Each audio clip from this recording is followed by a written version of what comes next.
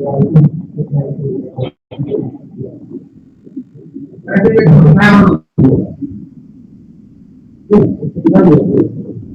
morning, all. We are waiting for more people to join. Be with us online.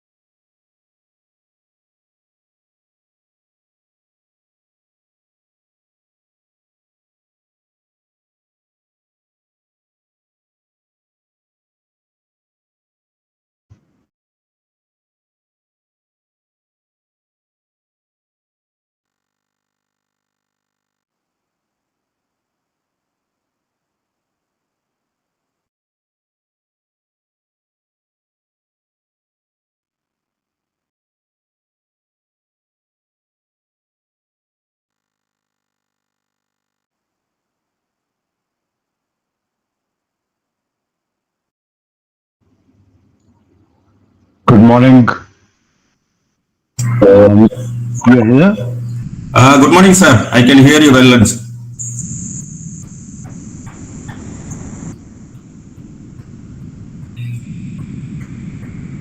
Good morning, sir. Can you hear me, sir?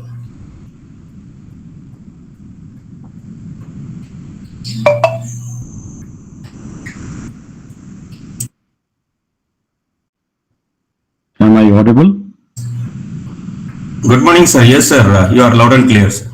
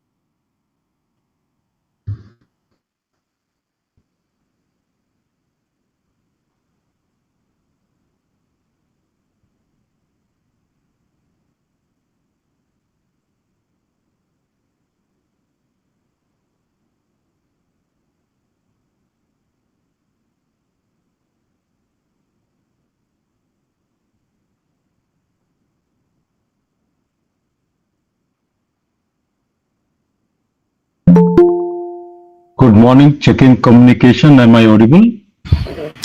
Loud and clear, sir. Vinayak, could you hear me? Loud and clear, sir. Loud and clear.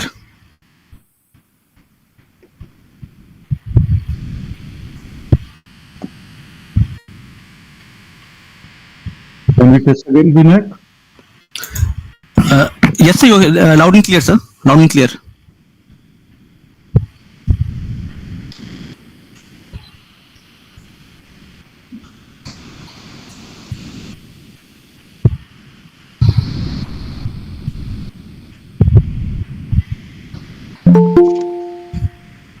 Vinayak, can we give a try again? Yes, sir. I can hear you. Wonderful. Can you hear me, sir? Yes, loud and clear. Perfect.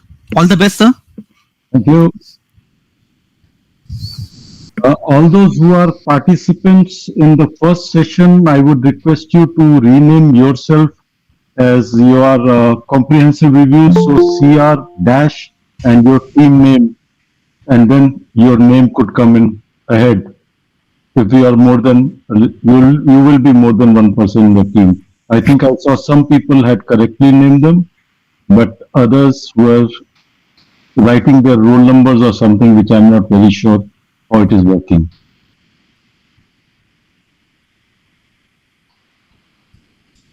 So something like B9 Anglo-Eastern does not help me. You require to mention the topic you are for, whether it's comprehensive review, whether it is interplay of the conventions.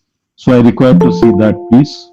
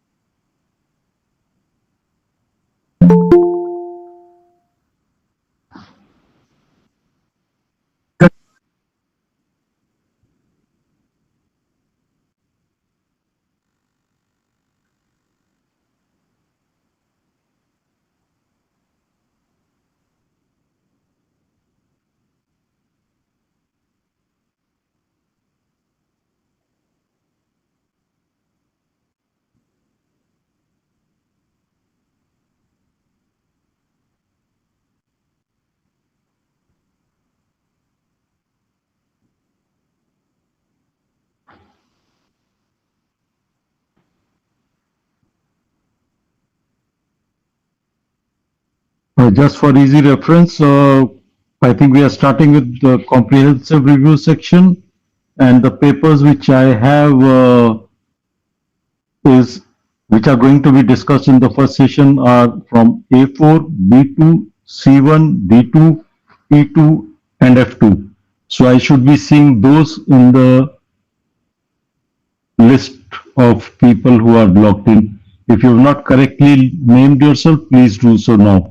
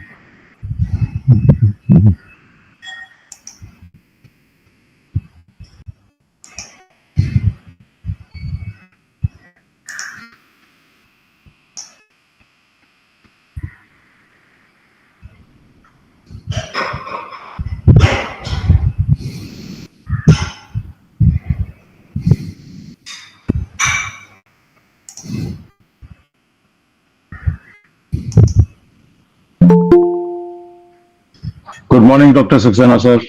Hi, good morning. Good morning, everybody. I hope you can hear me loud and clear. Loud and clear, sir.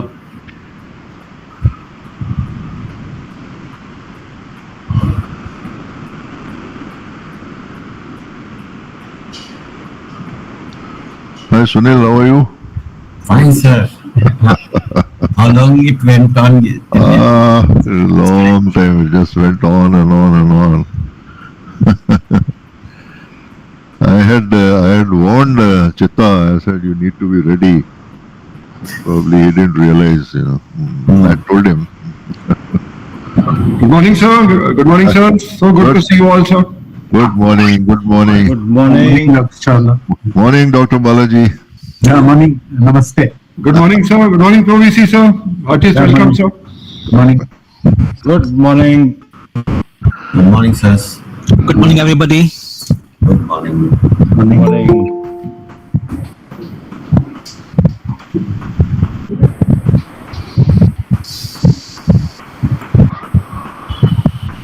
So, Mr. Hariram, have you joined?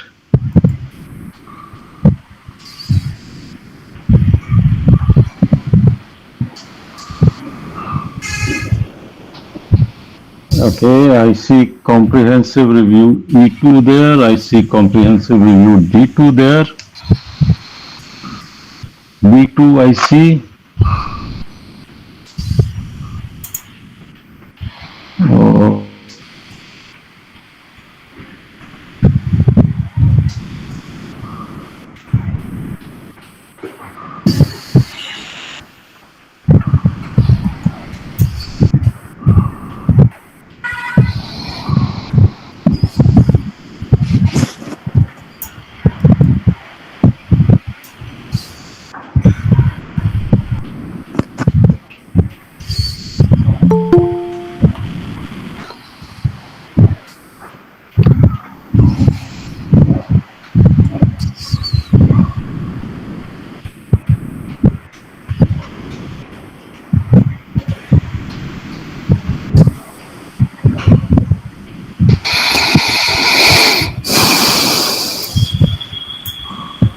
Request everybody to kindly keep their mic muted.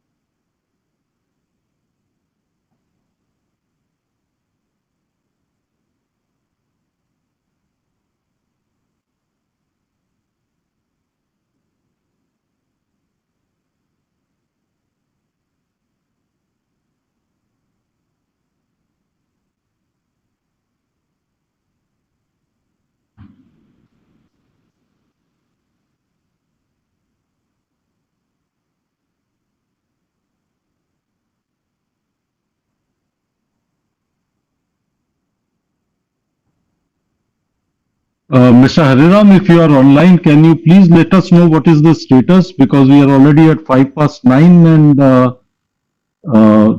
I still don't see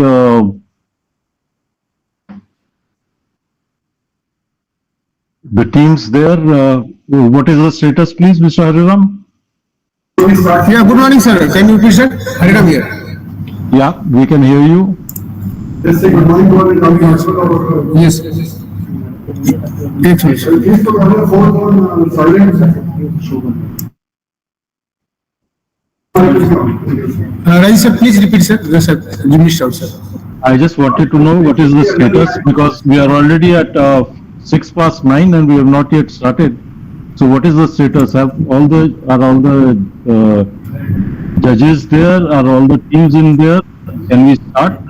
I see Sir, service is team already is there. there. Judges, I see Dr. Satyana sir, and others, sir, I have sent message. They will be joining soon, sir. Again, I'll. I don't see the team.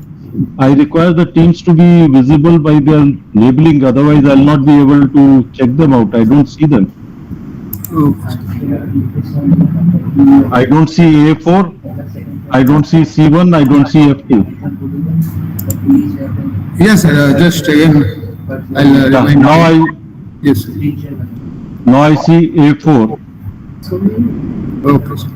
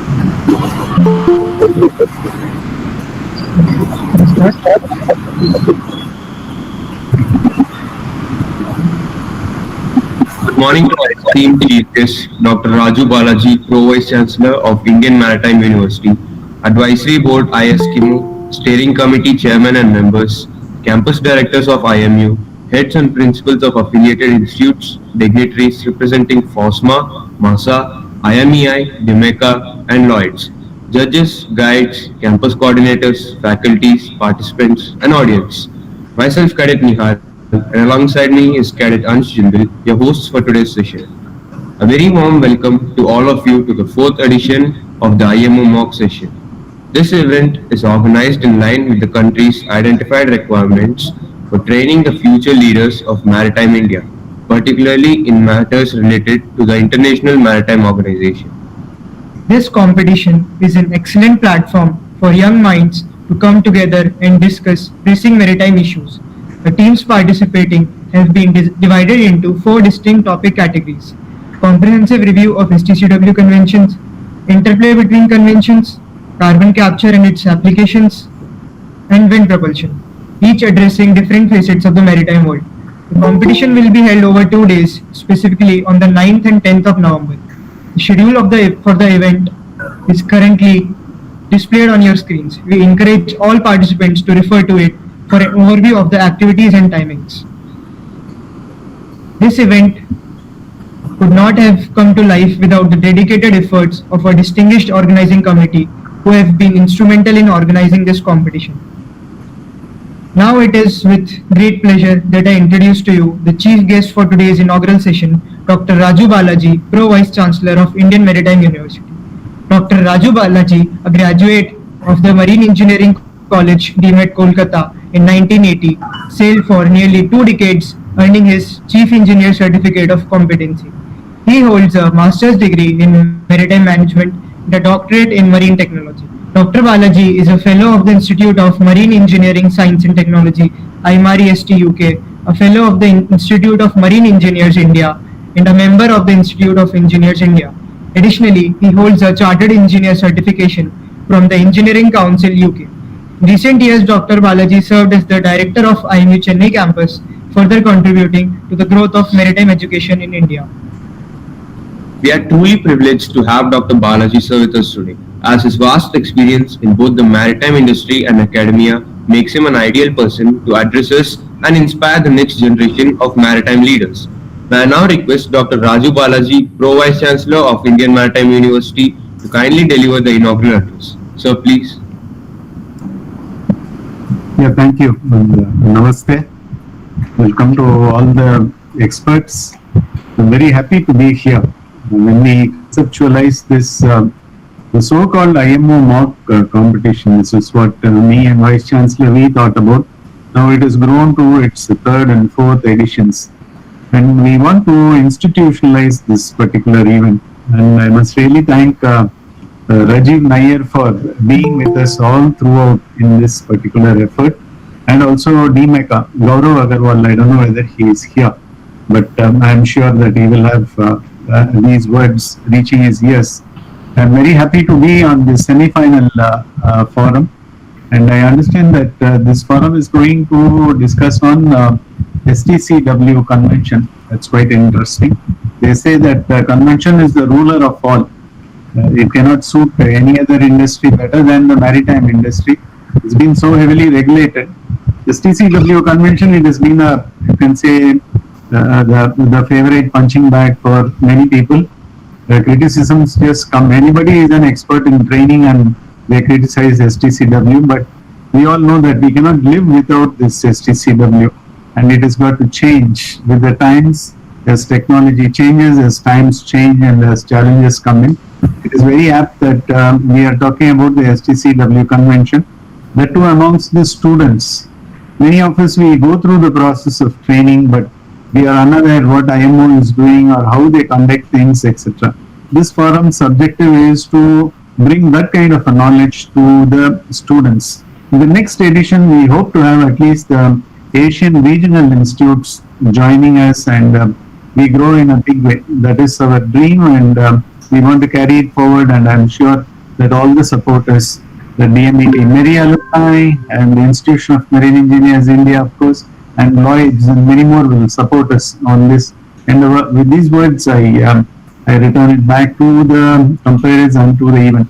Thank you for having me here. Thank you. Namaste.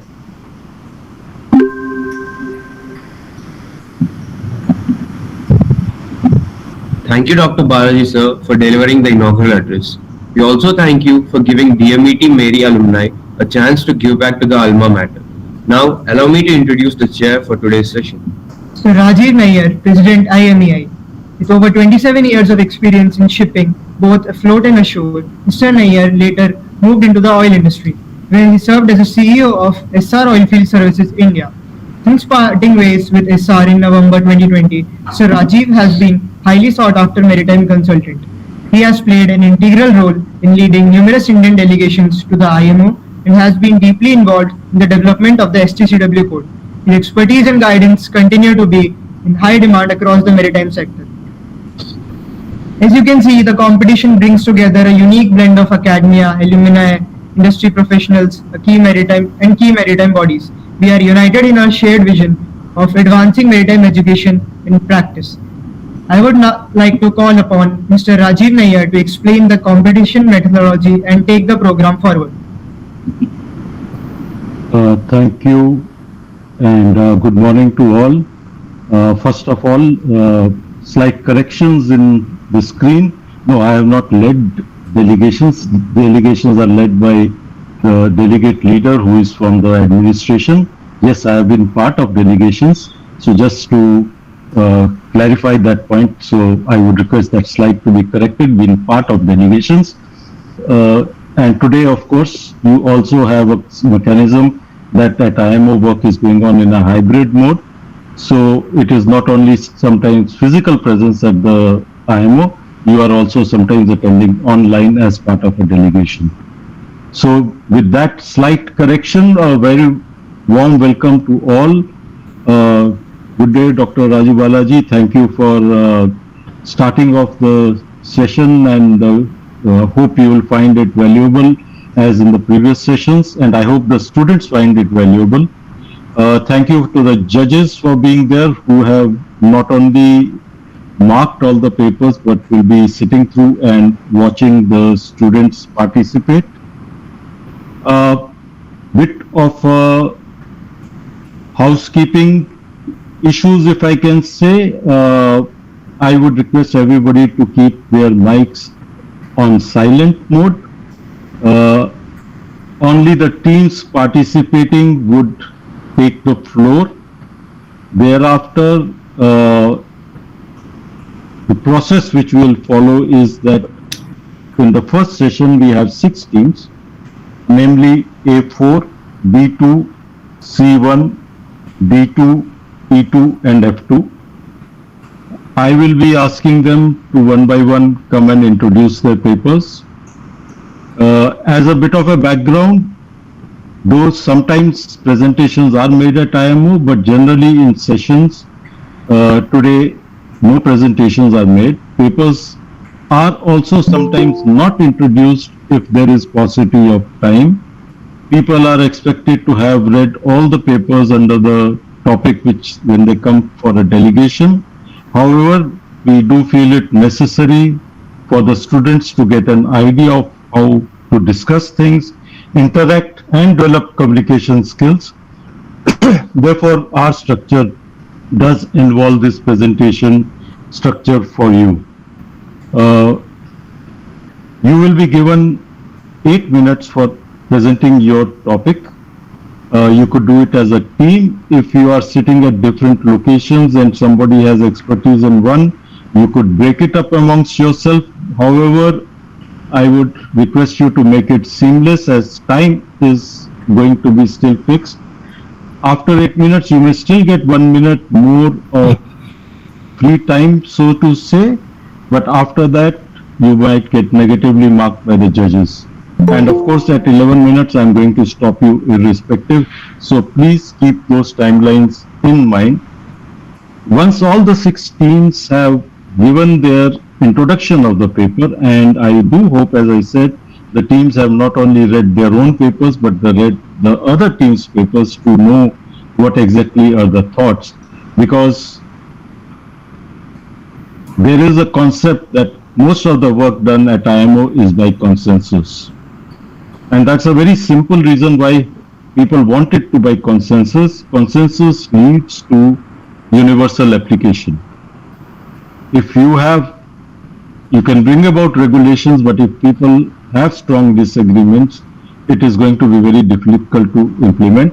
And we do require international implementation of what comes out of IMO. Therefore, all efforts are made towards consensus approach, and therefore, that is the approach I would also like you to adopt. Look at places where you can build bridges, where you can support each other, where you can still make sure your point is there. However, be ready to move forward with consensus. So those were my few words, and if I do have the judges available, I would like the cadets to kindly introduce the judges, and then we can start off with session 1. Thank you. Thank you, sir. I hope everyone is clear with the instructions, so now we can proceed further. Let me introduce you to the panel of 3 eminent judges who will be assessing the out-of-box thinking of the participants in the STCW topic. Mr. Dilip Mehrotra. Shri Dilip Mehrotra joined the Indian Maritime Administration in 1992. In the year 2000, he obtained his master's degree in the Maritime Safety Environment Protection from the World Maritime University, Malmö, Sweden. He had been serving in the Directorate General of Shipping as a Deputy Chief Surveyor till July 2012 and also held the post of Principal Officer in Charge, Mercantile Marine Department, Mumbai. He has also led the Indian delegation to IMO for Marine Environment Protection Committee 60 and was also a part of the Indian delegation for attending the United Nations Framework Convention on Climate Change, COP 15, 16 and 17. Dr. B.K. Saxena, retired founder principal of Tolani Maritime Institute. He has more than 50 years of experience in the maritime industry. Among his other passions are maritime law, chartering, shipbroking, arbitration, etc. He has represented India at the IMO and has been part of various IMO panels. Dr. Saxena remains busier after retirement than before. Captain Kishore Sundaresan, a highly respected maritime and technology expert, has a nearly 50-year career spanning in ship management, shipping finance, and maritime education. An extra master and fellow of both the Nautical Institute UK and the Company of Master Mariners of India. He pioneered e-learning in the maritime sector and held leadership roles, including as EVP at Teledata Marine Systems in Singapore. He later served as Managing Director India for Kongsberg Digital, advancing maritime technology. Since 2023, he has been a professor of practice at the Indian Maritime University. Now let us introduce the teams for the session 1 who are presenting on the topic Comprehensive Review of STCW Convention. First team will be Team A4 from IMI Noida campus, Campus Coordinator Mr. Ankush Sharma, guided by Mr. Sunil Kumar, Combined Transport Operator and Head, Great Eastern Shipping Corporation, Mr. Himadri Ray, Principal, FOSMA Maritime Institute and Research Organization, Kolkata.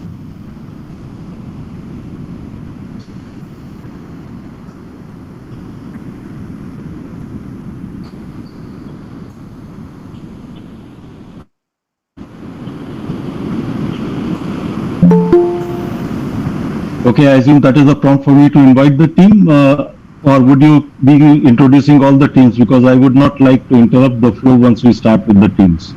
No, sir, you'll be inviting the first team now. But I would not like to be interrupted after the first team finishes for introduction of the second team. Yes, sir, so they can go in the flow, sir. All the teams can come after that. So do you require to introduce the balance teams now? Yes, sir, we'll do that. Yes, sir, we'll do that. Please go ahead and introduce all the teams and then we'll start. Yes. Second team, Team B2 from IMU Kochi, Campus Coordinator Ms. Shabnam Parveen, guided by Mr. David Birwankar, Chairman IMEI Mumbai Branch, Mr. Koras Dalal, Senior Manager of the Fleet at GFS Ship Management. Team C1 from IMU Kolkata, Campus Coordinator Dr. Pradeep Rajasi, guided by Mr. Mohan Singh Pal, Director METC at the Institute of Marine Engineers, India. The next team is Team D2 from IMU Kochi campus. Campus Coordinator Ms. Shabnam Parveen, guided by Mr. David Birwankar and Mr. Koras Dalal. And the next team is Team E2 from IMU Kochi campus. Campus Coordinator Ms. Shabnam Parveen, guided by Mr. David Birwankar and Mr. Koras Dalal. And next comes Team F2 from IMU Mumbai Port campus. Campus Coordinator Mr. Hariram Hare and guided by Captain Khatri, Deputy DG of Shipping, and Captain Vinayak Mahula, IMO UN Goodwill Maritime Ambassador. I now hand over to Mr. Rajiv Nair, who will conduct the session. Thank you very much and welcome to all. So I will now start with commencing the session. So now I take over as session chair. Good morning, delegates, and you are welcome to this session, which will focus on the comprehensive review aspects. And I will invite A4 now to kindly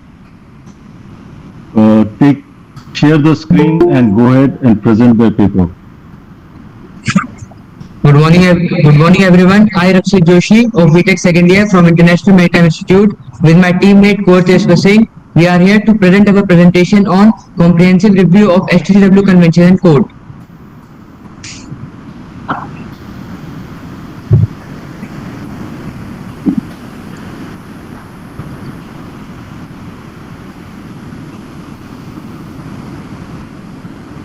So this will be our outline for our today's presentation, and we will be starting with the introduction on HTCW Code and Convention. So HTCW stands for Standards of Training, Certification and Watchkeeping for Seafarers, which was established in 1978, and it aims to enhance the safety of life and property at sea while safeguarding the marine environment by setting international benchmarks for the training, certification and watchkeeping for seafarers. Dates of important amendments. The HTCW Convention of 1978, which was passed in the meeting which was held in London, UK on 7 July, and it came into effect on April 28, 1984. Since then, the subsequent amendments were made in the years of 1991, 1994, 1995, 1997 and many more. But the major and notable revisions occurred in 1995 and 2010. In 2010, it was suggested that the HTCW Convention and the Code should undergo a thorough revision after every 10 years. The Manila amendments to the HTCW Convention Code were adopted on 25 June 2010. HTCW Convention and Code. The 2010 amendments entered into force on 1 January 2012. So, STCW is one of the four pillars of the global maritime regulatory system. But when it was clear that it is not achieving its aim of uplifting the standards of seafarers, the IMO decided to amend it with two major significant amendments, which were 95 and 2010 amendment. 1995 amendment of the STCW Convention was significant and aimed to modernize and clarify the existing standards by division and technical annex. It is divided in two parts. Part A of the code contains mandatory provision, while Part B provides recommended guidance. Enhanced medical standards. Additional medical standards were introduced to ensure the fitness of seafarers and with specific alcohol limits. 2010 amendment of the SCCW is also known as Manila Amendment, which was introduced with some key changes: competence maintenance, refresher training, and training record books. Announcement of comprehensive review on the STCW Code and Convention. This issue was raised during the Human Element Training and Watchkeeping Subcommittee meeting in 2021. Numerous countries voiced their endorsement for undertaking a thorough revision of the STCW Convention and Code in accordance with the procedure established by the IMO. This subject was formally presented to the parent committee, the NSC, in April of this year, leading the proposal of a new work output. Cadets have faced significant challenges in fulfilling the necessary seagoing services due to lack of available berths. The revalidation of certificates during the pandemic has posed difficulties for both seafarers and shipping companies. The review course began in February 2024 and is expected to conclude by the October of 2027. Now we will talk about the specific areas identified and discussed till date.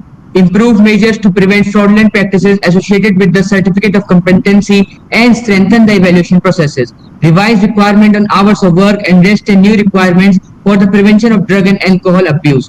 New requirements for security things, as well as provision to ensure that seafarers are properly trained to cope if their ship comes under attack by the pirates. In the course of this extensive evaluation, the subcommittee is also focusing on the issues of bullying and harassment with the maritime industry. In light of the growing adoption of alternative fuels in the shipping industry such as LNG and hydrogen, HTW10 acknowledged the necessity for the tailored training programs. Gender sensitization. Gender sensitization of the SCDW code and convention aims to promote gender equality and ensures equal opportunities for women in the maritime industry. Here are some key points. Resolution 14, which was introduced in 1995, this resolution invited government to ensure equal access for men and women in all the sectors of the maritime industry.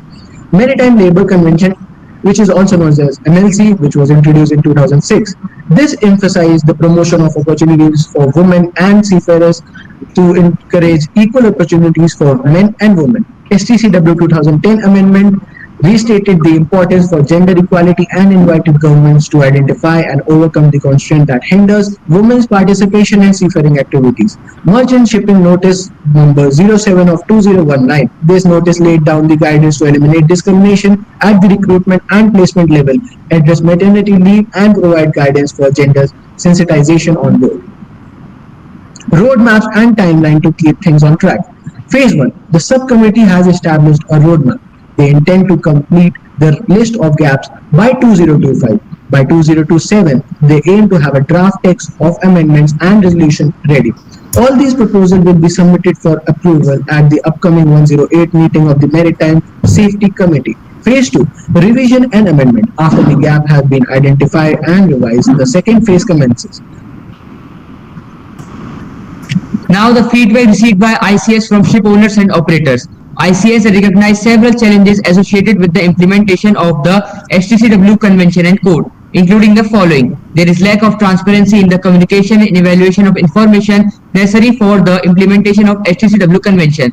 The current system for the reporting and monitoring the implementation of STCW Convention lacks both robustness and dynamism. The International Chamber of Shipping emphasizes the necessity for the organization to take timely and appropriate measures concerning the STCW Convention to ensure safe, secure, and environmental, responsible, and efficient maritime operations. ICS recommendations to subcommittee acknowledges the concern raised by ship owners and operators regarding the challenges the STCW Convention currently faces in fulfilling its intended purpose, invites member states and international organizations to share their perspective during the preliminary discussion at STW6 concerning the forthcoming comprehensive review of the STCW Convention and Code.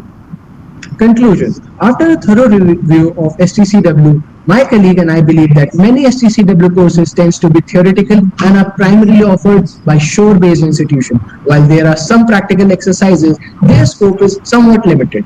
We strongly believe that for improved implementation of STCW, some form of practical training linked to STCW courses should be taken place on board vessel for candidates during their internship. The approach would foster a deeper and more practical understanding of the courses completed by candidates. Additionally, it would ensure that promising interns who perform well may be considered for employment by the company where they are interning. This could be established as mandatory requirement. Thank you.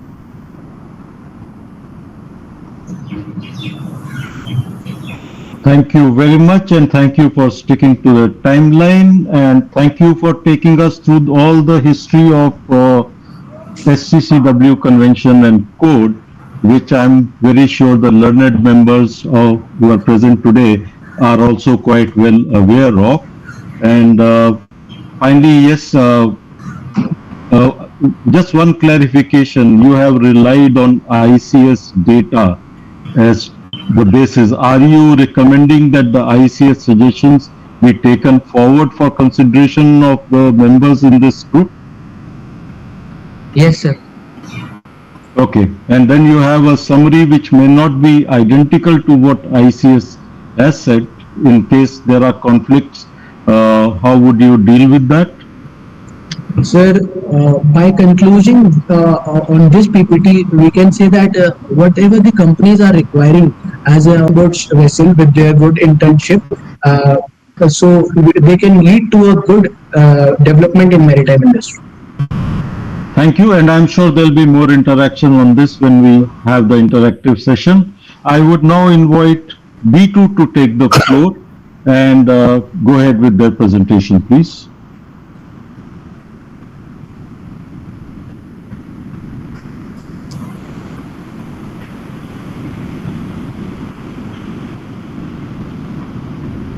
B2, you have the floor. Please go ahead.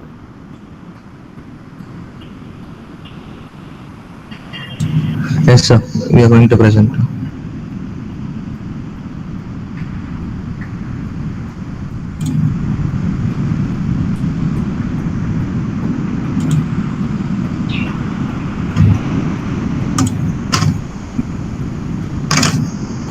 Sir, Go ahead. Start. sir, are we audible and is the screen visible? Yes, please go ahead. Yes, sir. A very warm good morning to 100% here. I Cadet Anugrah along with my teammates Cadet Tejas and Cadet Srigari of Team CRBD of IME Kochi campus are here to present on the topic Emerging Technologies in Training and Education. In this presentation, we are talking about comprehensive implementation of VR technology to the maritime training. So first, I will talk about brief about virtual reality. And these are the table of contents. Virtual reality is a technology that creates immersive computer-generated environments, and user interacts with VR environments using special devices like haptic gloves, VR headsets, and motion sensors. And VR simulates sensory experience that make users feel as if they are in different place or situation. Next, we will be talking about what all challenges we can overcome by introducing VR into maritime training. First one is safety concerns. In the normal training programs, it can put trainees at risk, especially during emergency drills, accidents like minor cuts, slips, trips, falls, or chemical exposure, fire. Thus, VR provides a safe way to practice dangerous drills without the risk of injuries. The second one is high training costs.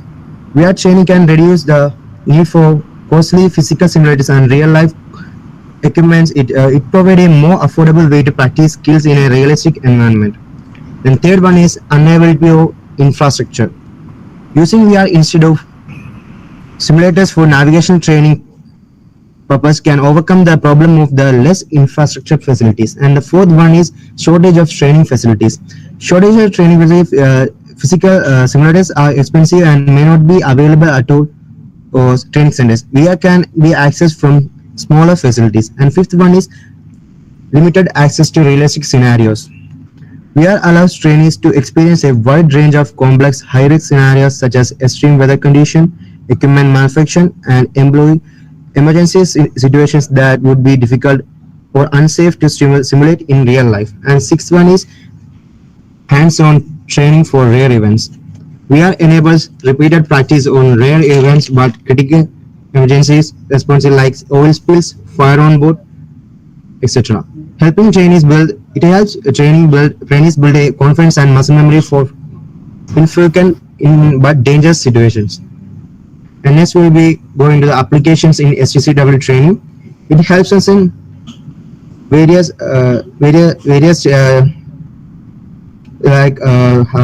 like I mentioned before. It provides immersive environment. VR helps seafarers improve their skills in areas such as navigation and bridge training, safety drills and emergency response, engine room operations, cargo handling, and stability training. And next year I'll be heading to the actions to be taken for the proposal that you have given in navigation training. Introducing VR technology in polar and extreme weather navigation, then piracy and maritime security, then fatigue management in dynamic watchkeeping, then innovative docking and moving scenarios. Then I will be welcoming Cadet Tejas to take over the presentation and he will be explaining the rest.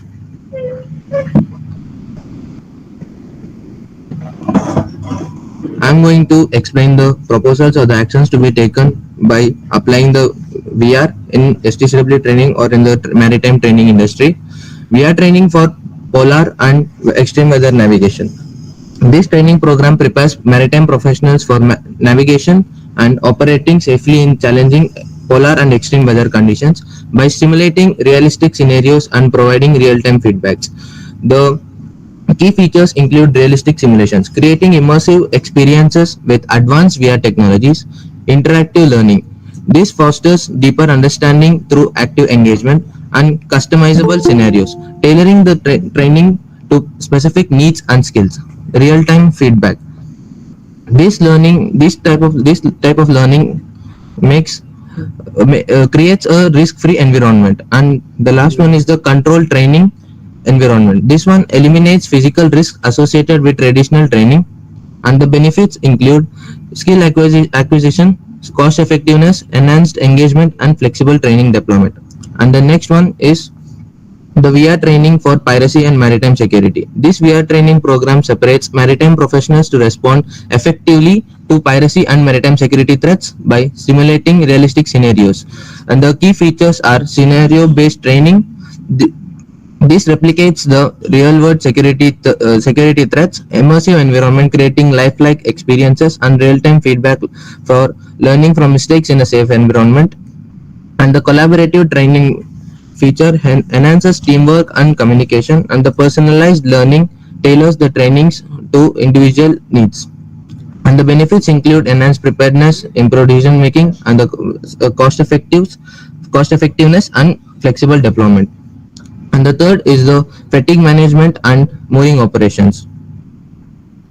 In this VR training program, this addresses fatigue and safety concerns in maritime operations by stimulating realistic scenarios. These key features include realistic mooring simulations for replicating real-world conditions, and fatigue risk assessment, crew perform analytics for optimizing crew resource management, and real-time feedback and collaborative training enhancing teamwork and communication. The benefits include increased fatigue awareness, improved crew performance, reduced errors, and cost effectiveness, and pilot programs. And the next is and the next is VR training for docking and mooring operations. This VR training program enhances effectiveness, efficiency, and preparedness of maritime professionals in docking and mooring operations. The key features include realistic scenario-based training, replicating real-world conditions, interactive learning modules focusing on critical skills, personalized feedback and assessment, identifying areas for improvement, collaborative training, enhancing teamwork and communication. And the benefits include enhanced safety, improved efficiency, reduced errors, and cost effectiveness.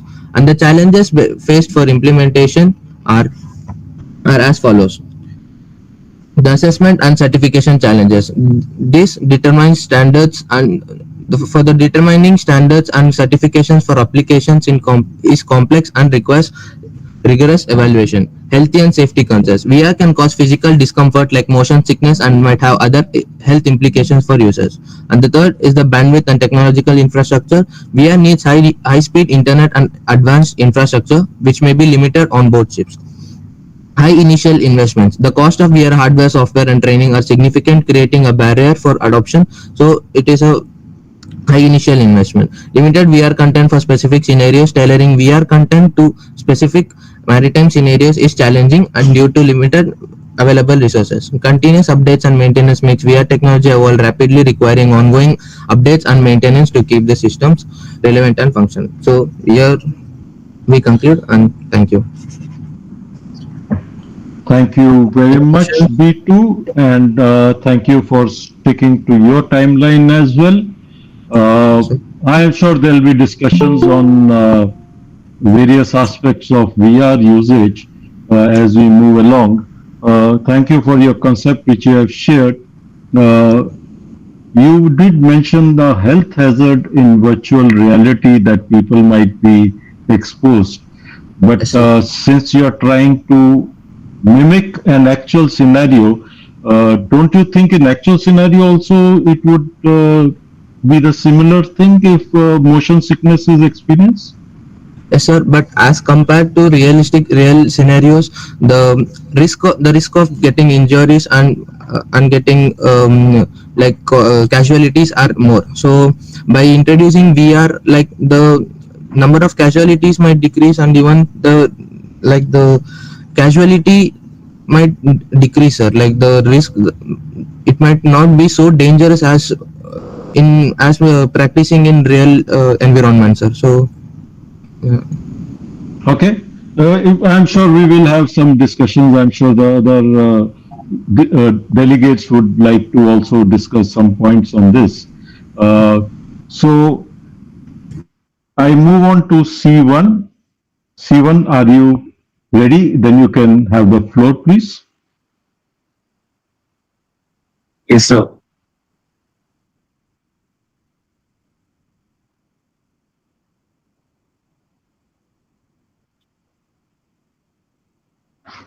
Distinguished faculty and fellow researchers, very good morning to all of you. Comprehensive review of the STCW Convention and Code, and this is the topic which we are going to discuss today. STCW stands for Standard of Marine Certification, Training and Watchkeeping. Okay, enough with the big and fancy words. And I think that till now we are already familiar with what STCW stands for and what are its basics. Now we need to directly jump on the topic for why we have the session of today. That is, what is wrong with STCW? So, peace is the only constant in the world. Food meant to inspire high school kids have now been taken very seriously by the maritime sector, and the maritime sector is changing and evolving rapidly along with this. Now, these changes can be basically divided into two sectors, the educational sector and the political sector. The educational sector had been experiencing rapid changes in maritime industry, and with the growing push towards green shipping and concerns regarding safety, we can see that even in our last, in a Mann Ki Baat of our Prime Minister, he tried to push towards maritime education. And alongside educational reforms, we can also see growing political dynamics towards marine sector, where visions like Amrit Kal 2047 and STCW 2030 vision have received great push and are trying to push the maritime sector to a great extent. Now, but here is where our part starts. If we look at the past discussions which were done on the convention so far, where topics like safety and emergency responses have given great attention, topics like mental health, technological advancements, and improvement in primary education are something which is observed lagging. So, are you changing your slides because I don't see the slides moving? Yeah, okay. And would it be better if you go to a slideshow medium rather than right now it is showing split screen? Okay, but I was doing slideshow.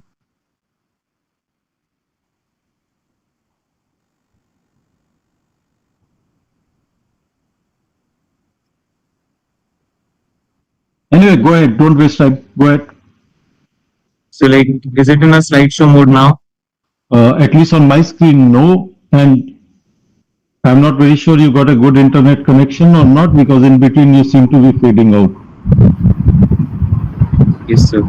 It is not on slideshow even with me. But proceed. Can you see me changing slides? Yes, now slides are changing, yes. Okay, well, come to the topic again very quickly. So STCW is something which we are going to talk about, and I have just I don't want to discuss the basics because I suppose that is already something we know and have been discussed in the past two presentations. I'm directly coming to the topic for what we have the session of today. That is what is wrong with STCW. So as I said, that change is something which was change is the only constant. Is something the quote which was written to inspire the high school kids, but is taken by the maritime sector very seriously. And the changes which is experienced by the maritime sector can be divided into two parts: the education and the political sector. Where in the education system we can see a great push towards green shipping and the concerns regarding safety. The political dynamics, changing political dynamics, the visions like Amrit Kal Vision 2047 and the STCW 2030 visions have been doing a great push towards making improvements and significant changes in the maritime sector. And if we look at the past discussions which were done by the committees till now, we can see that there are topics like safety and emergency responses have been received a great push and are being receiving great attention. Topics like mental health, technological advancements, and primary training improvements have not been discussed at that level. So, okay, all these have already been increasing the attention of the committee so far.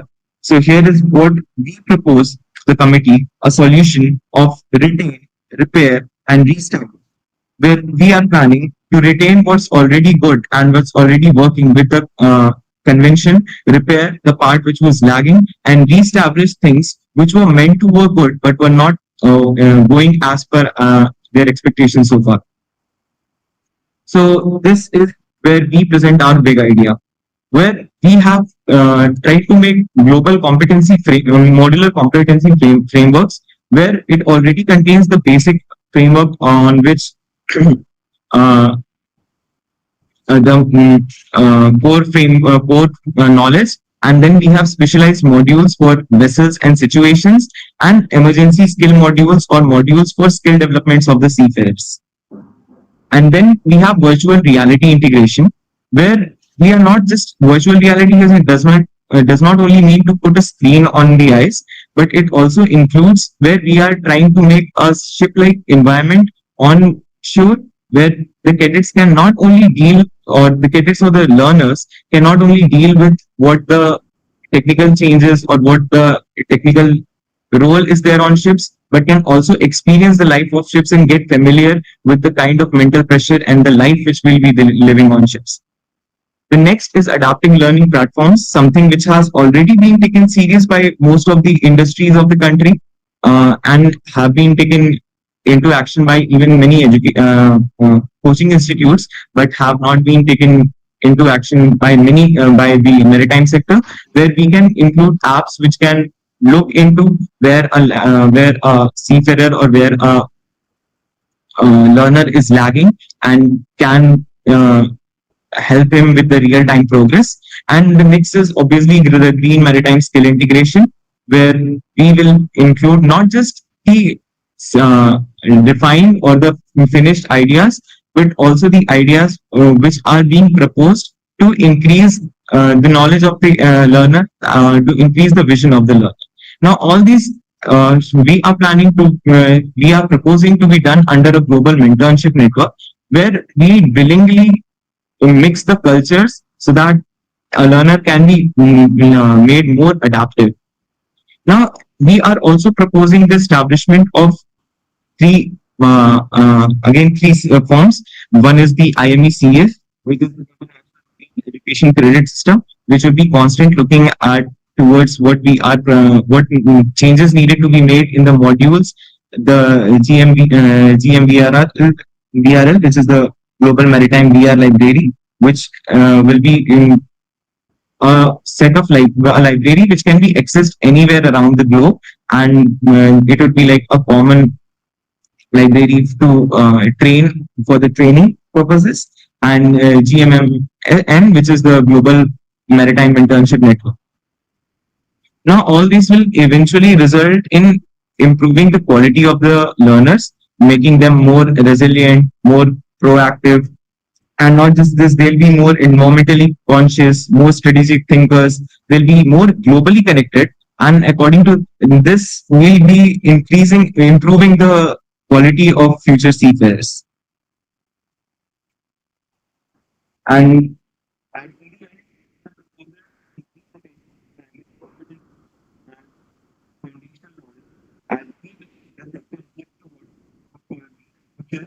all this to be done under a umbrella of Global Mentorship Network.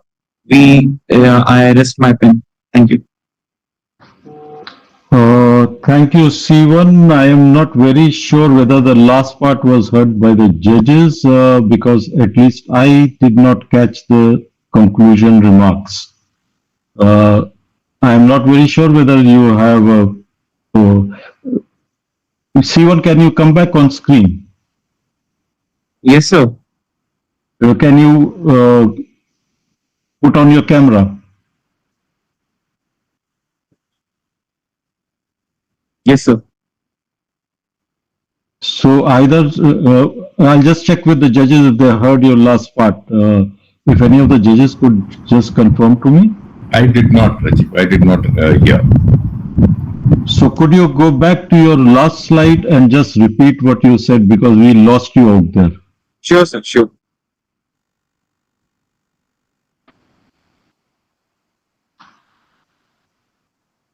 Okay, am I audible now, sir? Yes, please go ahead.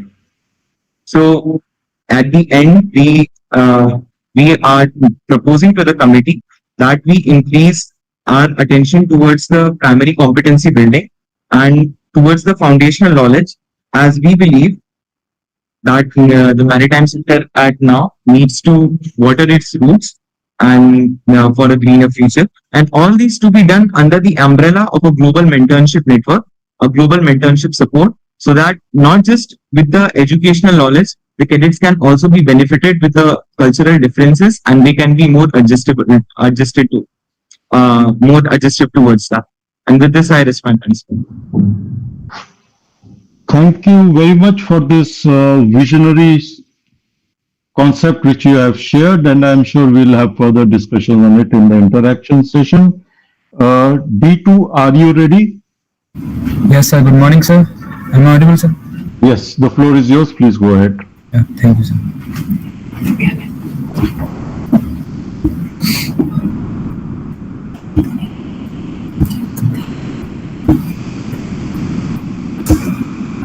Sir, is my screen visible to you, sir? That's right. It has come on, but it's not in PowerPoint mode. Yeah, now it is there. Go ahead. Yeah, okay. So thank you, sir. Good morning to one and all the jury members and my fellow cadets. First of all, thank you for giving me such opportunity to present my proposal in front of you guys, esteemed judges and all. So welcome to our presentation. We are from IIM Kochi campus, and our team is CRD2, and we will be talking about some AGI in the watch keeping techniques. And our main paper theme is to development of watch keeping methods through the AGI. So we begin with our presentation. So this document will explore the integration of artificial general intelligence, also known as AGI, in the maritime watch keeping. It will cover some AGI concepts, watch keeping practices, and potential applications in the maritime industry. So basically, watch keeping fundamentals. So basically, what is watch keeping? So watch keeping comprises of three things which a officer on watch should take care. First is the continuous vigilance. Watch keeping ensures the safety and operational of efficiency through the constant monitoring of the systems and the situations. Second is the key responsibilities.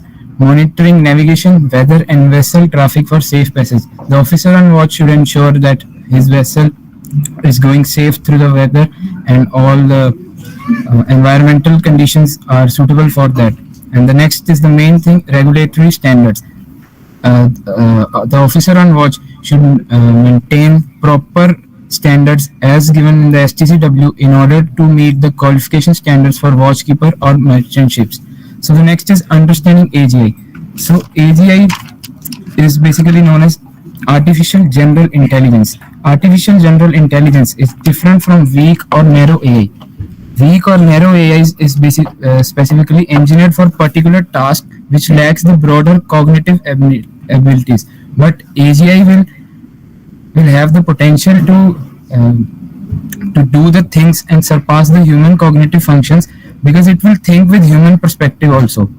And so it will be a transformative potential for us, as AGI could revolutionize industries, solving the complex problems and automating the task with the, like you can say, sense, and with the thinking like humans, like according to that situation what will be suitable.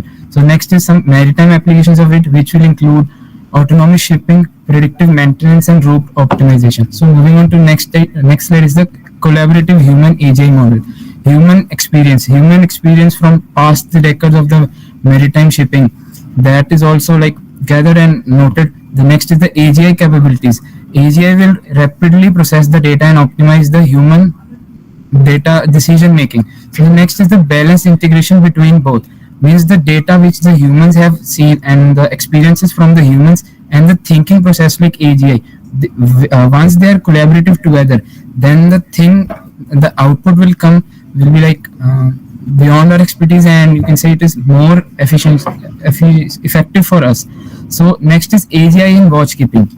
So once AGI is implemented in watchkeeping, we will have enhanced awareness, as AGI will integrate the data from multiple sources for comprehensive situational understanding. For a particular situation, AGI will integrate all the data around the whatever is present, and then it will give the response according to that situation with the thinking ability like human. So the next is optimized navigation. Optimized navigation is the real-time route planning considering weather, traffic, and fuel efficiency. As we know, we are talking about India, and optimized navigation, we have to consider for weather and traffic near the coastal areas. It will help us how to like know the environmental factors, the tides and currents.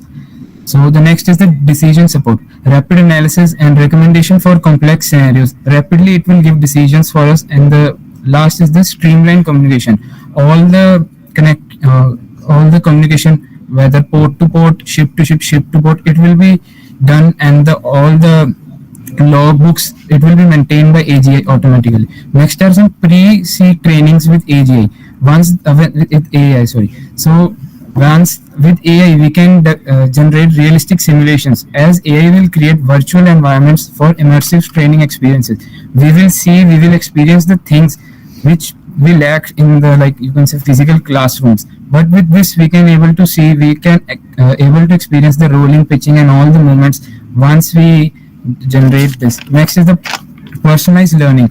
AI will analyze training performance to develop tailored improvement programs, as it will help us to learn more things.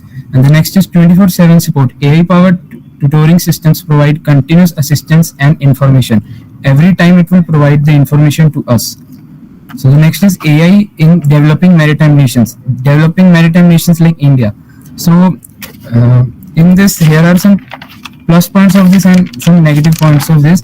The first positive points are like continuous monitoring in developing nations like India. We can continuously monitor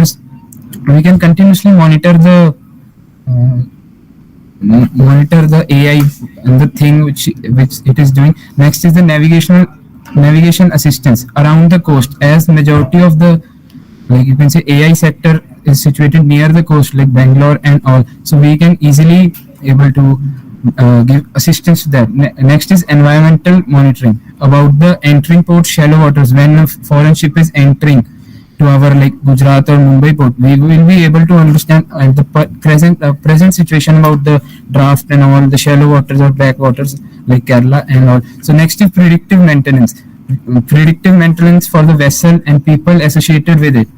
So next is enhanced security. It easily determines the entry of any foreign, or you can say any vessel which is like pirated or which is engaged in smuggling activities or something, any suspicious vessels.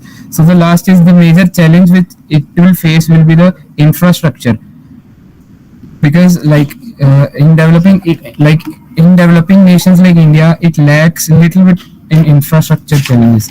So next is the virtual watchkeeping Jelene. So Jelena is a bridge watch assistance system, which is like an officer on watch, which will help the officer on watch and give the answers and the system situation according to the current situation, with the ability of thinking like human and more like and more enhanced. So it is a sensor fusion. It integrates the data from multiple sources for comprehensive situational awareness. It will use some AI algorithms for advanced decision support and object detection capabilities. So with this, the safety will be enhanced, as it will improve navigation in challenging conditions and high traffic areas. Next is the IMO's role in AGI integration. So with this, our main proposal is that IMO should do some regulatory framework which will develop flexible standards for the AGI capabilities in maritime operations, and the human oversight. Ensure that human authority and intervention capabilities are maintained. Like both the things are taken in account and made a new review taken in account and consideration for that. And the last is STCW code updates. All the STCW revised competency requirements for remote navigation and AGI interaction. So we come to our conclusion. So with our proposal, we mainly want to say that we want, once a collaborative approach is achieved, watchkeeping practices will be more enhanced and more hassle-free as compared it is like today. So this we conclude. Thank you to the jury members. Thank you, D2, and thank you for making us aware that yes, mass code is something which is coming, which will bring all this. But as you may be aware, And as has been stated in the past also, at the moment, STCW Convention and Review would not be focusing on Mars because that would be something for the future. But your points well noted.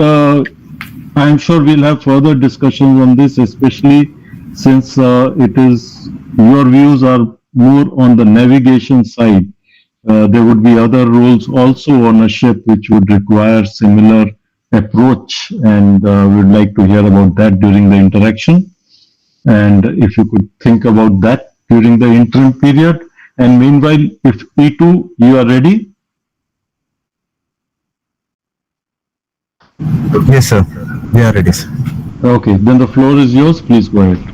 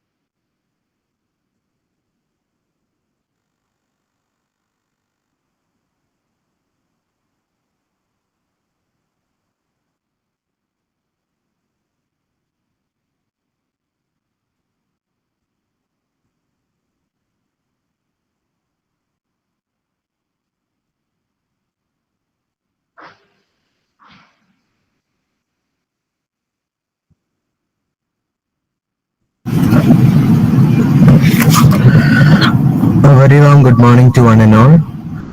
I, Cadet Dion William, and my teammates Cadet Sujiraj and Cadet Krishnadas of Team CR-E2 of IME Kochi campus are here to present on the topic addressing of outdated training requirements.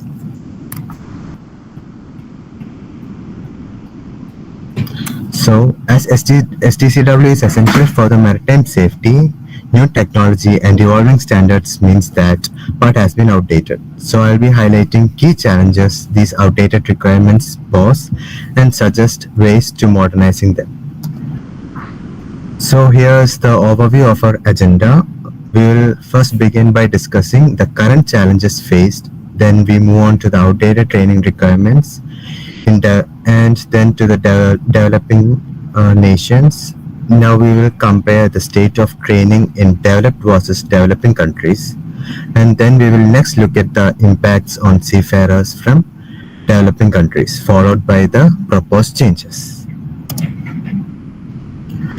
So to start off, let's discuss the current challenges faced. Firstly, we have an outdated curriculum. The current curriculum feels more out of the step to today's industry and technology, leaving the learners unprepared and not aligned with the current industry. And then we have the biggest struggle for seafarers from rural areas, and that is language barrier, as they are limited with English communication skills, which create challenges in the international standards. They even feel isolated trying to connect with other seafarers. Next, we have resource constraints.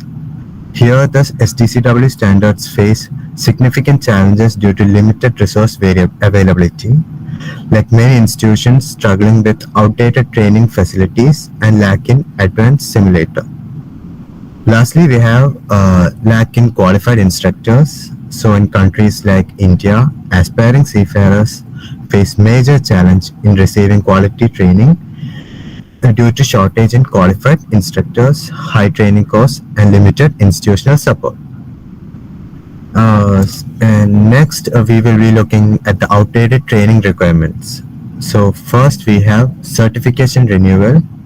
One of the significant update in the STCW for the seafarers is the requirement of renewing every 5 years through refreshers course. Then we will be looking at the 2010 Manila Amendments. The 2010 Manila Amendments introduced essential change to modernize STCW training, emphasizing updated skills, safety practices, and integration of emerging technologies. Now, proficiency in security awareness. with the addition of proficiency in security awareness modules in the STCW, we can reinforce the maritime security even more. Now we have the technological advancements. With advancements in maritime technology, many training progress can become outdated. So regular updates help ensure the seafarers are trained to use the latest equipments and systems.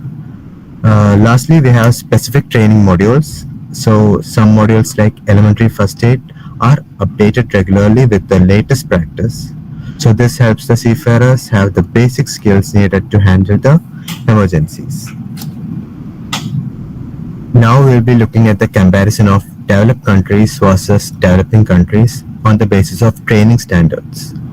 Almost 66% of the world's countries are developing countries, and only 33% of the world countries are developed, which means that 2/3 of the world's countries are yet to be developed.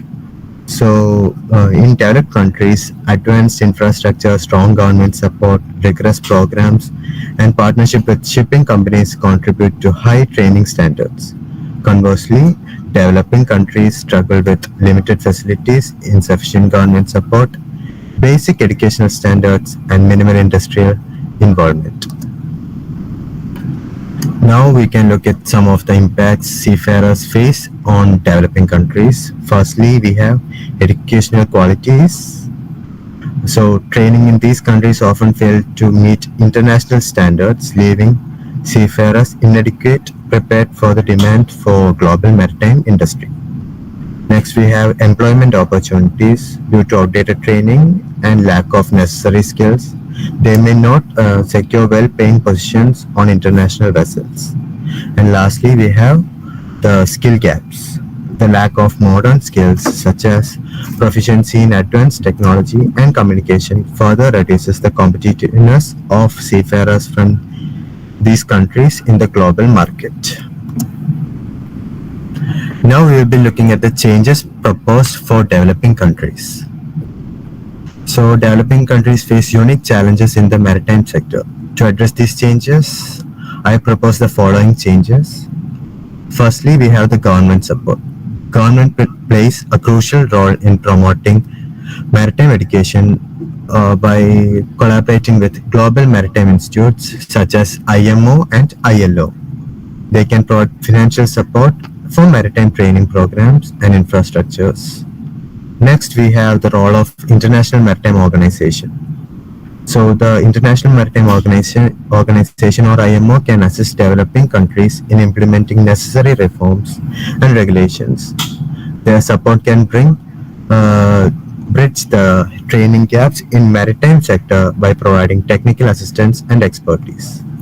Then we have the public-private partnership for maritime training.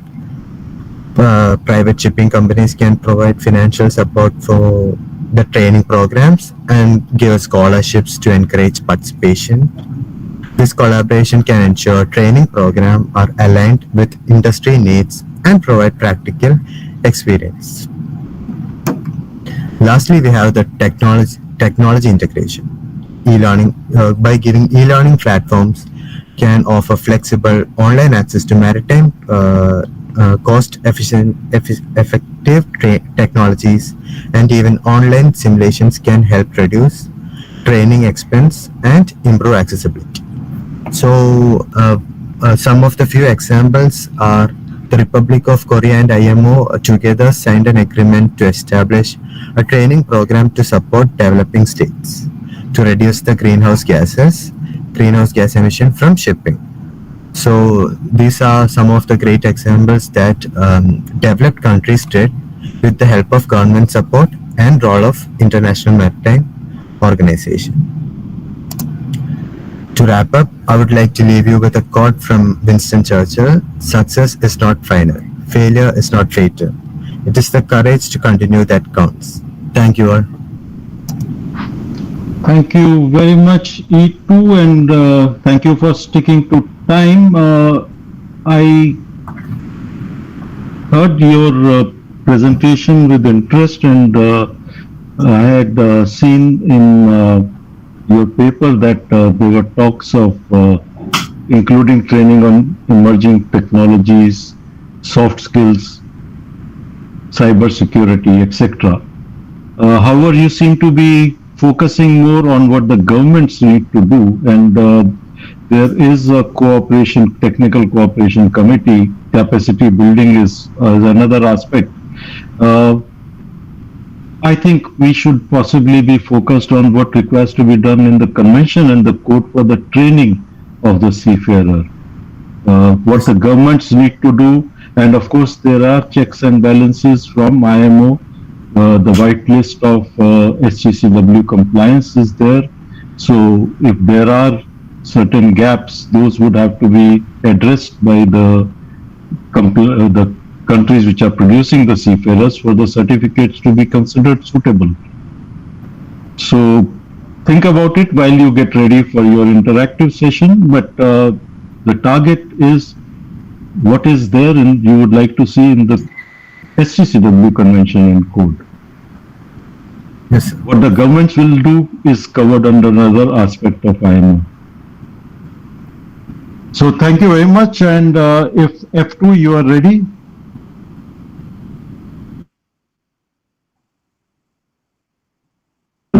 Yes, sir, we are ready. Okay, then proceed. Your floor is yours.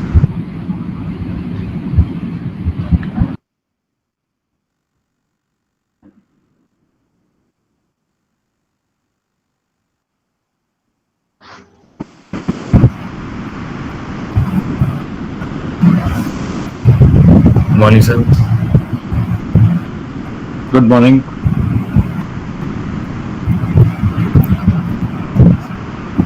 So let's start. Yes, please go ahead. Good morning, everyone.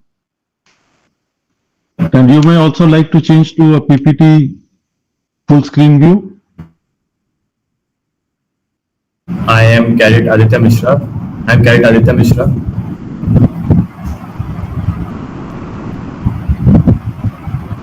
Okay.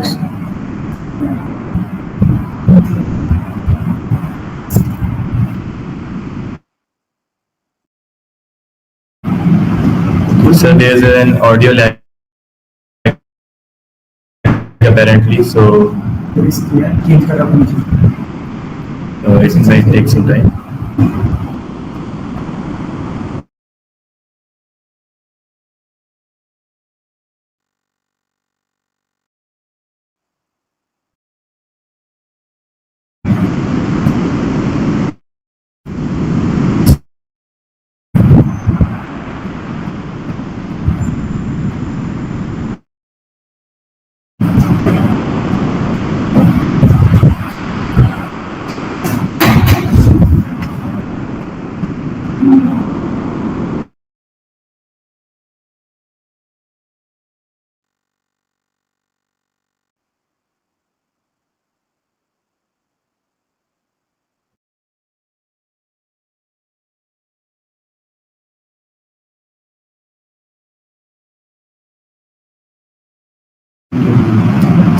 Good morning, sir.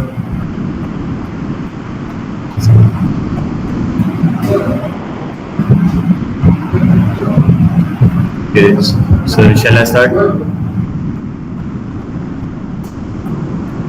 Okay. Please go ahead. Everyone. I am Cadet Aditya. Okay, sir. Good morning, everyone. I am Cadet Aditya Mishra from Team F2 from IMU Mumbai Port Campus. And today, with my teammates, Cadet Udipta Kumar,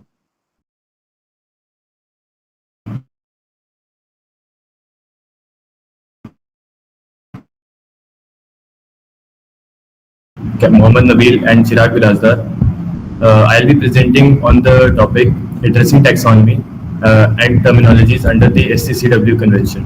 So, asking about the importance of sea vessels and the maritime industry in general.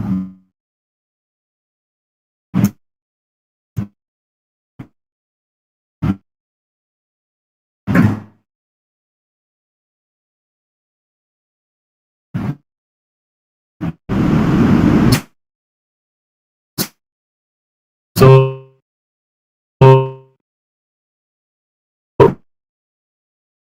Even though we do, yet in the global field, like in this global accepted, leading to potential confrontation is that it will highlight how the S convention, showing clear communication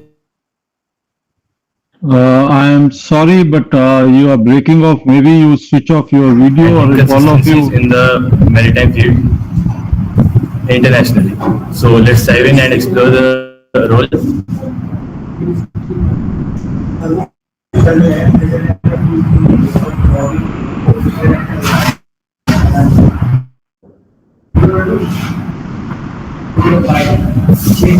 Oh, all right, sir. We'll switch off our videos.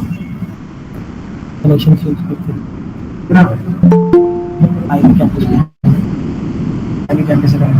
Please continue.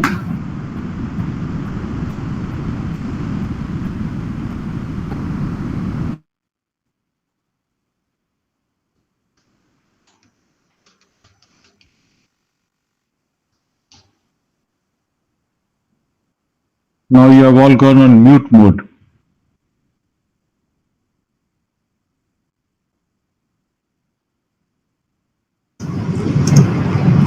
Shri Hariram, just check what is the problem.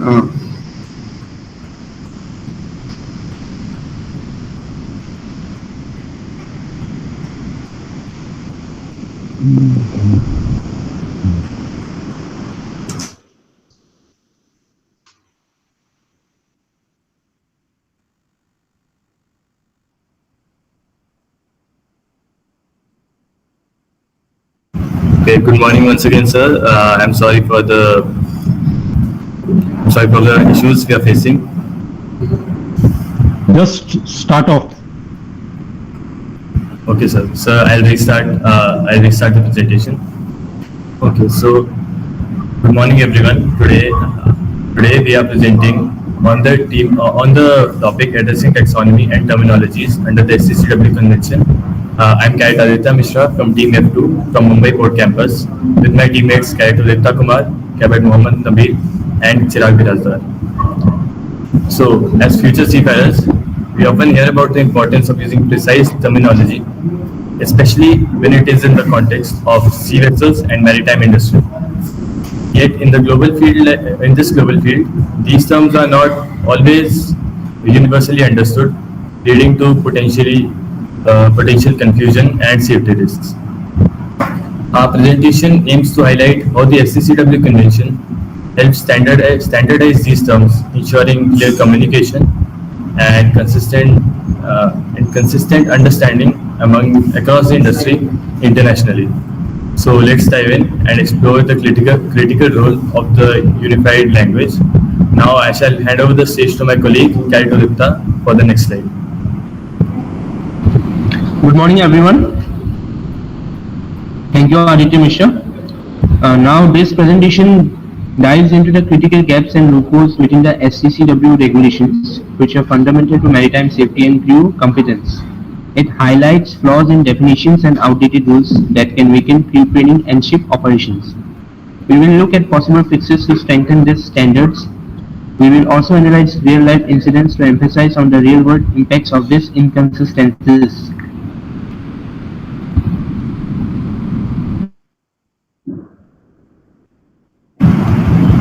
Okay, now let's start with the actual definitions. So first off with the near-coastal voyages. A near-coastal voyage is a voyage that takes place close to a state's coast as defined by the state's administration. Since they are decided by the state independently, there lie inconsistencies in maritime borders. This leads to confusion for seafarers and ship operators, making it difficult to comply with safety and training requirements. And for the second, the ratings, officer ratings and designations. The current definitions for officer and rating are vague and vary country by country. This causes inconsistent standards and allows some nations to set lower qualifications. As a result, the crew competence and safety is compromised. A uniform and international definition would solve most, if not all, the problems this causes. It would ensure all officers meet the same high level qualifications. This change would improve clarity, streamline training, and enhance safety. It would also reduce the risk of accidents caused by these underqualified personnel.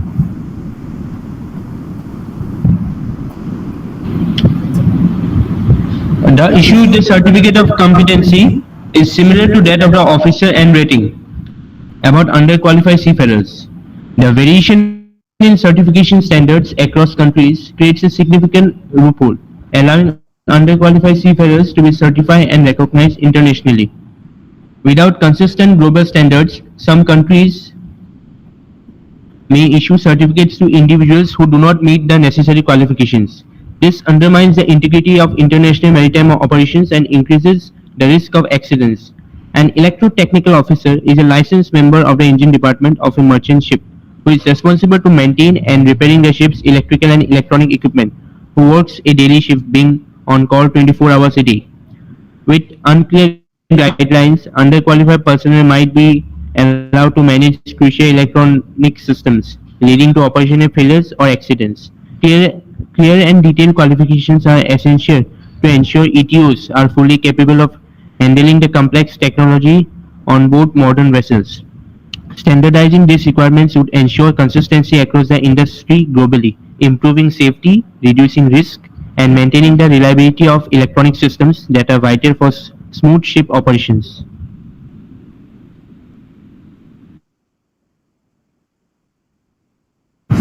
Okay, for the certificate recognition, the international recognition of certificates can create a significant loophole, allowing seafarers to obtain qualifications in countries with the lenient standards and then work under flags with weaker regulations. This undermines the safety and competence of the maritime operators, as less stringent certifications process can lead to underqualified personnel being on board. By establishing a universal standard for certification that ensures consistent criteria, this loophole can be closed. Such a system would prevent seafarers from bypassing various regulations that would ultimately enhance global maritime safety and operational competence. Variations in medical fitness assessments can lead to underqualified seafarers being deemed fit for duty, comprising safety. The regulation lacks clear, consistent criteria for evaluations. So establishing a standardized medical fitness guideline across all administrations would ensure reliable health assessments, preventing inconsistencies and safeguarding maritime safety by ensuring only qualified personnel are certified fit for duty and are allowed on board. For the first case study, we shall talk about the MV Golden Ray capsizing. This incident occurred on 8 September 2019 off the east coast of the USA. The root cause stemmed from unclear role definitions between technical and operational duties of the ETO. The ETO may have been involved in managing the ballast system without a clear understanding of this impact on the ship's stability. This lack of clarity, combined with errors in ballast calculation, contributed to the vessel's instability and eventual capsizing. Clearer role definitions could have prevented these critical mistakes.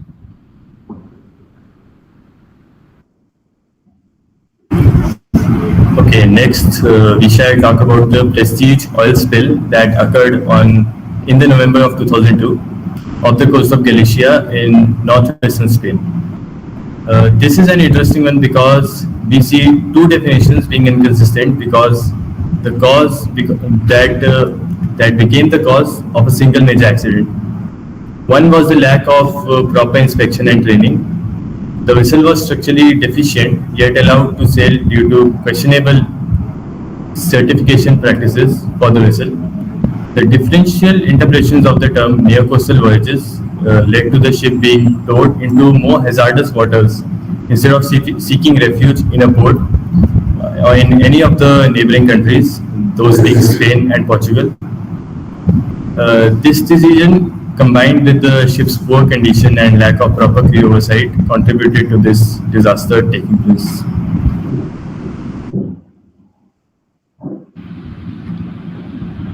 So, what we conclude from this presentation is that the inconsistent definitions still part of the official charter are a point of concern and require immediate attention. Also, the regulatory gaps lead to varying qualification criteria and hence loopholes in officer designation and other fields.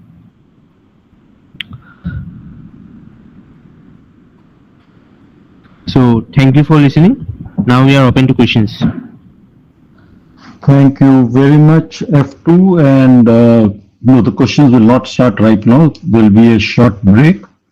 Thank you for highlighting that there may be certain interpretation issues related with some definitions, and I'm sure there will be some discussion on whether your viewpoint expressed on these definitions really is to be discussed further, because I'm sure there'll be questions as whether it is suitably addressed or not addressed at this stage, and does it require in STCW a review, because certain things like you're defining your coastal waters and all are also sovereign rights which do not really come under the purview of a convention which is more towards having seafarers' competencies qualified, and each member state does have the option of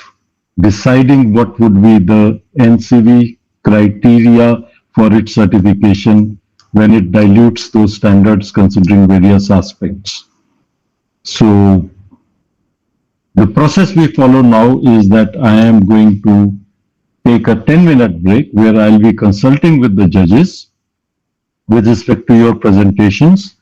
At 12:45, I'll be back and I'll be giving my summary of the discussions in the morning and then opening the floor for your interventions to take place.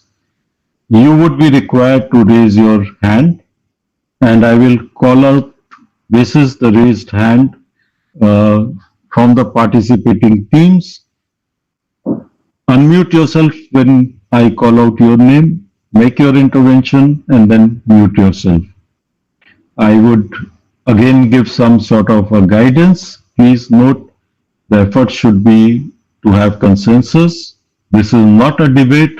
This is a IMO mock session, I-Eskimo, what we call it now. It should be more towards having diplomatic discussions rather than sort of trying to prove a point. Please do support your point. Please do understand others' points and move towards a common ground. So with that, I take a break for 10 minutes when I'll be discussing with the judges, and we'll be back at 10:45 sharp. Thank you.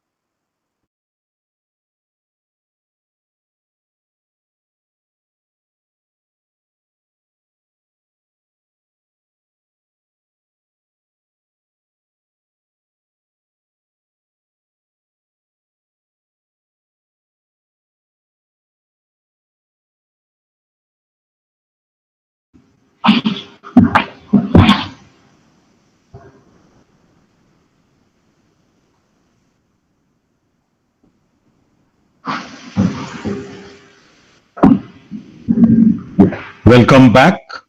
And can I have a confirmation that the judges are back? Then I'll just commence the second part of this session. Yeah, we are there. Thank you very much, sir.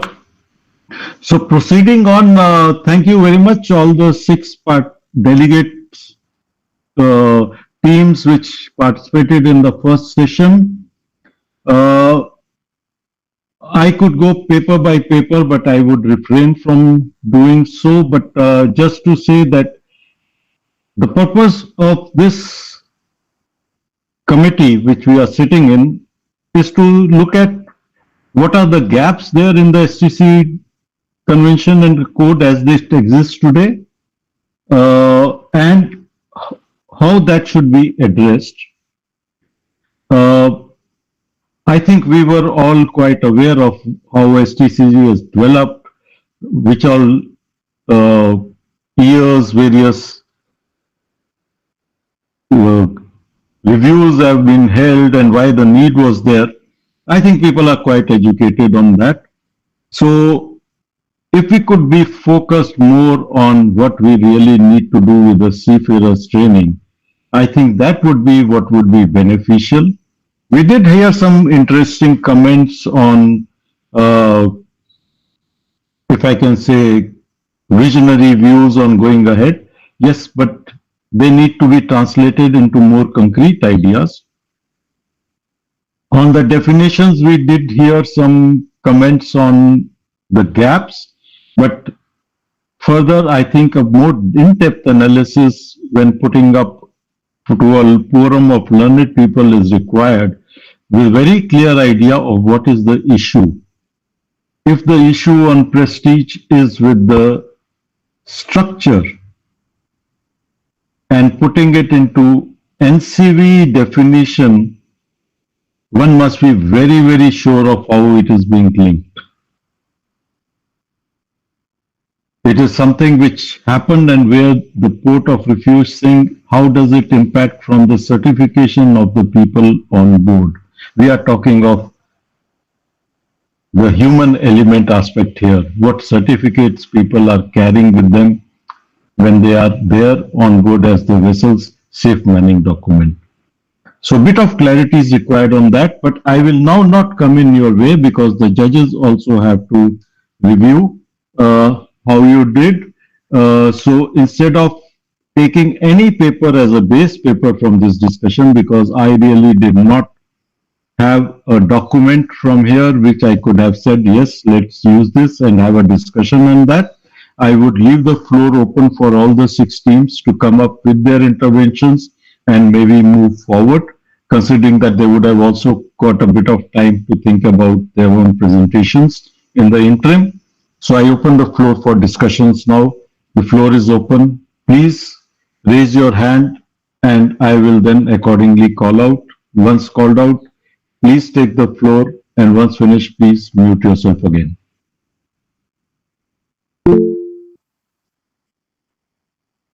A4, the floor is yours. So, good morning, everyone. So, as we have discussed in today's PPT about the history and what is the major role of STCW and what is STCW is all about.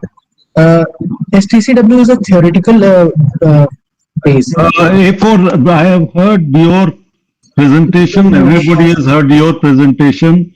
You need not repeat your presentation. We would be interested if you have any questions for the other presenters. And you could open your camera also when you speak. Okay, sir. Sir, as for the questions are there, sir, we would like to question the team for the team represented for VR training. So they said that it is a futuristic program, but as for I see it is a too expensive, less effective, and not scalable solution. And as they even had a slide on their presentation about the disadvantages of VR training. So it would be better if we will go with the onboard training in the STCW programs rather than relying on to the simulator and VR training. So how would they go with this concern? So I assume your question is to B2. B2, would you like to respond? If so, raise your hand. And you may kindly mute yourself, Echo. B2, the floor is yours. Yes, sir. Yeah, the question was that we should like continue the onboard training and not the VR training. Am I right? A4. Their question was regarding the cost scalability of a VR training, whether it will be practical and whether it will be serve the purpose of on-board training. Yes, sir. Regarding the cost scalability, like I agree that the initial investment is high. So, but when we look into this as a long-term solution or some long-term plan or idea, I think this is really scalable, and this would be a like a nice this would be a nice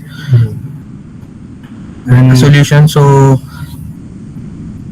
with that, we can, in the virtual reality technology, we can keep upgrading the equipments that we are getting through VR. But in normal training, we have to buy that new equipments. But in case of that VR technology in training, we can keep updating that. That will be cost less than the normal training.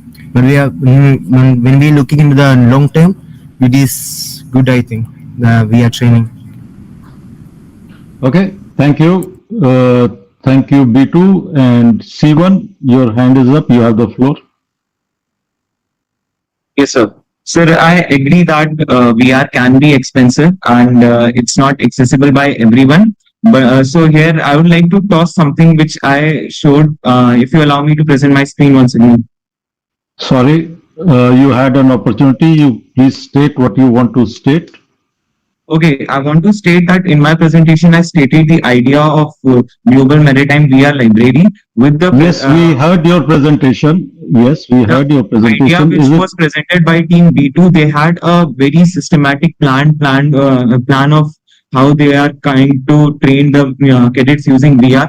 And now I propose that if we, make this library which B2 is planning, if we make it global under the GMBRL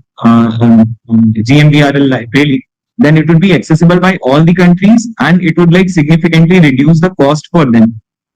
The cost for VR would be greatly reduced, and alongside we can also access like on-ship training to an extent. So we can do a mix of both, and we can eventually jump into that. And surely B2 had a very nice plan. If we can integrate it and make a global library out of it, as I said in the GMBRL, then it would be reducing the cost to update it. Thank you. Yes, and I think it's a good way forward. I'm sure B2 would have a lot of data available on cost and all. You could get together in a tea break or something and take this discussion forward. Yes, sir. And then you could come up with a firmer proposal in future. Yes, B2.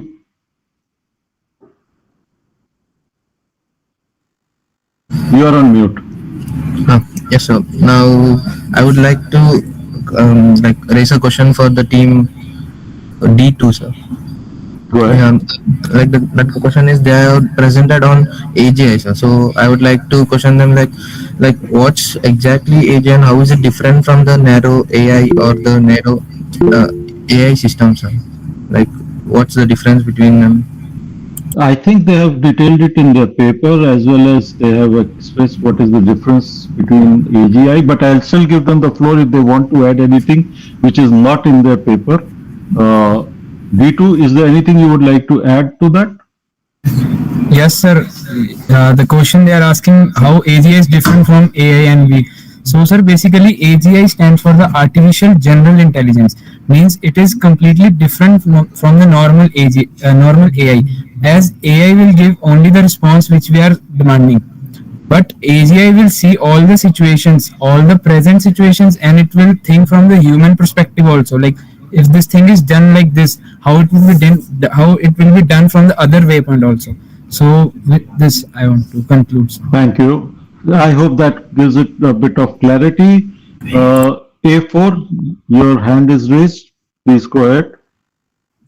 Sir, I want to ask the team P2 and D2 about if they are going with the AI and relying on AI and with the unrealistic scenarios, will there be some vacuum created on the MMC about minimum manning certificate with respect to the ship and the company? I'm sorry, your question was to B2 or D2? Sir, both. They both are talking about the VR training and the AI. So there must be something related to both of them.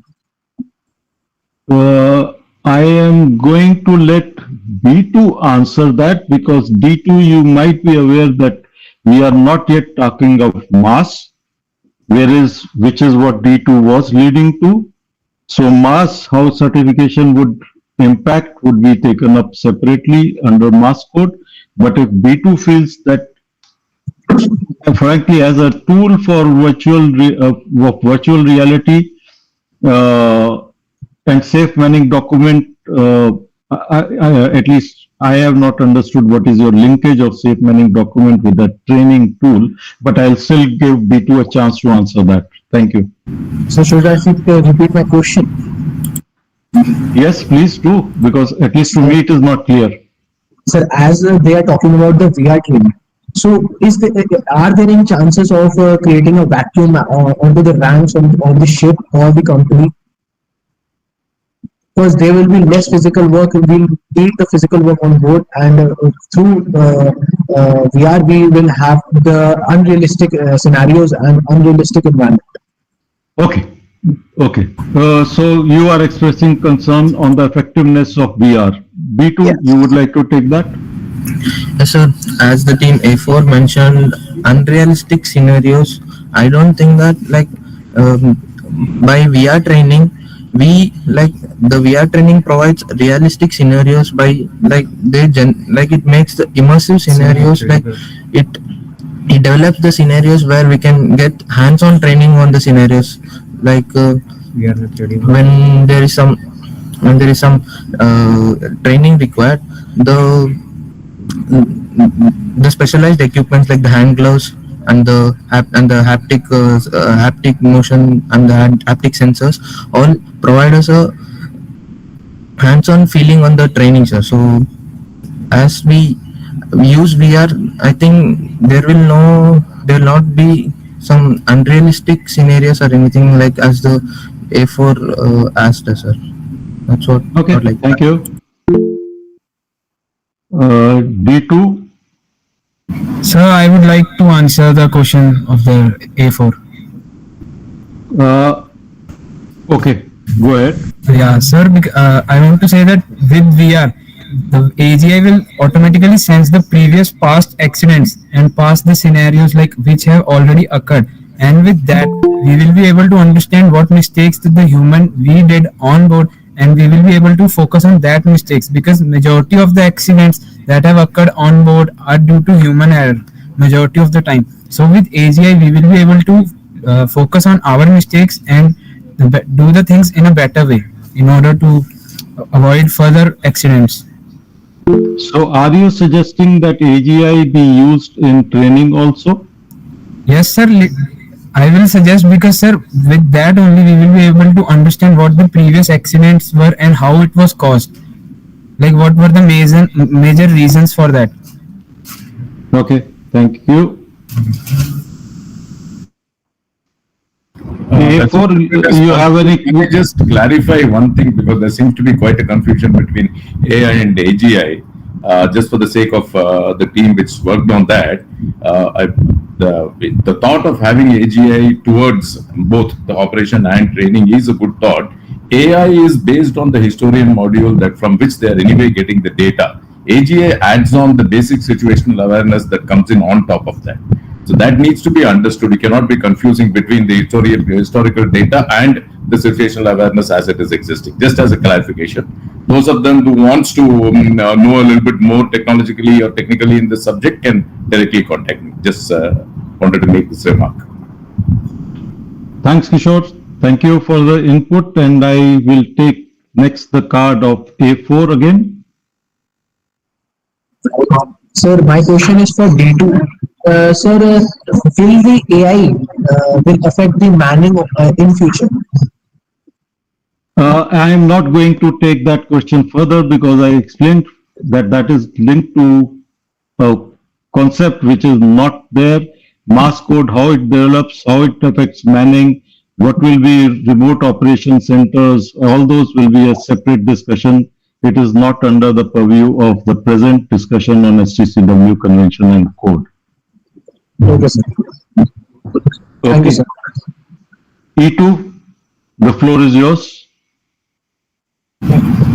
So my question is to B2.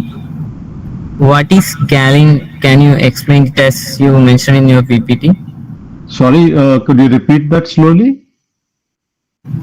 Sir, my question is that what is scaling to D2? To D2 or to B2? D2, sir. D2, have you understood the question? Yes, sir. Sir, my teammate would like to answer this question. So Galini is like a virtual watchkeeper that would help in watchkeeping duties on vessel. It is named after the Greek goddess of calm seas called Galini. So it would constantly monitor all vessel systems, including radar, AIS, to ensure a continuous flow of information to support situational awareness. And it would also, in within shipping lane, Galini could reduce the burden on watchkeeper by presenting the safest option. One of its best feature is that it would provide real-time alert for potential hazard, such as approaching vessel and drifting off course. It could monitor the physical and mental alertness of watchkeeper through biometric sensors, and it could also act as a knowledge base providing guidance to new crew members. That's all from my side. Thank you. Thank you. C1, the floor is yours. Yes, sir. So as we already have a lot of discussions about how VR will not be able to cope up with us is like real life situations, I propose that maybe even we can include a mock ship type of situation where we are trying to create the life on ship on shore in the training purposes, so that it would also help in the skill development of the learners and cadets, and as well as at the same time it would be not that much cost effective. Like we can integrate both of them, the VR and a mock ship type situation, where we are trying to make them do small overhaulings or other things which are actually happening on the ship on shore, which would be not that much cost effective and will even help with the skill development of the cadets. Thank you, C1. And actually, the concept of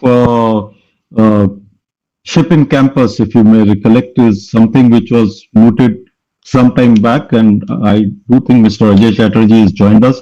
He was one of the persons who took this up at IMO. So training as making it as realistic as possible is definitely a good way forward. And I think you all can have discussions how this could be taken up forward.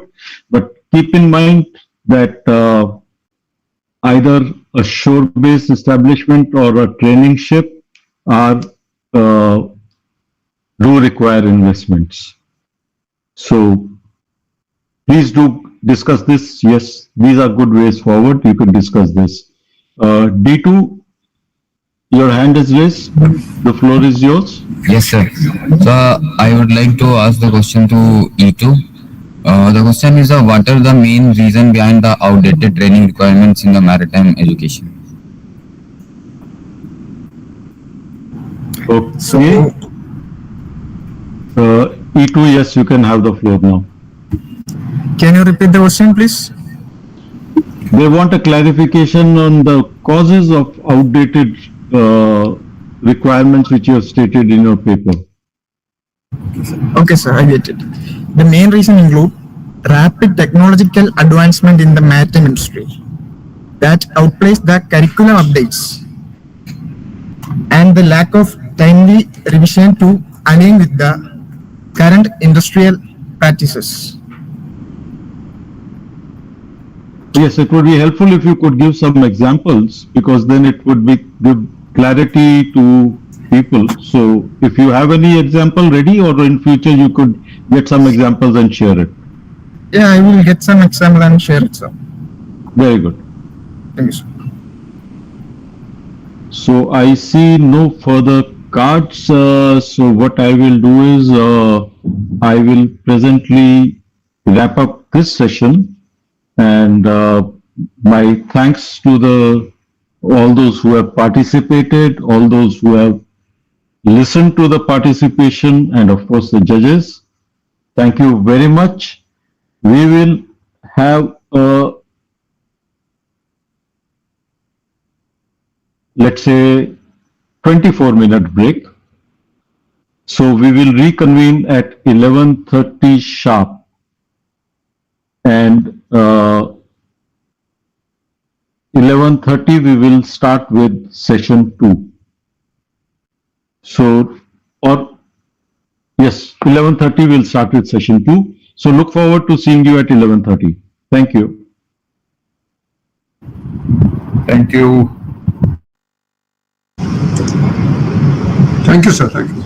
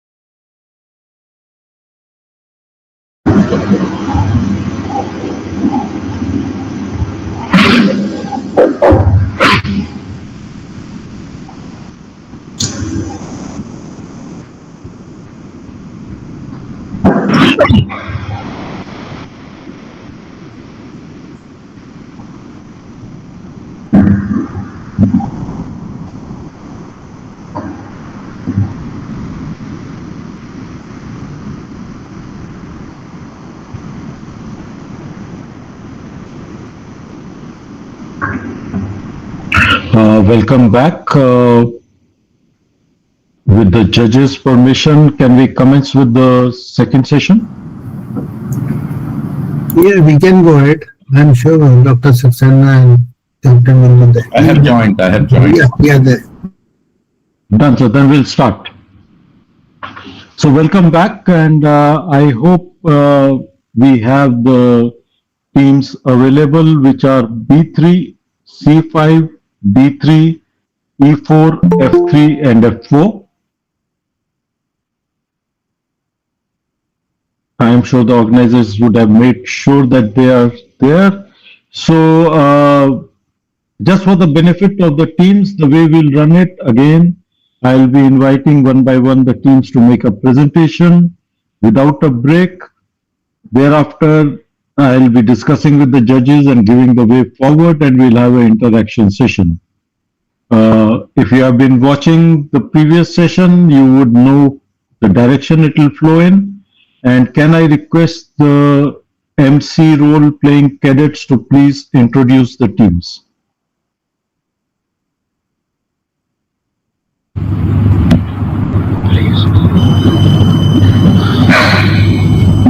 Allow us to introduce the teams for session 2 on the topic Comprehensive Review on STCW Convention. First team is Team B3 from IMU Mumbai Port Campus, Campus Coordinator Mr. Hare Ram Hare, guided by Captain Khatri and Captain Vinayak Mahul. Second team, Team C5 from IMU Chennai Campus, Campus Coordinator Mr. Vishwanathan S, guided by Mr. Sunil Kumar and Mr. Himadri Ray. Third team is Team D3 from IMU Vizag, Campus Coordinator Dr. T. Serisha, guided by Captain MC Yadav, Director of Maritime Education and Training, FOSMA Maritime and Research Organization, and Captain Ashok Kumar Singh. The fourth team is E4 from Anglo-Eastern Maritime Academy. Campus Coordinator Mr. Anil Sharma, guided by Captain Khatri and Captain Vinayak Maholla. The fifth team is Team F3 from IMI Noida. Captain Coordinator Ankush Sharma, guided by Mr. Sunil Kumar and Mr. Himadri Ray.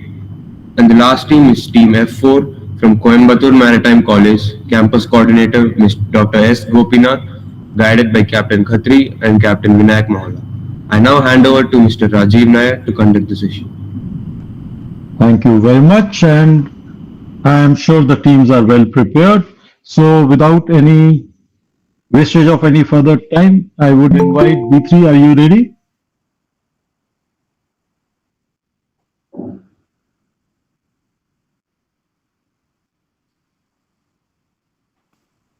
Good morning. Good afternoon, sir. We are ready. Please take the floor and start your presentation.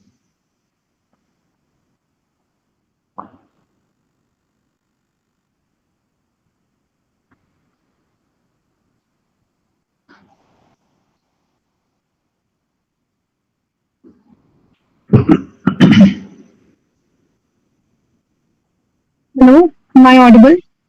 Yes, you are audible. Please go ahead. Okay. So, good morning, everyone. I am Cadet Isha Sakshi. We are presenting a comprehensive study on enhancement of psychological safety and addressing bullying, harassment, and sexual misconduct on sea.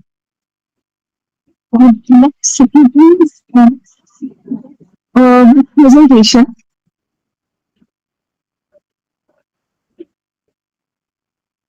Here we have mentioned the sub-topics. We have chosen after analyzing the need for change in STCW, psychological safety, sexual harassment, gender sensitization, and diversity, mental health.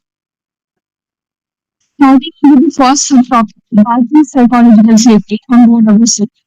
This slide here quotes the report statement of the Seafarers Happiness Index.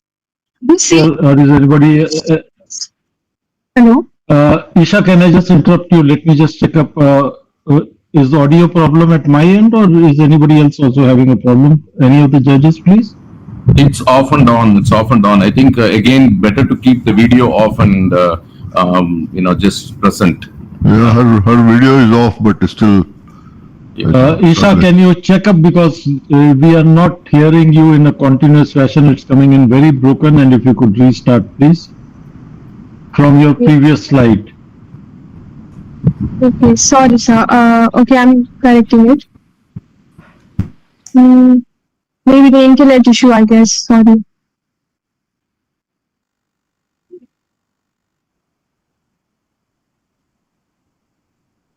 Go ahead. Move to the previous slide and start again. Yeah, go ahead.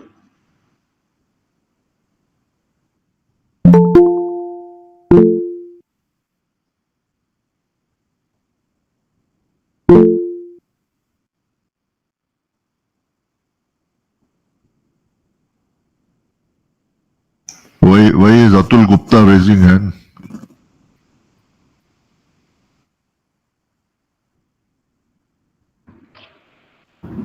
Is she frozen? I mean, I can't hear anything, any movement from. There's one Atul Gupta who has raised his hand.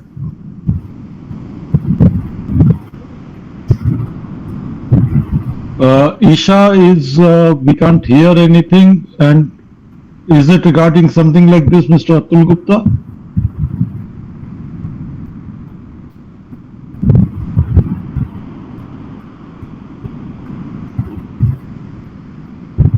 Hariram Hare, can you have a look at it? I think there's something wrong with the connectivity.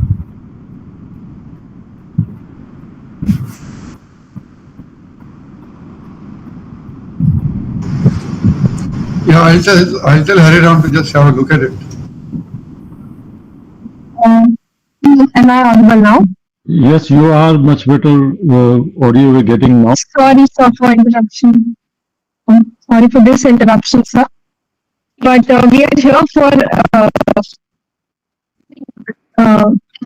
that is comprehensive study, placement of psychology. Sorry, Isha, you are coming in broken. I suggest that you please fix up your issue properly. Meanwhile, I will move on to C5, and in that interim, you can try and get your internet connection stabilized. Is that okay? Did you hear what I said?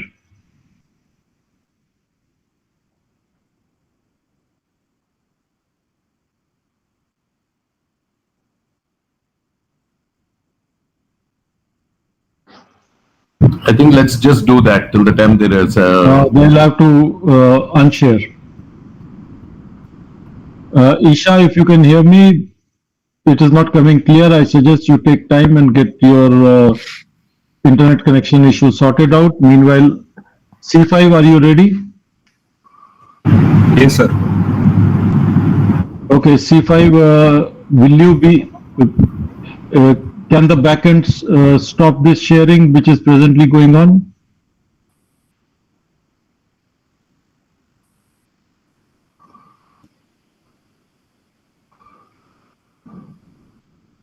Commodore Chawla, can you have a look at it? We just have to pull her out from the admin so that the other person can start. Yeah, I'll just get it. Hello? Yes, Isha. Permission to present now. I'll give you the chance after this C5. Okay, sir. Okay, meanwhile, please ensure that your connectivity issue is not there again. Okay, sure, sir. Sure thing. Okay. Okay, C5, go ahead. Good morning, everyone.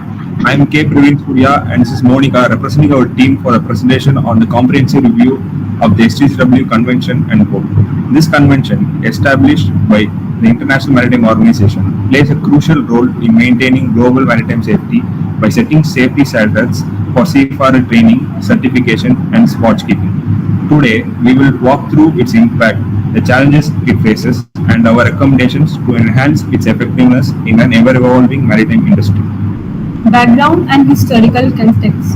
The STCW Convention of Standards of Training, Certification and Watchkeeping was first introduced in 1978 to address the inconsistency in maritime training worldwide. Before this, each country set its own standards, leading to gaps in crew competence and maritime safety. Significant amendments followed, including the 1995 amendments, which introduced the STCW code, dividing it into mandatory and recommended guidelines. The 2010 Manila Amendments further modernized the STCW with updated training requirements for new technology and revised working hours regulations to combat fatigue. These amendments, Slides are not changing. You need to change the slide. the amendments have helped ensure that seafarers are better prepared for demands of today's maritime industry. Current challenges. Despite its impact, the STCW Convention faces some challenges.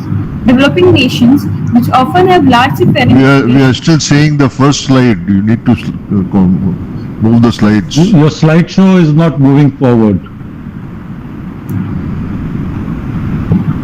Yes, and if you could, if it's possible, please change to the slideshow.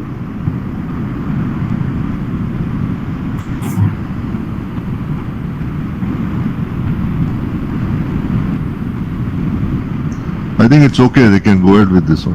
Go ahead, but keep changing the slides. current challenges. Despite its impact, the STCW Convention faces some challenges. Developing nations, which often have large seafaring populations, struggle to implement this standard due to limited resources for training infrastructure. This results in inconsistent training quality and gaps in compliance. Another key challenge is adapting to rapid technological advancement. The current training standards do not adequately cover all areas like cybersecurity, green ship practices, and advanced navigational tools. There is also a lack of clarity in some STCW provisions, leading to varying interpretations and inconsistent implementation across countries. Addressing these gaps is essential to ensure the STCW continues to support global maritime safety effectively. Impact on maritime safety and competence. Even with these challenges, the STC Convention has made a substantial impact on global maritime safety and seafarer competence. By setting minimum standards, it has reduced accidents and improved crew readiness and enhanced the professionalism of seafarers worldwide.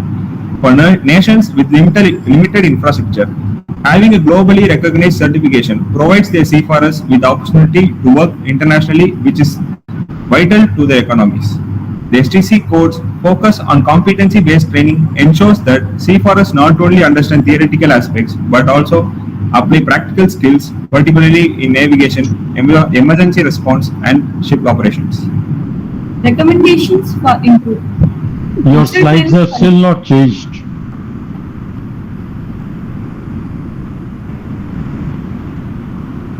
Yep, go ahead.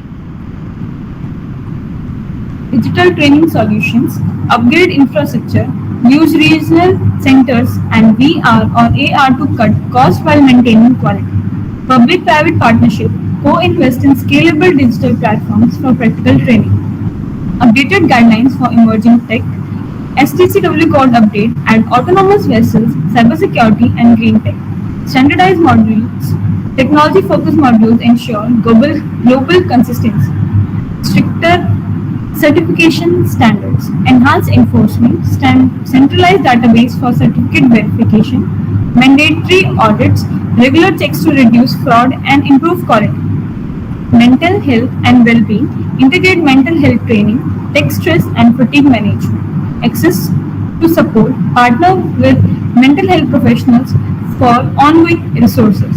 Modular training options, flexible modules, online courses for accessibility and continuity, visual practical assessments, easier access for remote communities. International cooperations with global partnerships, joint programs with international academics for resource sharing, funding assistance, use international funds to set up training centers. Leadership and soft skills. Leadership training emphasizes communications and crisis management. Intercultural skills prepare for diverse and globalized crews. Green shipping focuses green certification courses on sustainable shipping operations. Subsidized programs help developing nations adopt eco-friendly practices. Cybersecurity integration, mandatory cyber training focus on data protection and the threat response. Live drills, cybersecurity drills for the real-time application of best practices.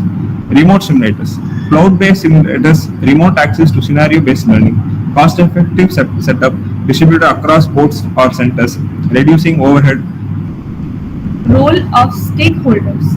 In improving the implementation and effectiveness of the STCW code, various stakeholders play vital roles in ensuring that seafarers training, certification, and watchkeeping standards are consistently applied.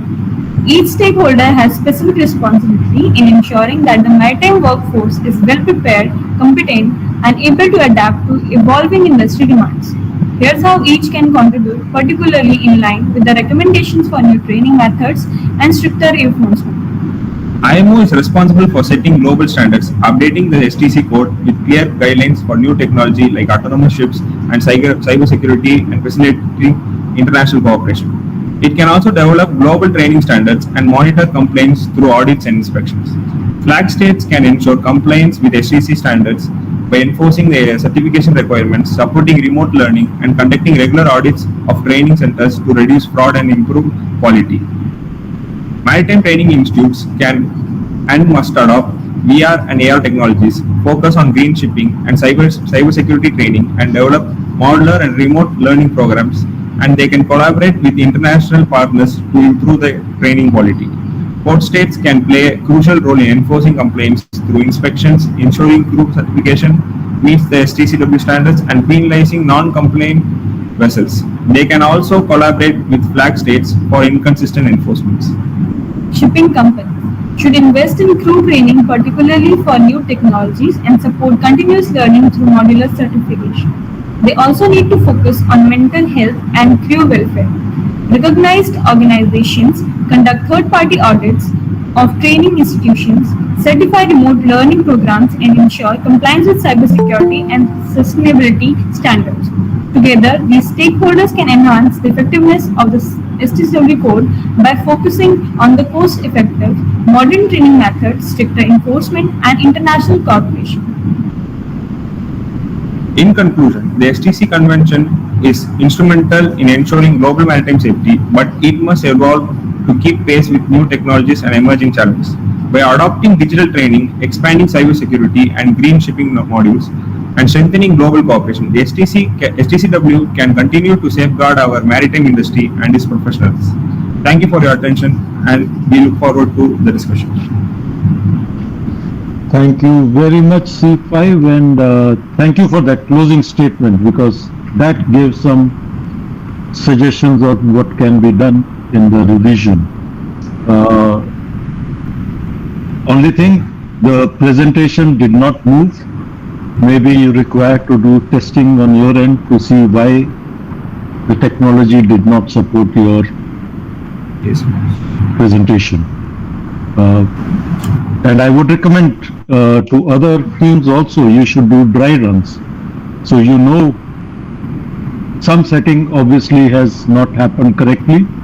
Therefore, the slides were not moving on their own as you would have moved forward, or whatever be the reason. So it would be my strong recommendation. Please do your dry runs. You get one opportunity to impress the judges. Don't let it be partial because technology has not been utilized fully. Okay, enough of general statement on that. B3, are you ready now with your internet connectivity solved, or you want more time?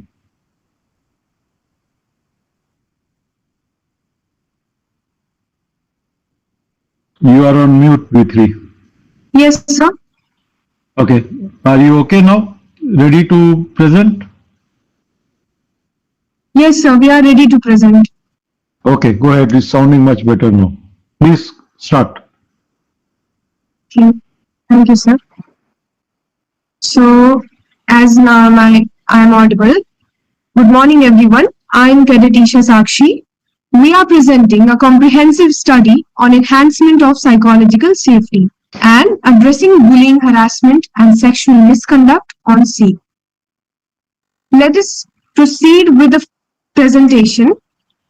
Here we have mentioned the subtopic we have chosen after analyzing the need for change in STCW: psychological safety, bullying, sexual harassment, gender sensitization, and diversity, mental health. Starting with the first subtopic, that is psychological safety. On board a vessel, we come across psychological safety.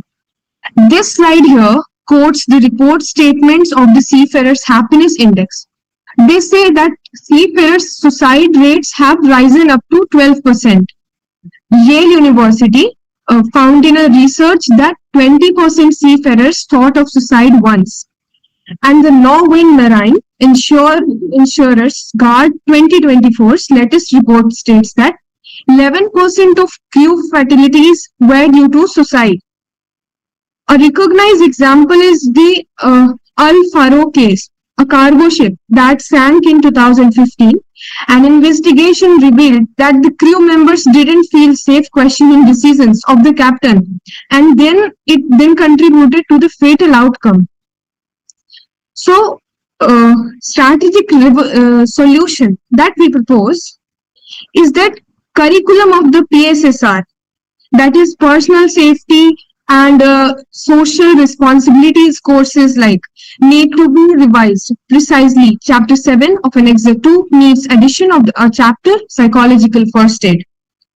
Another important subtopic that need an inclusion in STCW is bullying and sexual harassment and assault.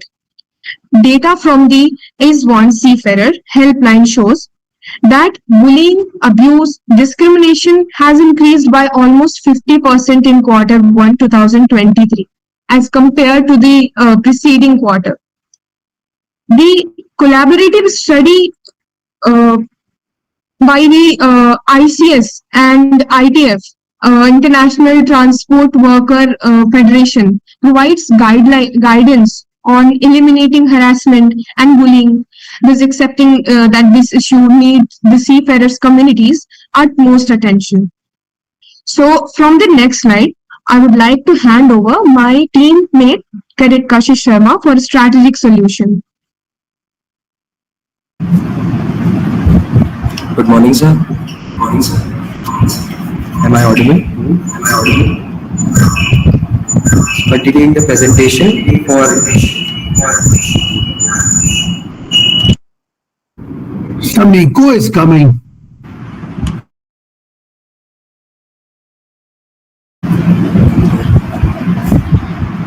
Good morning, sir. Yeah, I'm Cadet Kashish Sharma. Continuing with the presentation, for SASH and bullying, we propose the implementation of anonymous reporting mechanisms and inculcate qualities in cadets during their pre-sea training, making them aware of the severe consequences for the same. For gender sensitization, we recommend awareness needed to be spread through inductions, seminars, and interactive sessions while training on board the vessel. Another topic for serious concern in seafarers' mental health, Stella Maris, Elsevier, and other reputable organizations like ILO and IMO state. A recent review by collaboration between PubMed, Web of Science, and Sinahal published a detailed research in December of 2021 on the same topic of seafarers' mental health on board a vessel. Strategic solution that we propose to tackle mental health issues on board is that amendments need to be made in STCW section A6.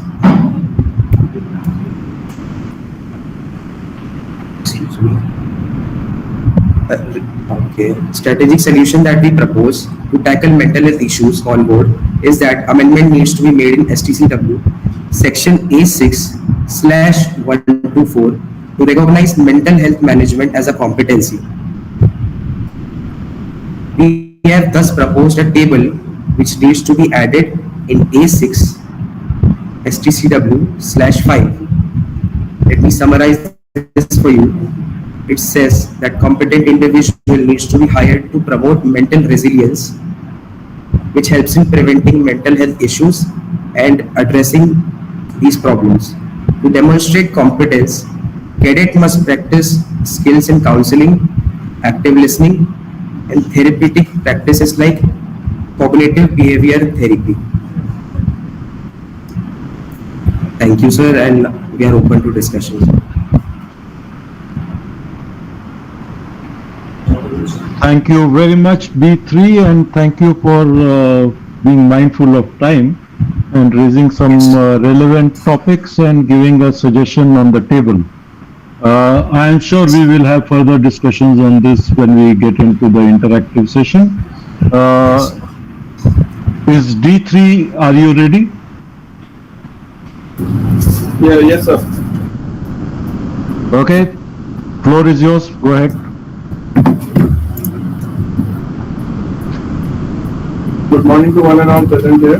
My name is Rashekar. I'm team lead of my team. I'm here to present my paper on incorporation of digital technologies on STCW board. And so we will move further. We have the key elements to incorporate the digital technologies in STCW board, which is revolutionizing the industry. Just let me interrupt you. Are you sharing a presentation because you are coming, or are you using a screen? Then we are going to see a mirror image. Share screen. So we can share the screen. So you will get a clear image.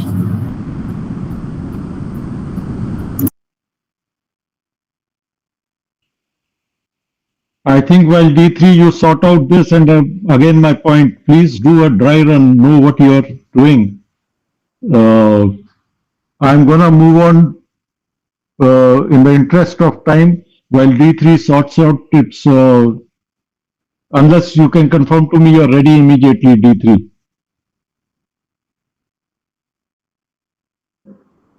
Okay, hearing no response, I assume that they are not ready. E4, are you ready? Sir, team D3 is ready, sir. D3 is ready, okay, immediately start sharing. You're losing time. Yes.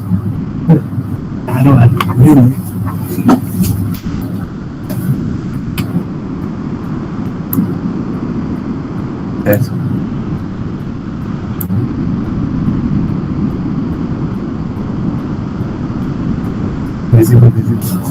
Yes, go ahead. Yes, sir. Good morning to one and all present here. My name is Rashekar. I am from IME Vishakhapatnam. I am here to present my paper on incorporation of digital technologies in STCW board. So we move further.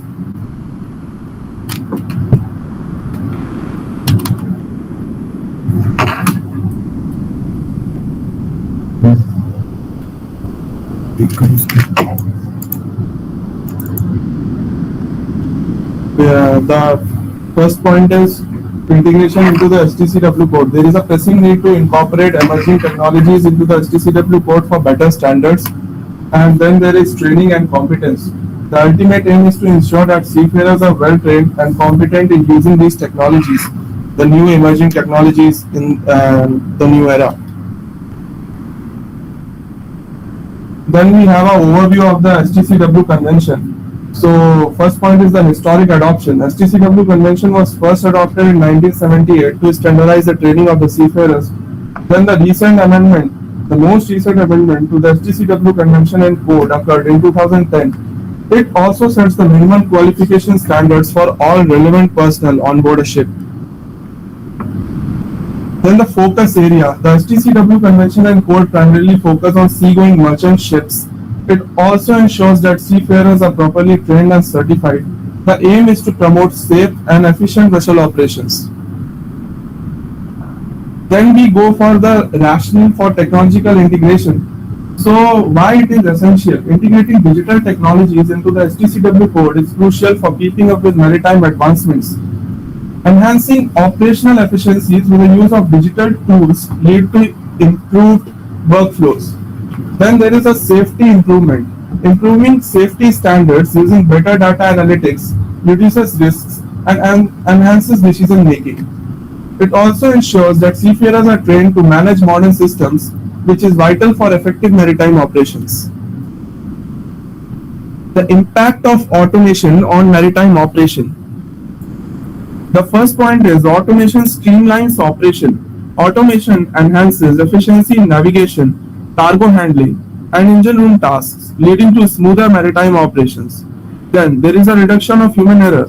By minimizing human interventions, automation significantly decreases the likelihood of errors, thereby enhancing safety. There is a need for seafarer training. Seafarers are required to undergo training to effectively manage and operate automated systems on vessels.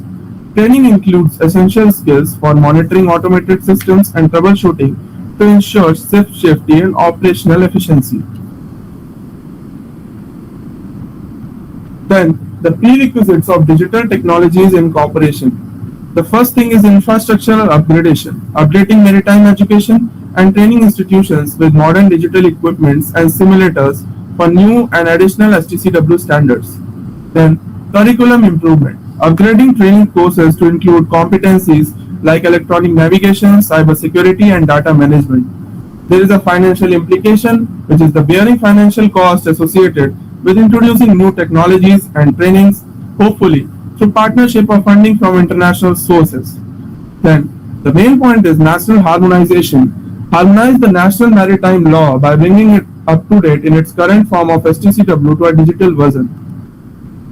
Then we move on to the trainer capability development. The capacity of marine instructors enhanced so that they can effectively train existing knowledge on digital technologies and their application to the maritime sector. We should also fill the gap within the accessibility of ICT between towns and rest of rural areas to get seafarers from all parts of the country. Industry synergies, involvement with shipping companies, ship operators, so that training actually represents what is used at sea.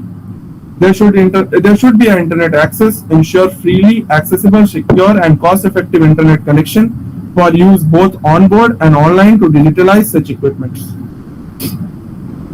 Then we move on to the cybersecurity threats and preparedness. Cybersecurity is vital for protecting maritime digital systems from cyber attacks, ensuring operational integrity. There must be a training for seafarers in cybersecurity protocols, equip seafarers to recognize and respond to potential threats effectively. There is an implementation of security measures. Seafarers are empowered to implement necessary security measures and respond adeptly to cyber incidents. Then we move on to the next point.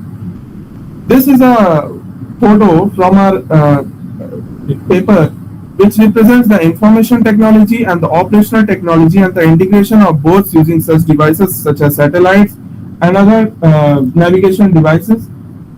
IT involves administration, plant maintenance, spares management, electronic manuals, permits to work, charter party.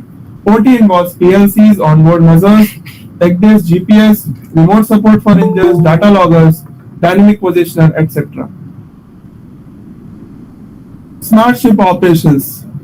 In smart ship operations, advanced technology utilization is there. Smart ships utilize advanced technologies such as IoT, which is Internet of Things, AI, artificial intelligence, and data analytics to optimize performance.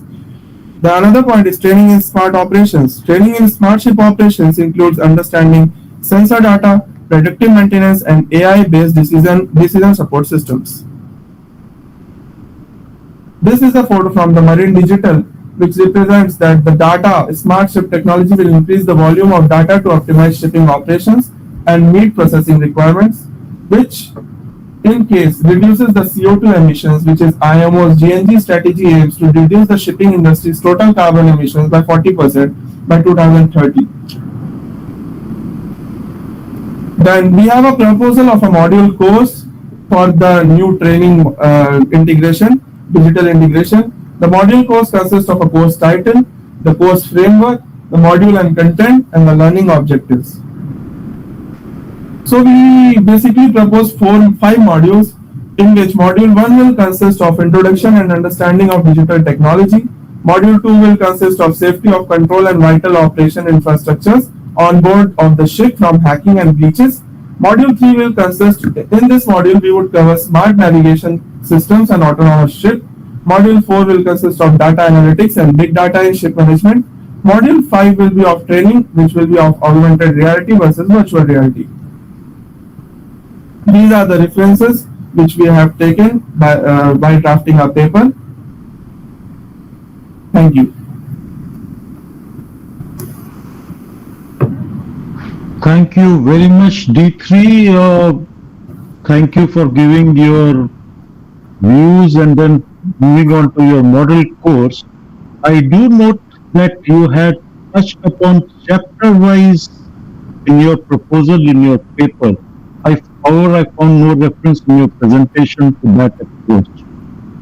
So, unless I'm missing something, I think your proposal, when I had seen, chapter-wise was, I hope the other teams have read that so that we don't miss that aspect out, which seems not to have been covered in your presentation as far as I can make out. But thank you.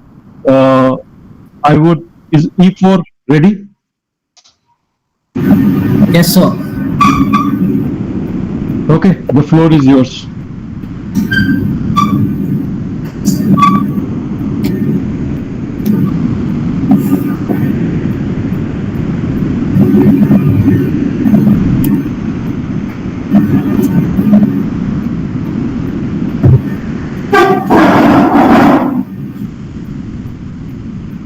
Sir, is my screen visible?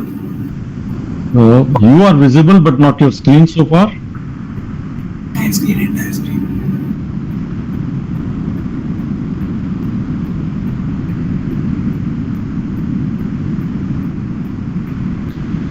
Stop sharing. Entire screen.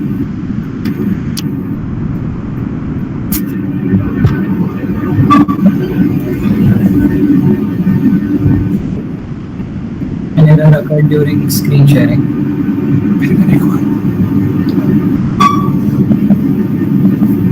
If you're going to take time to fix up your problem, I can move on to F3 and you can meanwhile fix up and check. Okay, sir. We will require some few minutes if you could move on to the next field. Okay, F3, are you ready?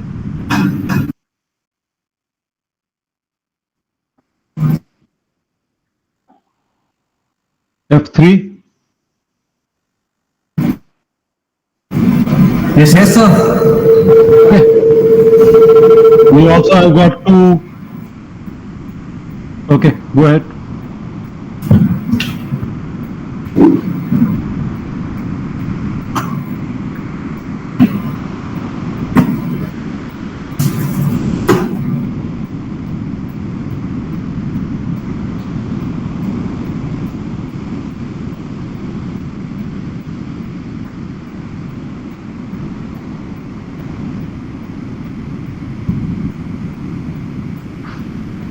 Our screen is visible?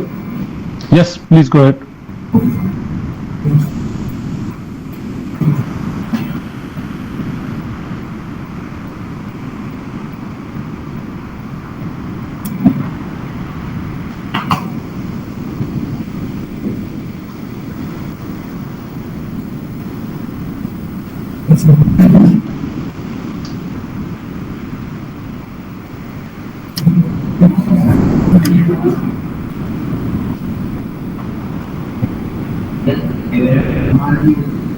Sir, wait a minute, sir.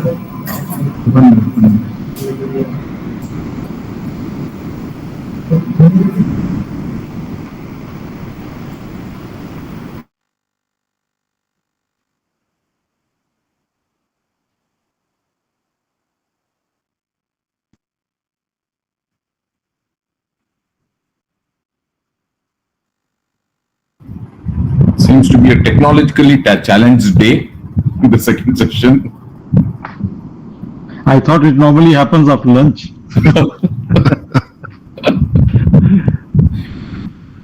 Okay, I think F3 has disappeared. F4, are you there?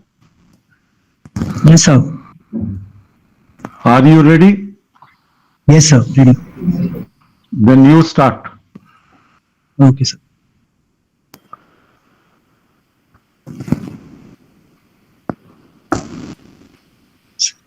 F3 will take you later.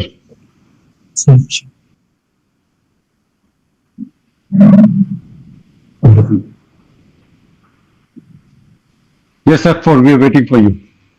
Yes.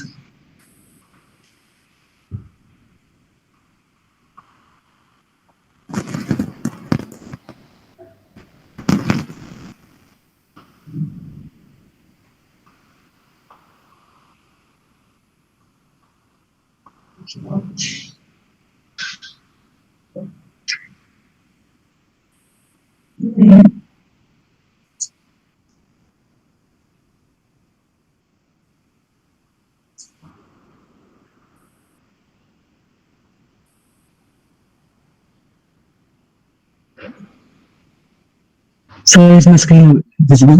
Yes, you are visible. Please start. Okay, sir.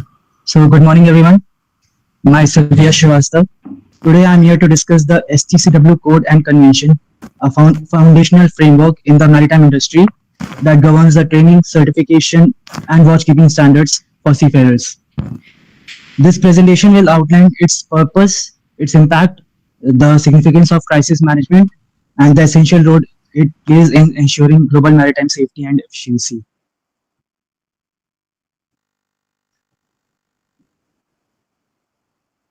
Uh,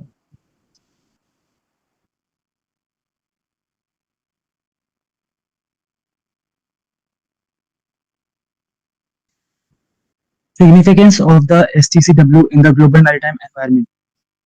The STCW, which stands for the International Convention on Standards of Training, Certification, and Watchkeeping, was established to create a global set of standards. This helps ensure that seafarers, regardless of their nationality, meet uniform competency requirements.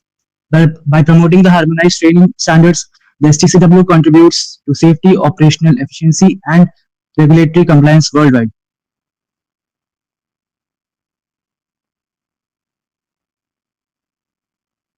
Elevated safety and professionalism in the industry. The convention is also reviewed periodically, adapting to technological changes and emerging challenges. Significance of the STCW in global maritime environment. Harmonized standards. The STCW convention ensures that seafarers worldwide meet consistent training and competency requirements, promoting their safety, efficiency, and interoperability in global maritime operations. Regulatory compliance. Compliance with the STCW code is mandatory for all the countries, as I mentioned before, enabling the establishment of a level playing field and a fostering culture of safety and professionalism in the industry. Continuous improvement. The STCW convention is regularly reviewed and updated to keep pace with technological advancements and evolving best practices, ensuring the maritime industry remains responsive to emerging challenges. Moving on to the crisis management and human behavior. One of the STCW code's major areas is crisis management, which includes understanding human behavior in emergencies. Effective crisis management is crucial not only for safeguarding lives, but also for maintaining operational continuity and minimizing financial losses. The code focuses on training seafarers in emergency preparedness, leadership, and effective communication. It also addresses the role of human factors like stress and team dynamics that highlights the importance of teamwork and the psychological elements that can impact emergency response. Your slides are not moving incidentally. Now, so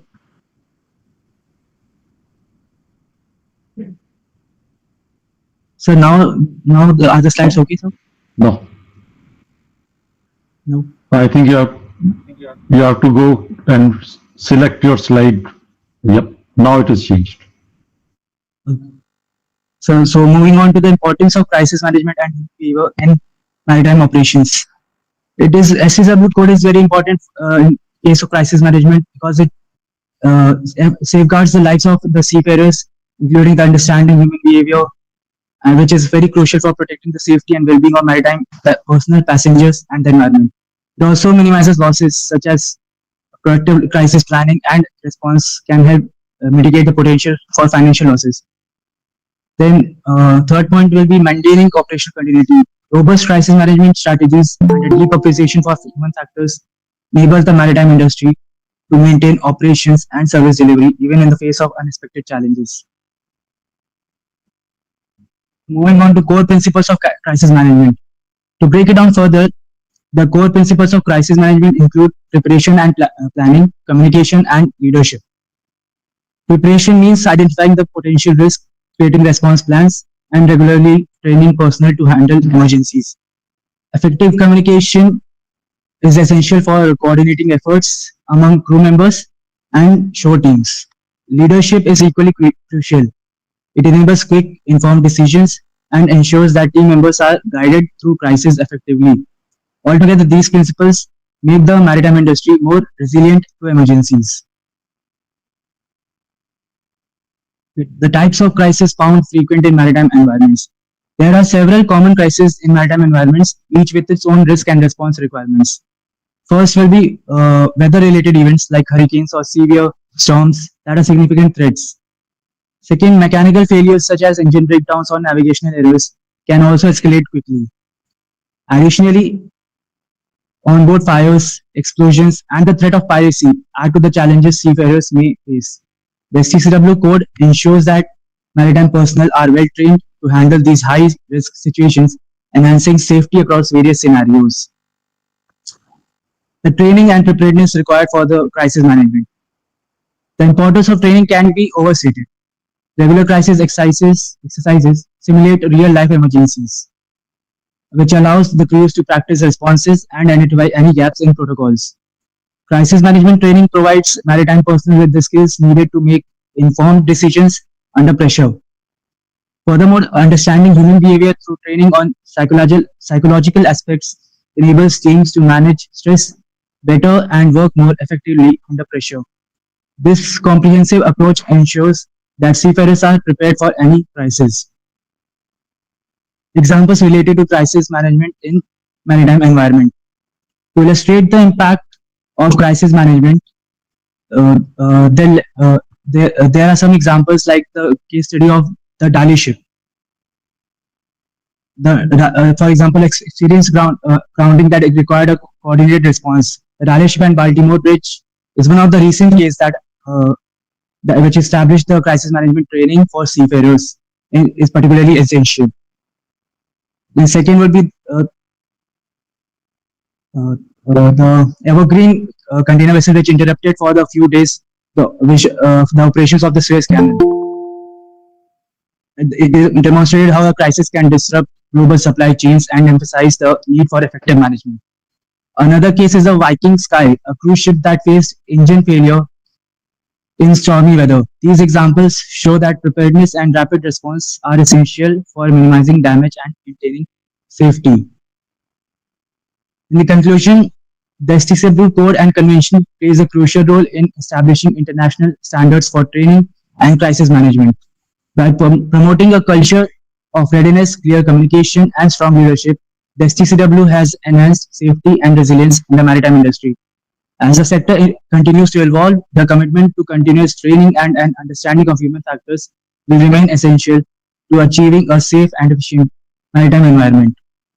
Lastly, the STCW code outlines specific training courses to reinforce crisis management.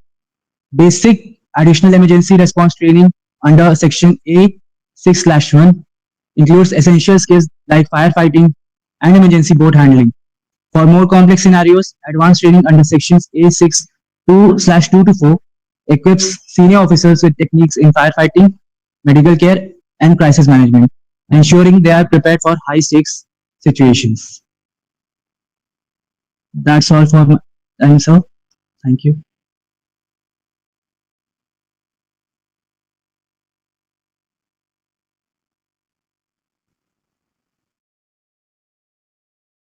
My apologies. Now my technical error. My mic was on mute. Thank you for sharing your views on crisis management and also recognizing what is already existing in STCW, and that would possibly lead us to the question of, does it require something more? We'll take that up in the interaction session. E4, have you sorted out your issue? Yes, sir. Okay, then go ahead.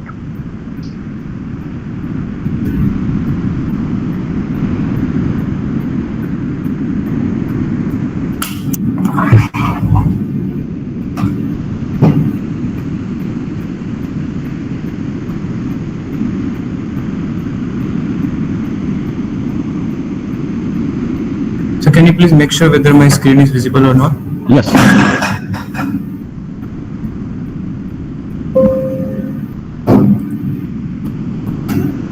Hello. Go ahead. Good morning, everyone. My name is Mohammad Asad Sheikh, and today I am here with my team Chaitanya, Gurcharan, and Ujjwal to give a presentation on the topic Comprehensive Review of STCW Convention and Code to have a formal approach to counter fraudulent certification activities. So, Maritime Safety Committee in their 105th meeting has given a task to HTW subcommittee to give an output after in-depth review of the 1978 STCW Convention and Code with a target that the new convention will meet the global standards of maritime need, maritime safety, and technological advancement. So the table of the content of today's presentation is firstly going to be what is STCW Code and Convention, problem associated with this convention, and what are the methods that we can follow so that we can avoid those problems, and what is our expected results. So 1978 STCW Code and Convention sets uniform and standard procedure for the training, certification, and watchkeeping for the seafarers, ensuring that they acquire necessary competencies to do any kind of work on board ship safely. Now, the emergence of fraud certificate posing a significant risk on the maritime safety, which is if an inexperienced and untrained person is just not injuring himself, but also putting a safety of the ship, safety of the crew, and the environment in the threat. There are many ways from which a person can obtain a fraud certificate, out of which the two main ways are forgery or alteration. So in this presentation, we will outline all these current problem and how to counter these problems. So we are here some case studies like Mona Lisa. It was the project set by IMO. They have sold their data by various means, and they have got to know that a fraud certificate can be obtained by various ways. During a port control inspection of a VLCC in some European port, it came into the notice that the master of the vessel himself was not having proper documents. And there was an article in the Economic Times which says that the police has arrested 3 men in Mumbai just because they were selling fake CDCs, and they have sold more than 1,000 fake CDCs in last 3 years. Here are some regulation of STCW Code and Convention which can be breached by falsification of documents, as it says about the accurate documentation of training, experience, and sea service. This falsification can be done by individual or can be done by agencies, that they may forge their birth certificate or educational qualification certificate. Improper or insufficient verification can be done by maritime authorities due to negligence or due to insufficient regulatory enforcement. Regulation 1/4 talks about that all seafarers serving on board are appropriately certified. This code can be breached by hiring unqualified seafarer. This can be done by the authorities knowingly, just because they are having pressure to quickly man a ship. They want to save some amount of money. Inadequate verification system can be done by the authority because they are not having proper technology to verify the certificates of the person. And bribery and corruption can be done by the corrupt officials. Section A1/9 of the convention talk about the medical standard. It means that any person doing any kind of work on board ship should be medically fit. This can be breached by the person by giving bribery or any other means. All these fraud activities leads to a person who is not skilled enough to do any kind of work on board ship safely, who may ignore the safety, and who is liable to take poor decisions, which will increase the chances of risk on board ship. Now the further more topics will be discussed by my teammate Chaitanya. Thank you, sir. Now continuing, in this paper we'll be looking into 4 different aspects: course certification, medical fitness, accounts of sea time, and QR code for verification. To strengthen the process for issuance of certificates, different e-learning modules will be hosted in the administration websites. A seafarer has to attend these courses with the given minimum required time, and to ensure that the course is genuinely being completed, a picture will be clicked at random time and be verified with the seafarer's profile. Second is digital attendance. At the offline institutions where the course is conducted, attendance will be recorded digitally using facial recognitions. These records will be taken 4 times a day within a specified time frame. At the exit exam should be conducted digitally at verified centers by the administration. The exit exam will have AI proctoring to avoid any malpractices. Next is medical fitness. The medical test should be conducted at early level and should be mandated. All the medical examination should be conducted by administration approved medical practitioners. Any two medical certificates already existing and currently being issued should be cross-verified to ensure their authenticity as well as to have proper record of their medical history. Third is accounts of sea time. Currently, record of sea time is done using sign-on and sign-off date mentioned on the CDC stamped by the master. To avoid forgery and alteration, such record should be digitalized.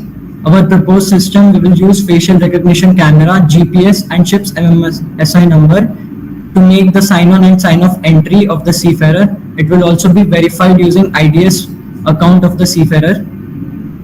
In our proposed methodology, we are proposing centralized system. Certificate should be issued by a singular government agency after careful evaluation and verification of supporting documents. They will also incorporate various safety features. This will ensure the uniformity of the certificates being issued and also have a check on the certificates being issued. Next is the International Database of Seafarers or IDS. This is a database which will contain information pertaining to the seafarers. It will be created using their passport number, CDC and biometric. It will also assign a unique IDS number to the seafarer account. Next is Universal Digital Certificate Locker. It is a digital locker which will have all the certificates of the seafarer. It is helpful in verification process. The certificates can only be added by proper administration after verification, and the UDCL account will be linked to the IDS number of the seafarer. Next is QR code. QR codes will be present on certificates, which upon scanning will redirect the user to the UDCL account of the certificate holder. This will provide instant verification. It will also reduce forgery. It will give real-time updates regarding the validity of the certificates. It will also save time during the verification process of the employers and regulatory authorities. To conclude, I would like to say that the proposed system, we use IDS, UDCL and C-time systems through which various fraudulent activities can be minimized. These activities can be from seafarer side or from rogue elements present in the administration. Our system reduces the human element and increases the safety of the system. With few or very nil fraudulent certificates, the safety of the seafarers will increase on board as their competency increases. To summarize, in our paper, we give an overview of the certificates of STCW code and we tell the challenges in the fraudulent certificates. Our proposed solution of IDS and UDCL concludes that we will increase the competence of the seafarers and increase the safety of the seafarers on board ship. To conclude, I would say a competent crew will have proper safety knowledge, will make better decisions, which will lower the risk of accidents. Thank you. Thank you very much, and you are absolutely right. This one criteria of fraudulent certificate was added in the aspect of the areas to be covered during the comprehensive review. So it's good of you have to studied that and presented this view and given some solution on how this can be taken forward. I'm sure we'll have discussion on that. One aspect on medical certificates history that is still being debated because that is seen in impinging onto a person's personal life as so as to prevent any misuse of that. F3, are you ready with your presentation?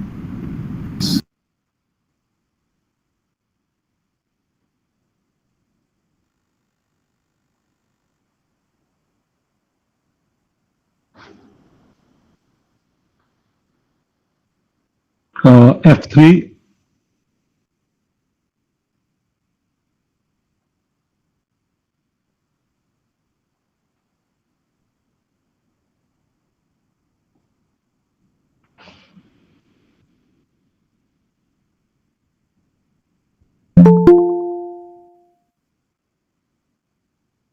Okay, F3 presentation has come online, but I can't hear them.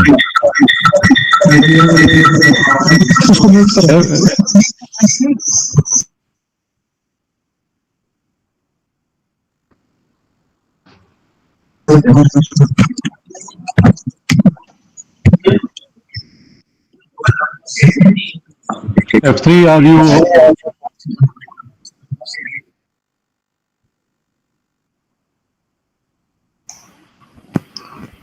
they have too many gadgets at one place, so that's why the echo is coming.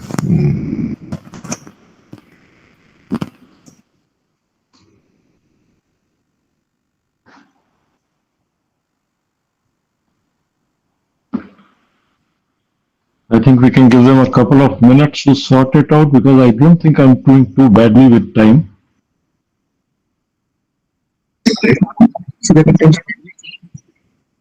Good morning, sir. Good afternoon, sir. My name is Varun and here is my co-partner Samad Singh. We are going to present our presentation on the topic of comprehensive review of STCW convention and code. Here are the content of our presentation. Firstly, we will give you a brief introduction on the STCW code and then we'll tell you the NGOs and their role and importance of NGO.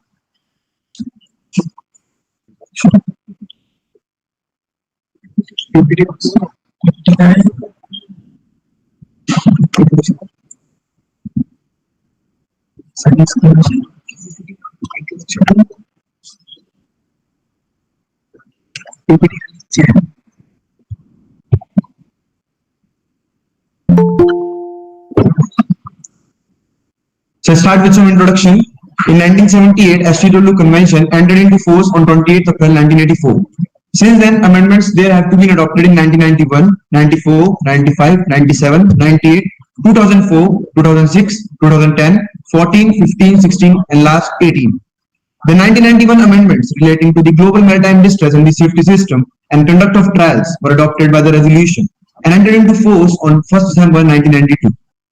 STW code contains Part A and Part B. In Part A, mandatory provisions to which the specific reference is made in the annex to the STW conventions and which give in details the minimum standards required to be maintained by the parties in order to give full and complete effect of the provisions of and Part B, recommended guidance to assist the parties to the STW convention, those involved in implementing and enforcing its nature to the STW.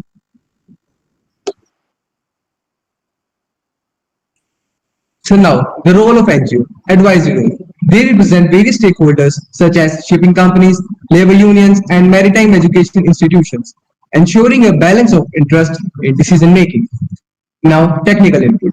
They provide insight into emerging industry practices, new technologies, and emerging risks impacting maritime training, certification, and monitoring. Now, stakeholder representation. NGOs represent diverse groups such as seafarers, teachers, and shipping companies, ensuring that the perspectives of those directly affected by the convention are considered during its review. Overall, NGOs are key players ensuring that the STCW convention and code remain relevant and efficient in enhancing skills and safety of seafarers. Importance of NGO. This comprises fire detection and extinguisher systems as well as appliances, furniture, and equipment that can save lives, a shared understanding that in order to be granted a license to operate future smart ships, seafarers with a traditional license, deck or engine are expected to be an autonomous ship operators. It also gives training and education initiatives by providing campaigns of training where seafarers get marine knowledge of technology using on board. And it also collaborates with government and industry to provide marine knowledge and technical advancements knowledge to operate ship in better and safe working environment. It also gives technical expertise and help in marine manpower work. Now start with some IACS. Now what is IACS? International Association of the Classification Societies, that is IACS, is not considered an NGO in the traditional sense. While IACS functions as a non-governmental entity, it operates as an association of the classification societies rather than a non-profit organization dedicated to a social advocacy or humanitarian efforts. Now, what is the role and the function of the IACS? It is a technical body that sets the standards for the design, construction, and the operational maintenance of the ship and offshore structure. Now, the primary focus is that on advocacy for the human rights or social issues. It primarily focuses on technical and the safety standards related to the ships and marine structure, emphasizing engineering and regulatory compliance rather than human welfare or activism. Now, what's the contribution of the NGO with the IACS? NGO plays a very significant role in the maritime industry and contribute to the work of the International Association of the Classification Societies. which is a membership organization comprising various classification societies worldwide. Now, NGO's contribution to the IECS work in very several key ways. First, environmental and the social advocacy. It particularly those focused on the environmental protection, sustainability, and social responsibility collaborate with the IECS to promote the higher standards of the training. Collaboration on marine safety and the humanitarian issue. It focuses on issues like the safety of the seafarers, human trafficking, and the labor rights. And the last, research and development. It's involved in the maritime research, may collaborate with the classification societies on developing new technologies. Now, there are some problems faced in collaboration of ISES and NGO. NGO working with the ISES to address issues of shipping and industry encounter several challenges. First, regulatory conflicts. NGOs and ISES sometimes differ in I normally don't like to disturb, but you have already finished 5 minutes of your presentation time, and we are on SCCW. I am not very sure we are in an IMO meeting or we are talking of IX and NGOs. So just be wise of time. SCCW convention and code is what we'd like to hear about, not what IX does and NGOs do. Please go ahead. Sir, regulatory conflicts. NGOs and ICS sometimes differ in priorities, while ICS focuses on technical standards and regulations to ensure safety and reliability in shipping. NGOs often push for stricter environmental and humanitarian standards. Slow progress on environmental and social issues. NGOs often focus on urgent environmental and social challenges such as greenhouse gas emission, protecting marine life, and improving labor conditions. Conflict of interest with commercial interests. IACS and its members serve shipping companies and are sometimes influenced by commercial interests, which may conflict with NGOs' advocacy for stricter standards. Now, the adopted strategies.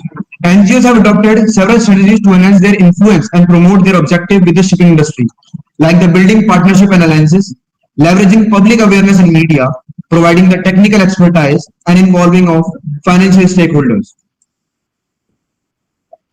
Now, the NGO contribution in the comprehensive review of STCW Convention and Code. It contribution in several ways by changing industry needs. It also look at what the industry needs day by day. It also look at marine pollution safety, gender equality, reducing emission and climate change, crew wellness and safety, and provide expert knowledge and research. Now, at last conclusion, the comprehensive review of the STCW Convention and Code resulted in several significant amendments aimed at enhancing the competency, safety, and welfare of the seafarers. It also aims to adapt the existing global standards to reflect the new trends, developments, and the challenges in the maritime sector. It also focuses on the maritime environment safety, machineries, and the seafarer safety. Thank you, sir. Thank you, sir. Thank you very much. As I recollect your paper, you had there a section on action to be taken in the comprehensive review. Yes, sir. I think the presentation, all I heard was about IX, NGOs and all, while it was your opportunity.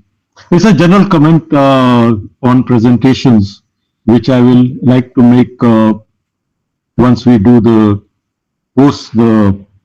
interactive session. Yes. But the idea of the presentations was to let you introduce your paper. Please do realize, even in your interactions, what is the purpose we are sitting here for with the 6 teams.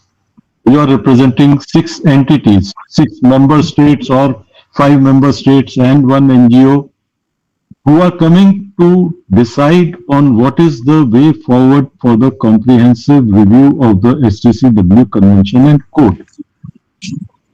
Each one of you is supposed to have at least a good working knowledge of the convention and code itself, and doesn't need to be educated about when it was reviewed, what it contains, does it have a part A, part B. If you don't know that, you're not supposed to be in that room. It's as simple as that. I'm sorry, I'm being blunt. But I find most of the presentations are starting with giving a history, geography of the whole STCW. All the people who are sitting and discussing here know that. That is why they are sitting. You are ambassadors of your country who have come to see how the further work on the particular book takes place. Not to tell other people, yes, this is what the book contains. So you have a limited period of time. Believe me, you are getting 8 to 9 minutes and a presentation. In IMO floor, you'll speak for possibly 45, 30 to 45 seconds. That's it. And one chance at that. So Please be aware of what you are tasked with to do. So either our instructions in giving you how to prepare is insufficient, because I am not here to listen to what does IX do. I am here to listen to IX says if IX is the NGO you are aligning yourself with or any other NGO, to tell me what is required to be done on the STCW convention and code. So basically, no, I am not looking for a reaction, please. I'm just giving my opinions. Please understand. What are we doing? Yes. Okay, sir. Okay, sir. Okay? I don't need justifications, please. You have your opinions, they are all respected. And that is the most important thing which I said. This is not a debate. This is not about saying that you are right, you are wrong. Everybody is right. Everybody has their opinions. It's about finding a way forward for a regulation which will apply to you all in an international arena. So it is with that seriousness I say this. And now I'm going to take a short break of exactly 9 minutes. I'll be back at 10 to 1 when we start the interactive session. And I hope my points would be taken up by all the teams which are going to interact. And including one additional point, when you please make a presentation, please spell check your presentation. It doesn't look very nice to see spelling errors, mistakes of that sort on a presentation. Thank you.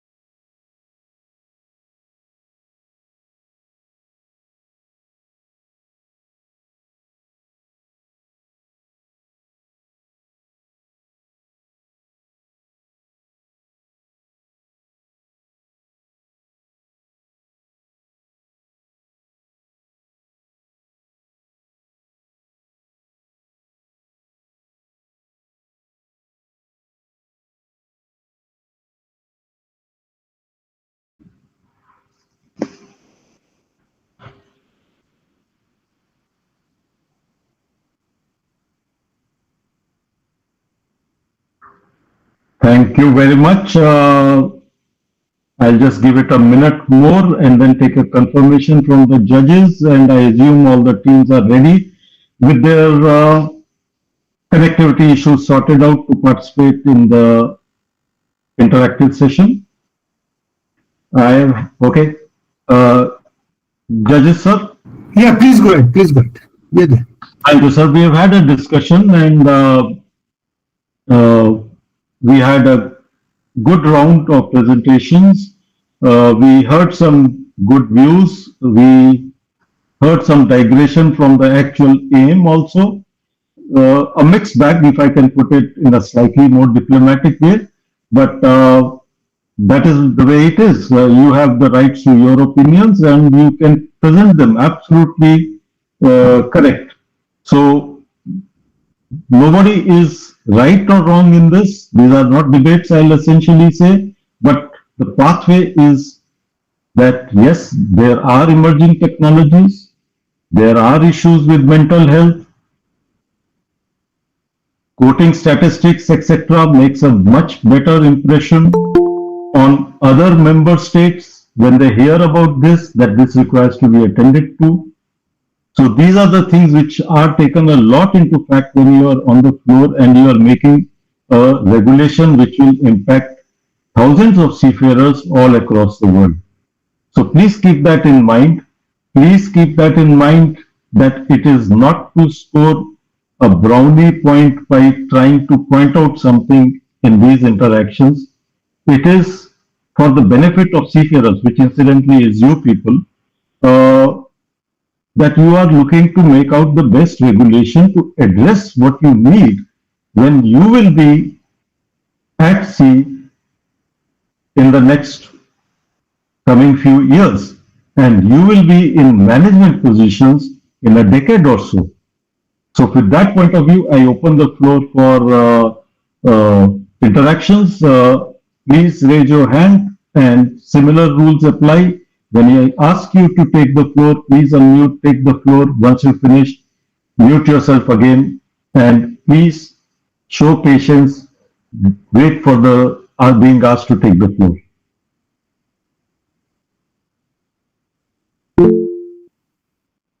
Yes, B3. Please go ahead. Take the floor.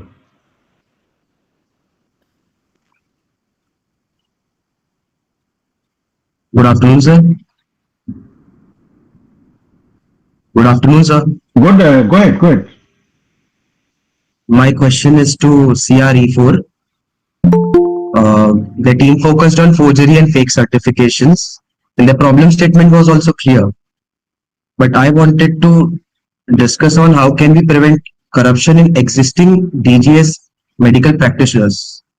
What can we introduce so that the practitioners don't get corrupt? That was my question to them. CRE4.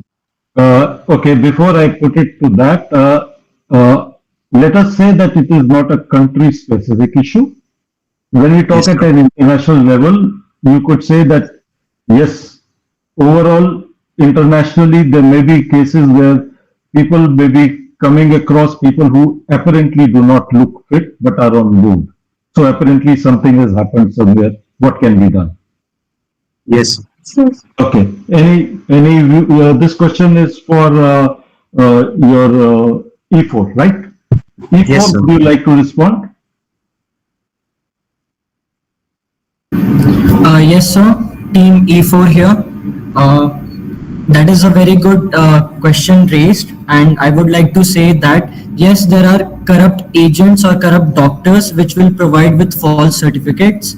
So to avoid this problem, we propose that there should be government or administration approved doctors who will conduct these medical tests, and these medical tests should be verified at an early level as well as at any other level.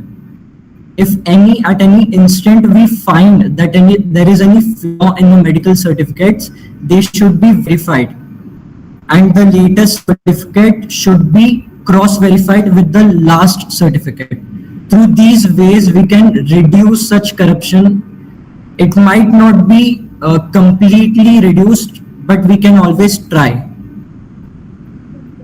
Thank you. Of course, I'm very sure if you discuss together, you may find better solutions also because you must look at administrative burden also. There are practices, you do have approval processes in various states, but it may not be that easy considering the administrative burdens and all to keep that. So keep all these things in mind, but discuss, I'm sure, with the advancement of having access to data, etc., the speed at which reports can be made could all influence in improving this sort of issue.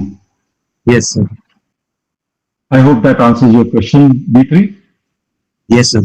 Thank you, sir. Okay.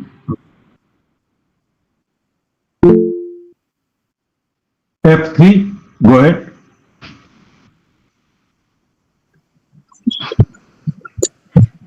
Sir, my question is for D3. Go ahead. That will the AI affect the future mining process? Will okay, your question is to B3 that will artificial intelligence usage impact the manning in future. Okay, I'll let B3 respond, then I can give my views. Okay. B3, would you like to respond? Yes, sir. Yes, AI will definitely impact the shipping in the future, but we need some people because at the end the decision of the seafarer will be the final in case of distress or any emergency situation. But we need some trained professionals which are there to overlook all the process and all. Okay. As I had stated in the previous one, of course, mass code is not something which is being looked at in this stage in this comprehensive review. However, yes, as mass code or autonomous ships start becoming a reality in future, it will impact not only the type of manning, but also the type of competence, the manning which is required to take place. You could have remote operating centers where the competence requirement of people who are sitting there would be different. Similarly, whether it is navigation side or engineering side, there would be changes, yes. That would happen, and possibly that would be a topic for further discussion subsequent to some experience on mass codes later on, but not at this stage. So I hope that adds on. F3, you can go ahead now.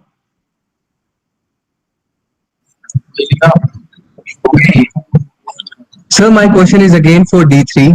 I want to ask that will AI will create a vacuum for lower ranks on board? What do you mean by when you say vacuum for lower ranks? So vacuum for lower ranks. For example, fifth cadet is missing from on board. The job of fifth cadet. You don't require a cadet or something because you have artificial intelligence. Is that your question? Yes, sir. So I think that is what we discussed, that right now manning as per artificial intelligence is not under the review. There would be a change subsequently because if you look at mass code, there are 4 levels of autonomy. It is only in the final level that you have no people on board. Rest of them do have manning. So the structure and all will change. If you have interest, you can look up mass code, which is a separate code in its own, which is coming up as a voluntary code presently. Yes, sir. Okay, sir. E4? Yes, sir. Your hand is raised. You want to? Yeah, go ahead. Yes, sir. I would like to give a proposal to Team C5, as they have rightly mentioned in their paper that the curriculum for PSSR should be revised.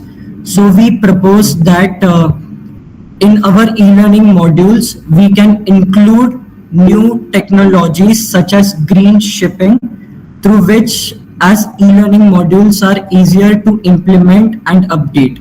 So there can be constant updates in the curriculum as well. PSSR, you said C5. C5, would you like to respond? Because I thought PSSR course I saw in B3. I may be wrong. B3, you want to say something?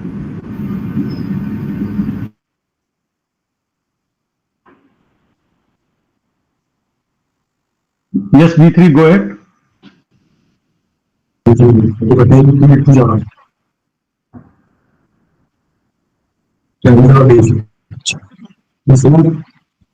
B3, you are on. Go ahead. Good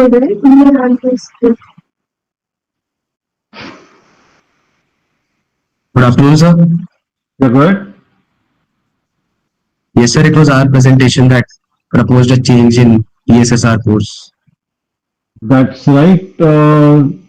So, okay, I see accordingly C5 has lowered its hand. Okay, C5, you want to go ahead?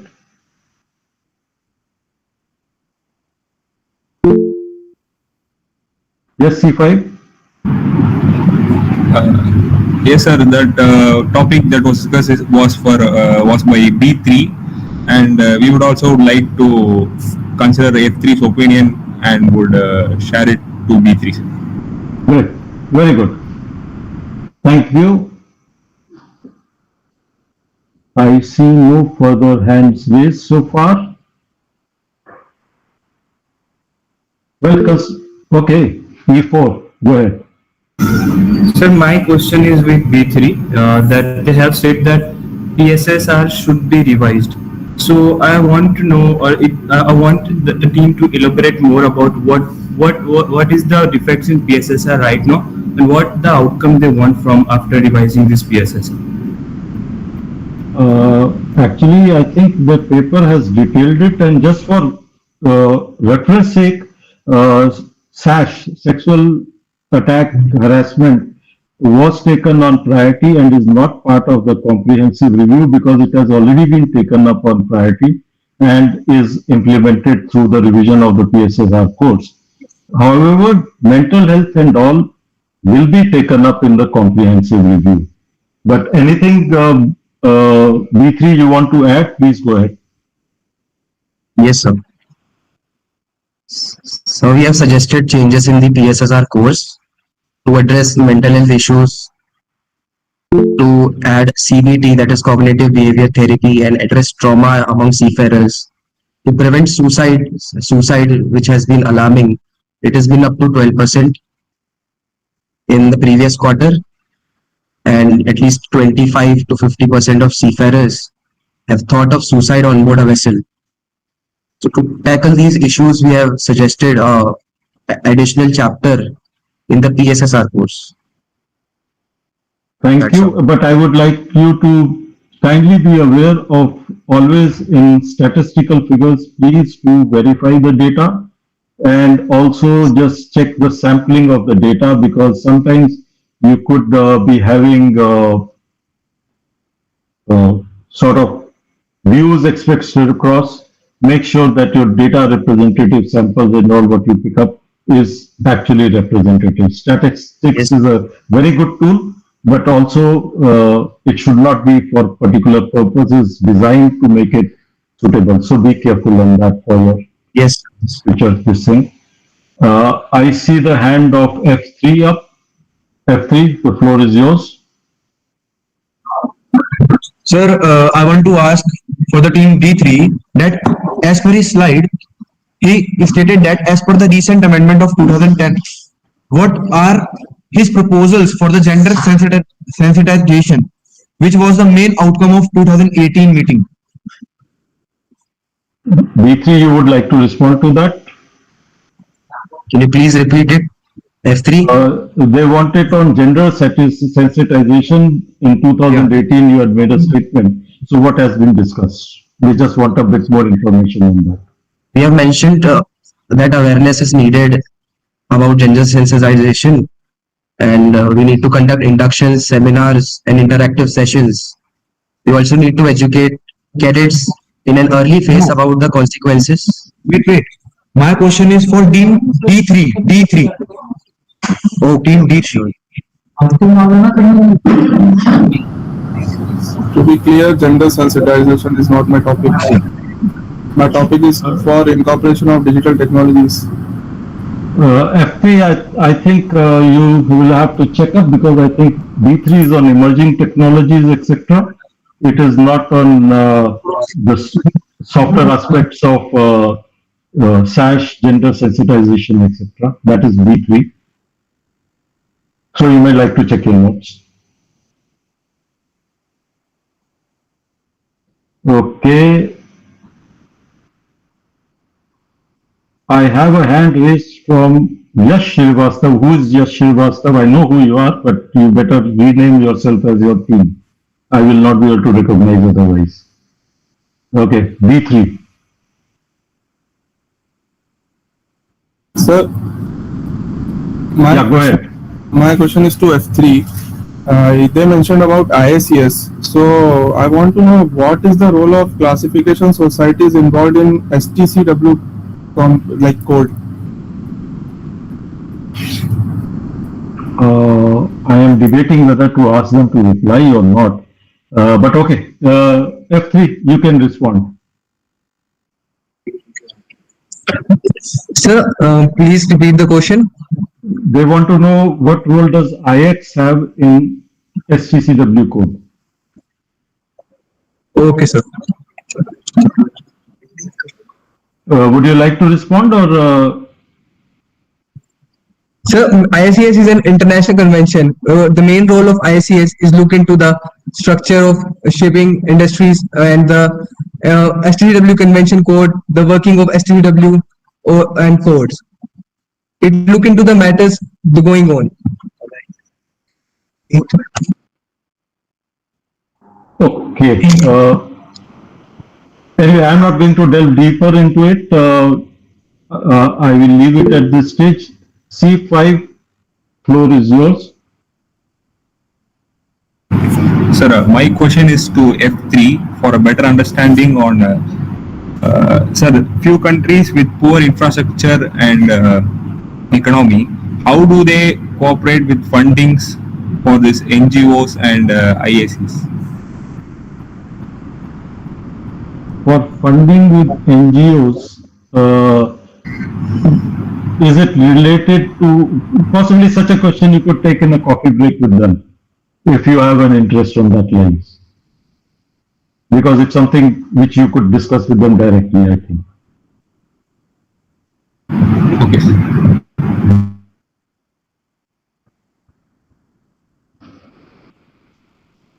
Okay, ladies and gentlemen, I think that's the end of the interactive session, and I'm sure the judges have taken note of this, and we will await for the judges to mark you on these basis. As you know, in this topic, we have had 12 teams, 6 in the morning session and 6 now. The judges will give their opinion now to the core committee who will take the decision forward. From my side, what I will tell you is that few points which I just made while this is since I do have the opportunity, since I have a lot of campus coordinators out here. Presentations is also an art. It's also a competence. Doing a presentation is not just about presenting slides and reading from slides. Presentation is about getting your message across. And I feel that is one of the key areas we wanted to develop when we started this program, that we wanted the students also to become confident of doing presentations to a large audience, understand the nitty-gritties. Having gone through these 12 presentations since morning, I'm sure even the campus coordinators, senior people who are guiding students, mentors, would have come across a difference of level of presentations.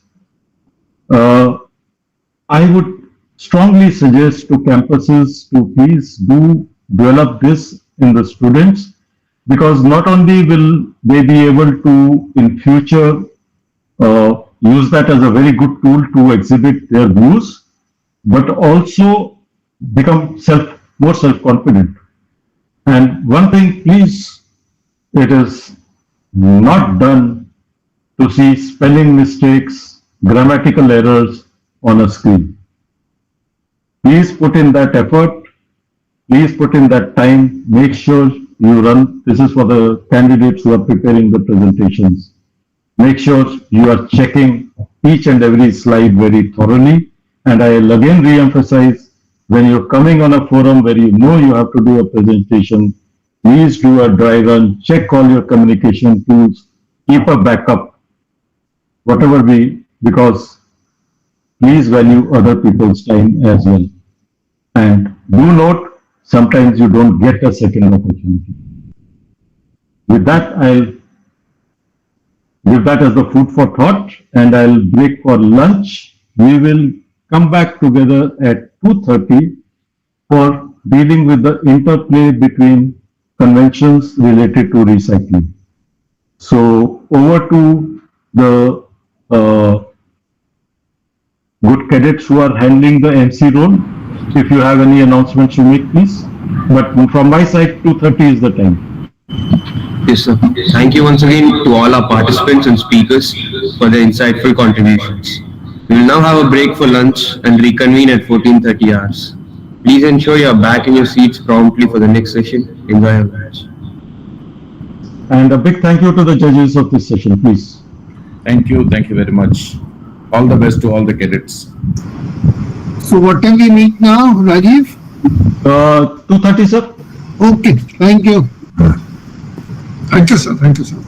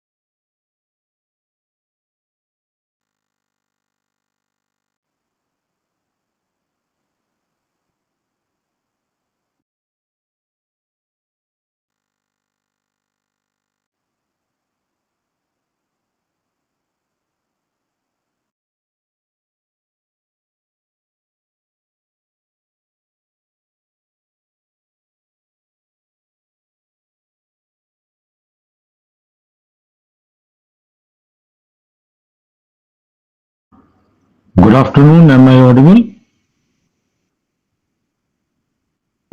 Yes, sir, you are audible. Yes. Good afternoon, sir. Good afternoon, sir. Good afternoon. So back to the 2:30 session. Can I request the cadets who are doing the MC job to kindly take over and start? Do I have all the teams present now?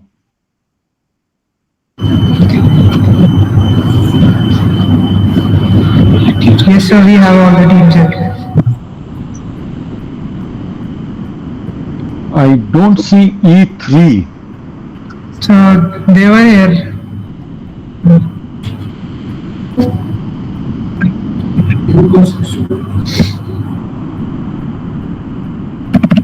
Can you cross check? I don't see E3. Yes, sir, Team E3 hasn't joined. They were here. Okay, no problem. You proceed.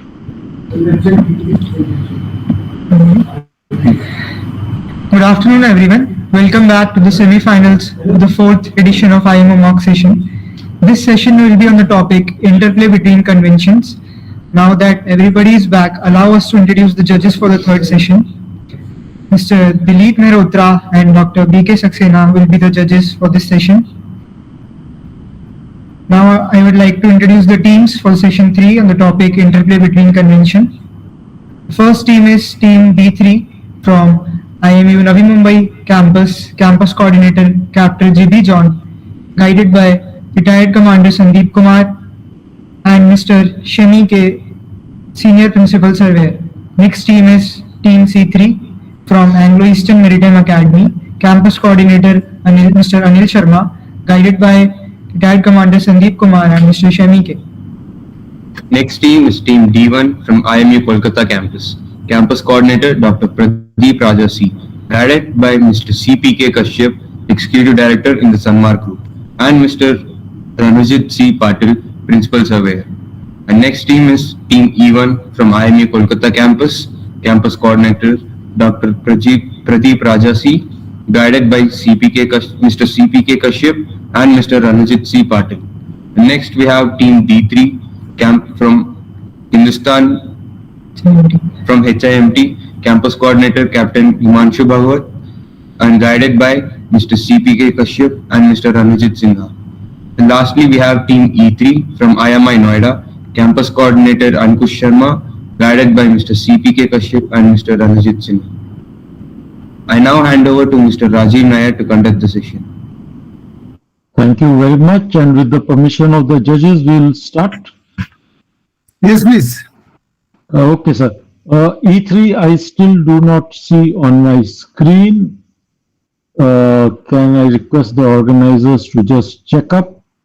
Do they have any issue? Or do we consider that they will not be joining?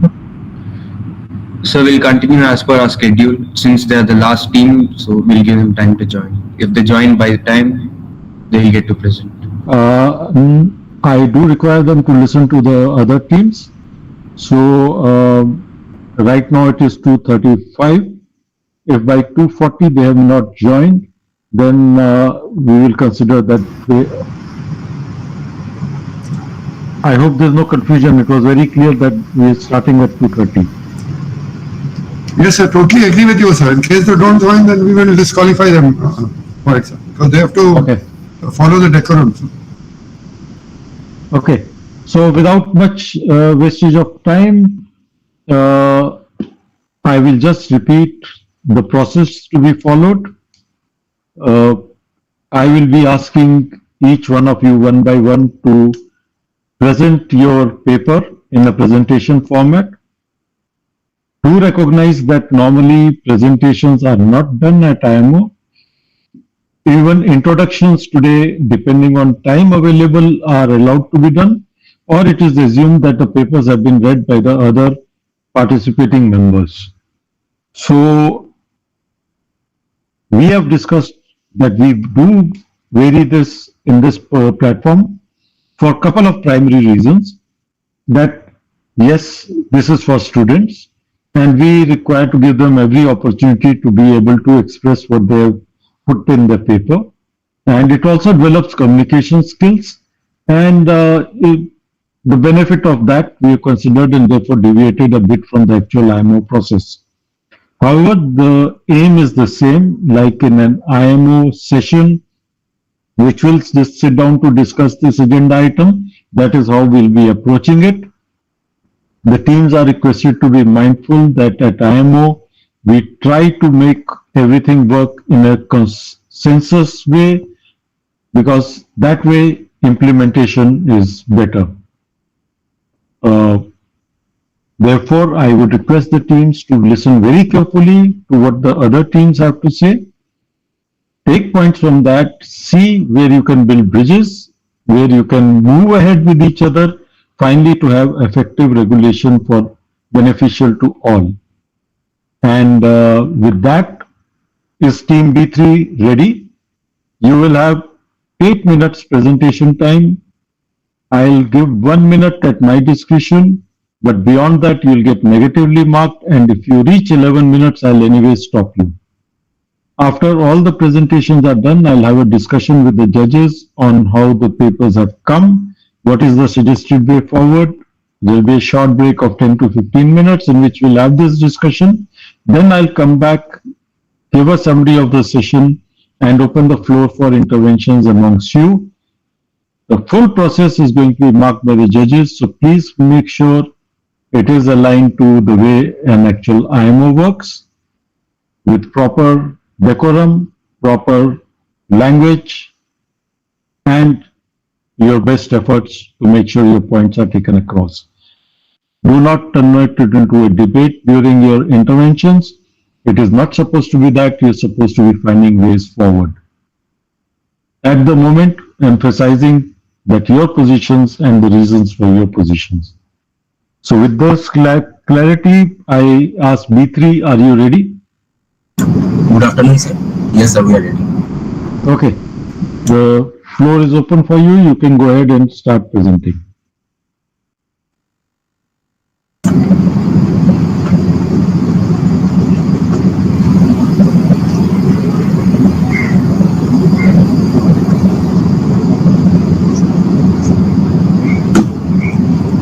Good afternoon, everyone. Myself, Soumyaji Chaudhary, representing Team B3 from IMU Navi Mumbai campus. Today, we will explore the interaction between two critical international agreements governing waste and environmental management in the shipping industry, the Basel and Hong Kong Conventions. Our focus will be on how harmonizing these conventions could lead to better environmental and safety outcomes from point of view of a developed nation. We begin with a brief overview. The Basel Convention primarily regulates hazardous waste management, while the Hong Kong Convention focuses on safe and environmentally sound ship recycling. These conventions have overlapping goals, particularly around handling hazardous materials and promoting sustainable practices. This presentation suggests ways to enhance the synergy between these frameworks, improving both waste management and ship recycling efficiency.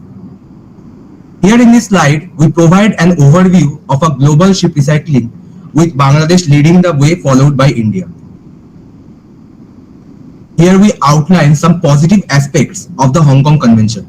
It encourages a cradle-to-grave approach, ensuring that all materials in a ship are responsibly reused, which conserves energy and reduces environmental impact. Parties must also notify the IMO of any permitted ship recycling facilities in accordance with the convention.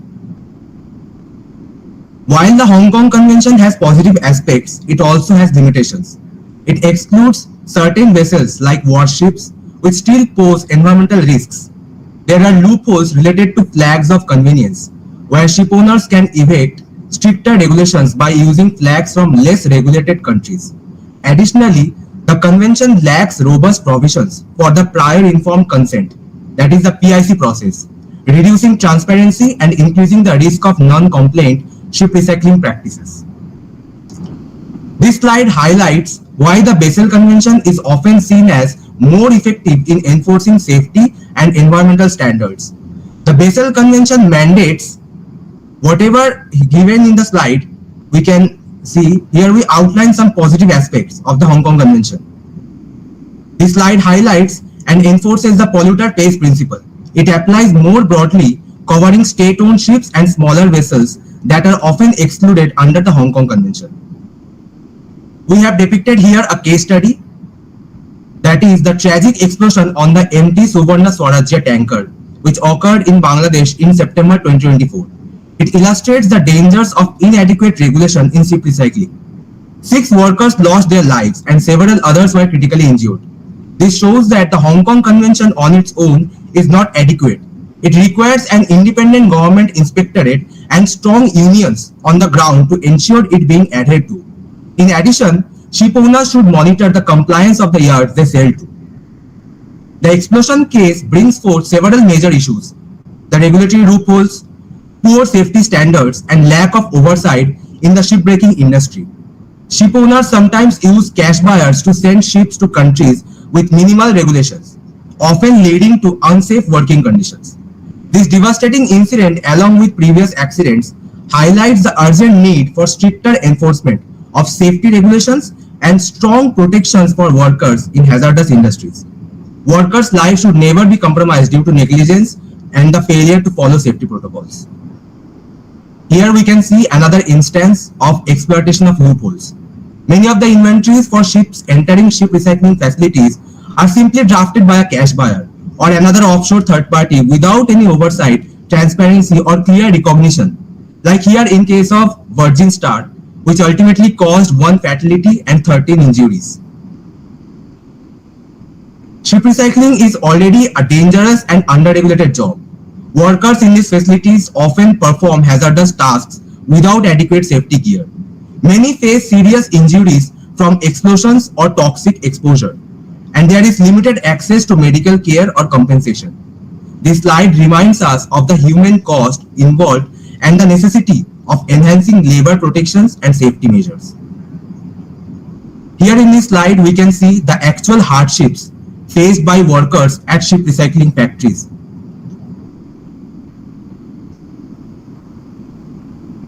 So we, being a developed nation, often own the vessels sent for recycling. We have a duty to promote responsible practices. This includes providing financial and technical support to improve ship recycling facilities and adopting stricter recycling standards. By investing in safer infrastructure, we can play a pivotal role in ensuring that ship recycling is done safely and sustainably. In the early stages of shipbuilding, we may also use our R&D resources to limit the amount of dangerous materials on ships. PIMCO has already raised concerns that the Vessel Convention's stricter requirements may be necessary for effective oversight. Depending on where a ship is recycled, the interplay between these conventions can create compliance ambiguities. PIMCO advocates for stronger regulatory alignment to prevent hazardous ships from ending up in unsafe facilities. As of conclusion, we recommend one step ahead of BIMCO to harmonize the Basel, Hong Kong, and also EU ship recycling regulations into a single stringent standard that prioritizes worker safety and environmental protection. A combination of legislative and financial incentives could reduce the misuse of flags of convenience and cash buyers. With proper investment in safer facilities and a commitment to transparency, we can move towards a more accountable and environmentally responsible ship recycling industry. Thank you everyone for your attention. We hope the presentation has provided valuable insights into the interplay between these conventions. Thank you very much, P3, and thank you for sticking to the time. And I'm sure the developing nations would have some views during the interaction, especially as they are the places where the recycling is majorly taking place. But we leave it that for the interaction. C3, are you ready?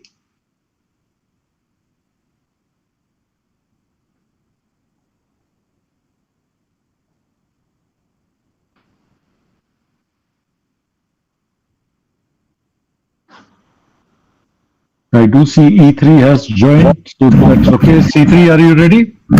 Yes, sir. Is our screen visible, sir? You are visible, but not your screen. But if you are ready, you can go ahead, share your screen and start. Yes.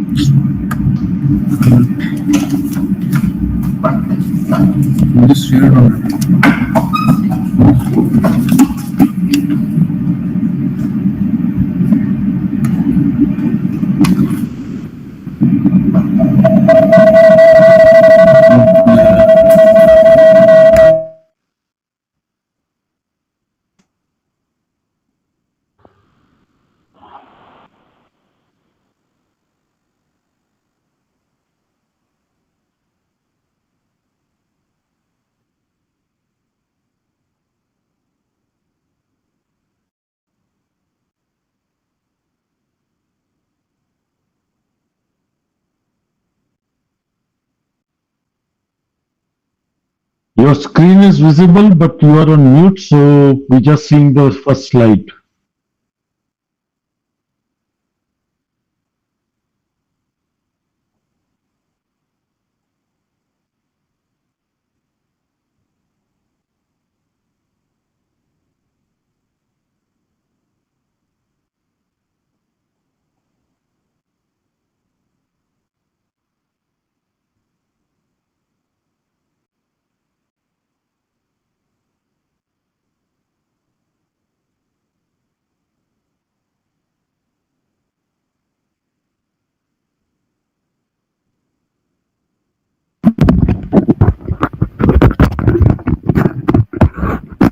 So can you hear me now?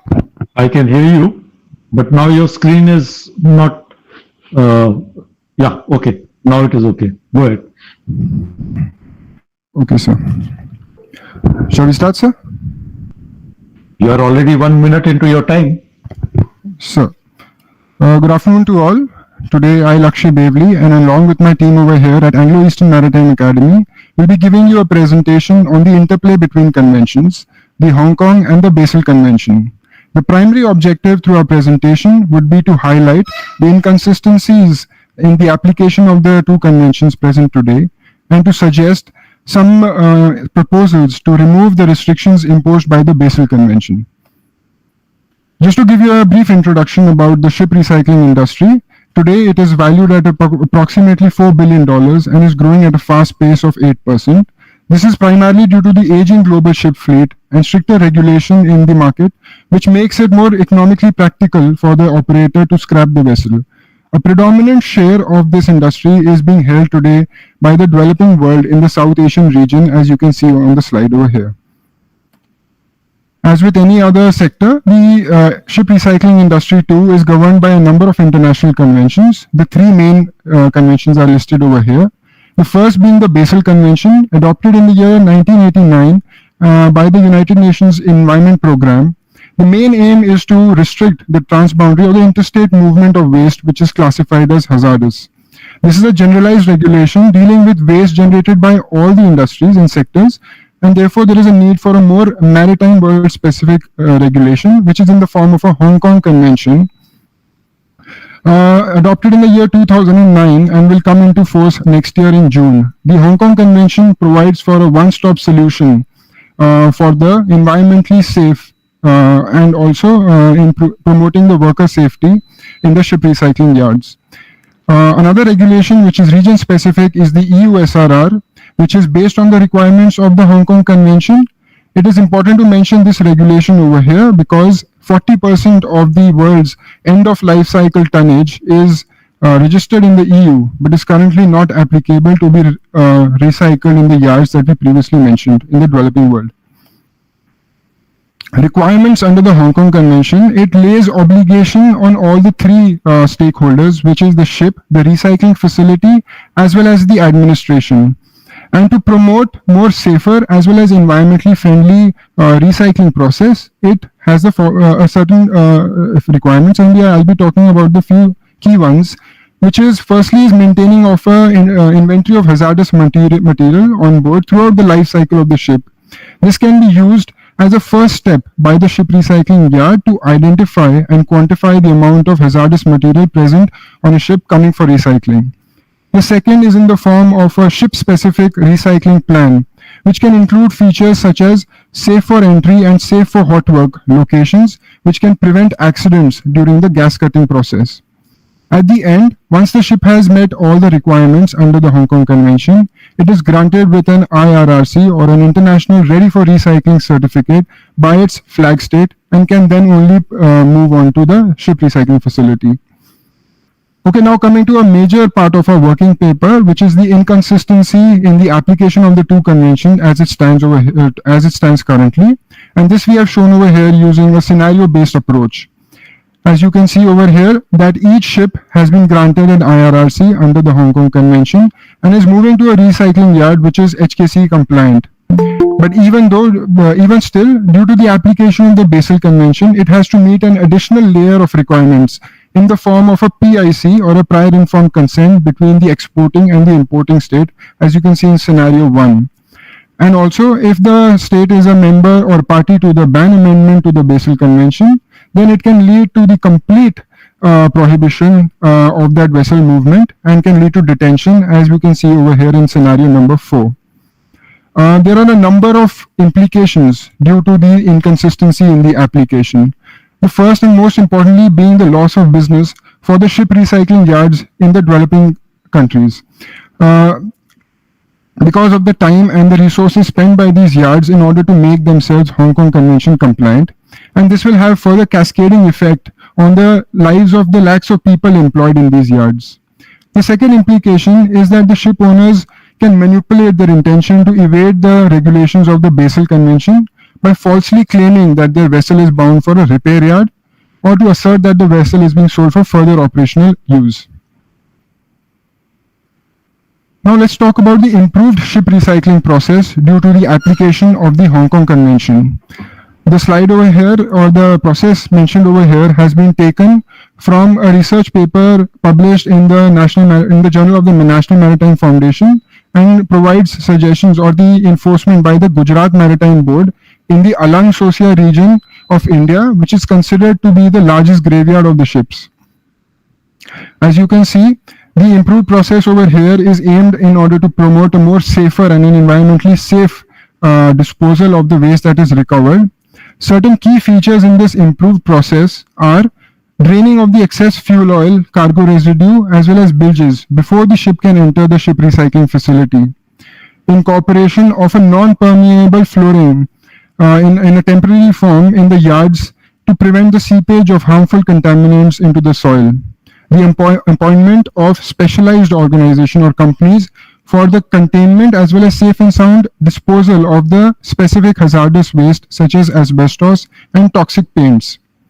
Now, all of this shipbreaking activity will culminate in the recovery of a lot of scrap steel, which can be melted and again made into re-rollable steel, thus promoting circular economy. Now, I'll hand over to my friend Subhaya, who will talk to you about the proposals suggested. As per our working paper, our proposal is that ship recycling facilities under the Hong Kong Convention should not be legally pursued under the Basel Convention. At the 82nd session of the MEPC that was held in October 2024, a provisional guidance was approved by the committee which advises that states that are party to both conventions should ensure that provisions of the Basel Convention does not interfere with the transboundary movement conducted in accordance with the Hong Kong Convention. The committee also expressed its general support for the smooth implementation of the Hong Kong Convention and avoiding any unintended clashes with the Basel Convention. The committee also requested that this issue should be further discussed in the 17th Conference of Parties of Basel Convention, which will be held in Geneva in 2025. Coming to the second proposal, Hong Kong Convention should integrate key provisions from the Basel Convention and the EU-SRR to ensure environmentally sound and safe operations. For example, cementing of dry beaching areas, for secondary cutting, improve drainage systems, and also make provisions for the environmentally sound management by continuous governing of waste treatment by downstream facilities.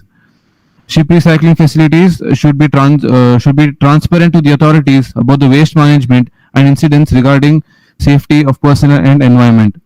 Hong Kong Convention should have a recognized ability to prohibit export instead of only allowing flag states to deny recycling by denying the issuance of the International Ready for Recycling certificate so as to avoid ships from being abandoned in the recycling state if the ship recycling plan is denied. Coming to our last proposal, the Hong Kong Convention places the responsibility on the flag state to ensure the compliance with its requirements. However, ships may register under other states to evade these regulations. These concerns arise with the flag of convenience.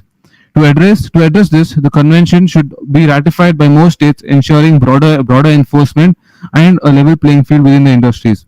Thank you, judges. Our team is looking forward for being part of the group discussion with the other delegates present to further come to a consensus on the proposal. Thank you. Thank you very much, C3, and thank you for taking us through what are the issues in that table, how you could still have detention even though Hong Kong Convention is accepted. So I'm sure there'll be discussions as we go forward. Is D1, are you ready? Yes, sir. Okay, you have the floor. Go ahead.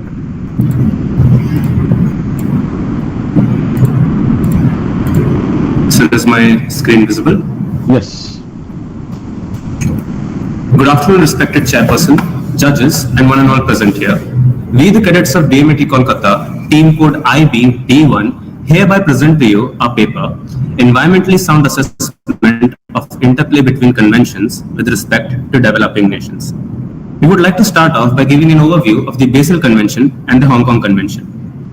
The Basel Convention primarily deals with the transboundary movement of hazardous waste from point A to point B and also delegates their disposal. The Hong Kong Convention primarily deals with the safe and environmentally sound recycling of ships.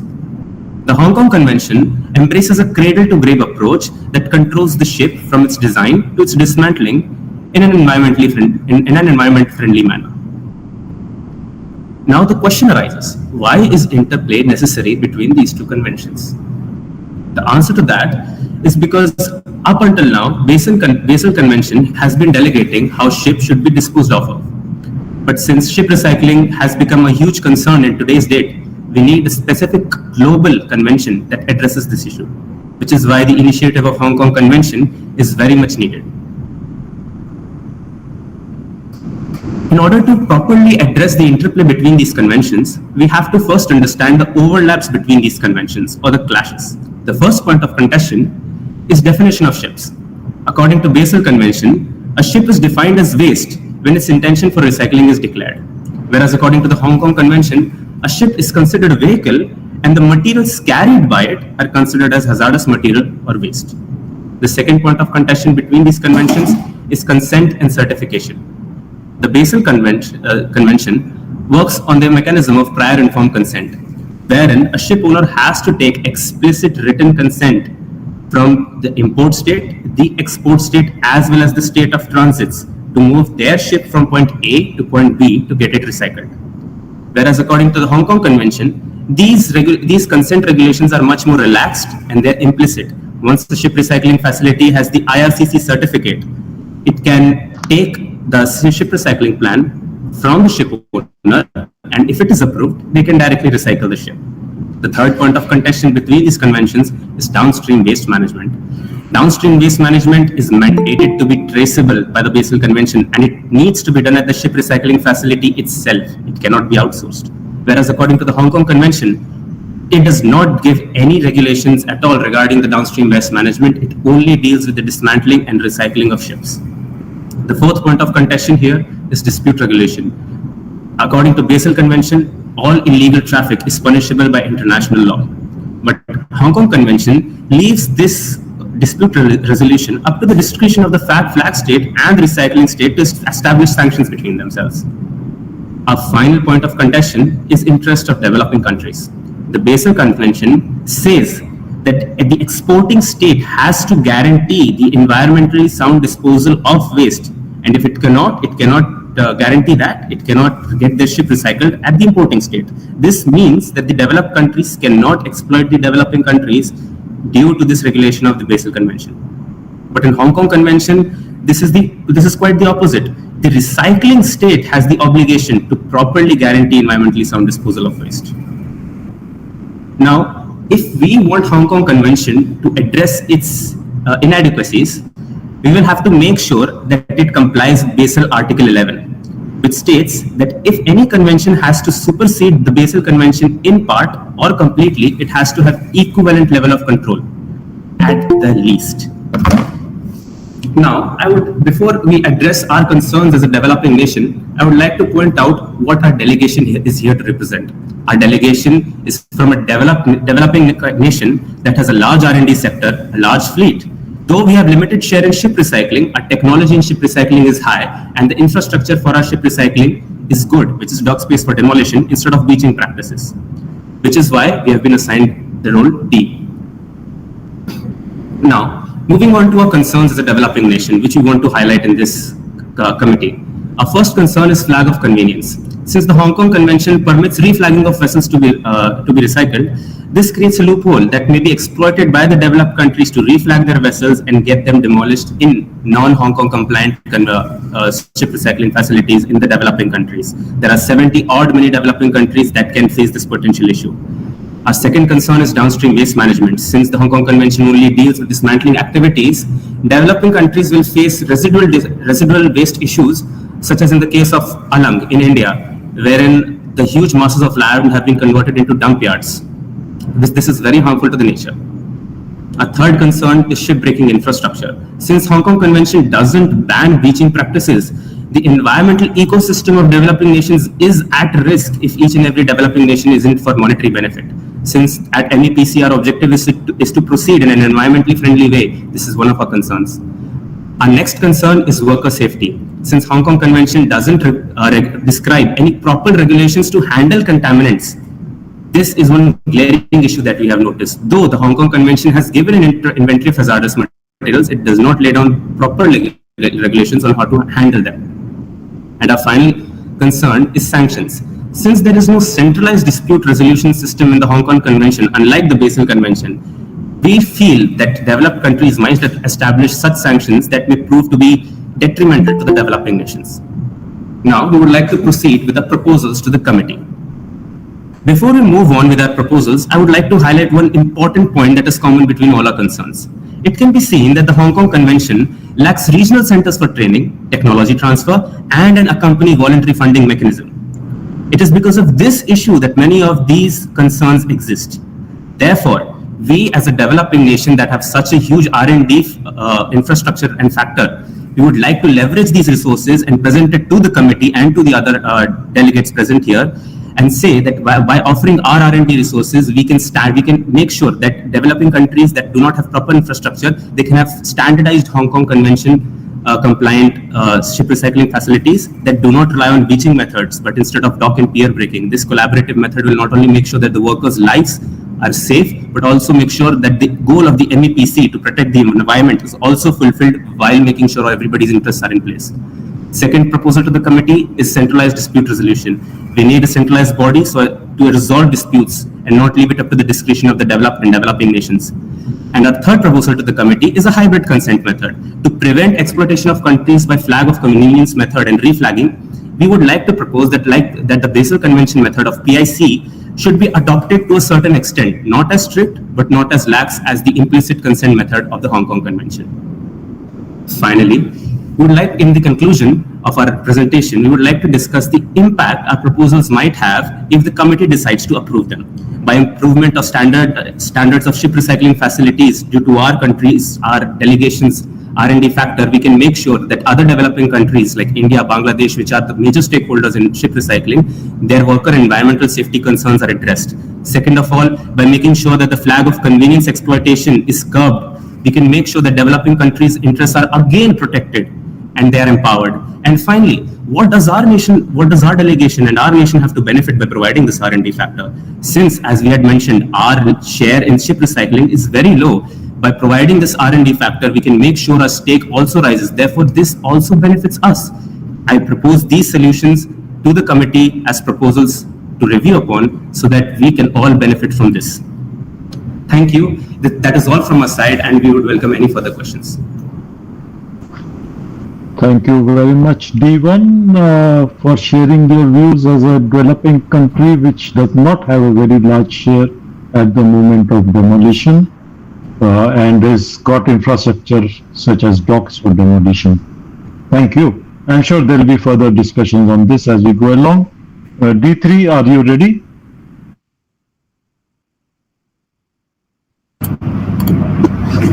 Good morning, sir. Yes, sir, we are ready to present our presentation. So, go ahead, the floor is yours. Yes, sir. Is our screen visible? It's coming on, yes. Yes.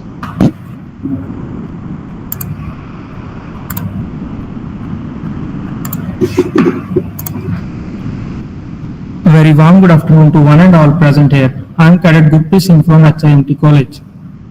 My name is Arya Singh and I am from HMT College. I am Cadet Siddharth Jha from HMT College. And our topic is on interplay between conventions. And our team code is D3. So I would like to initiate with the process of ship recycling. Ship recycling is a long-term established practice for the dealing with the ships at the end of their operational life. Shipbreaking is the process of dismantling and decommissioning ship. It is a hazardous industry and poses many risks to the environment and humans. So as to ensure the safety of health of workers and environment, the Hong Kong Convention was adopted at a diplomatic conference in Hong Kong, China. The Hong Kong International Convention for the Safe and Environmentally Sound Recycling of Ships 2009 is aimed at ensuring that ships, when being recycled at the reaching end of their operational life, do not pose any unnecessary risks to human life, safety and the environment. And after that, ships destined for breaking are waste as defined by the Basel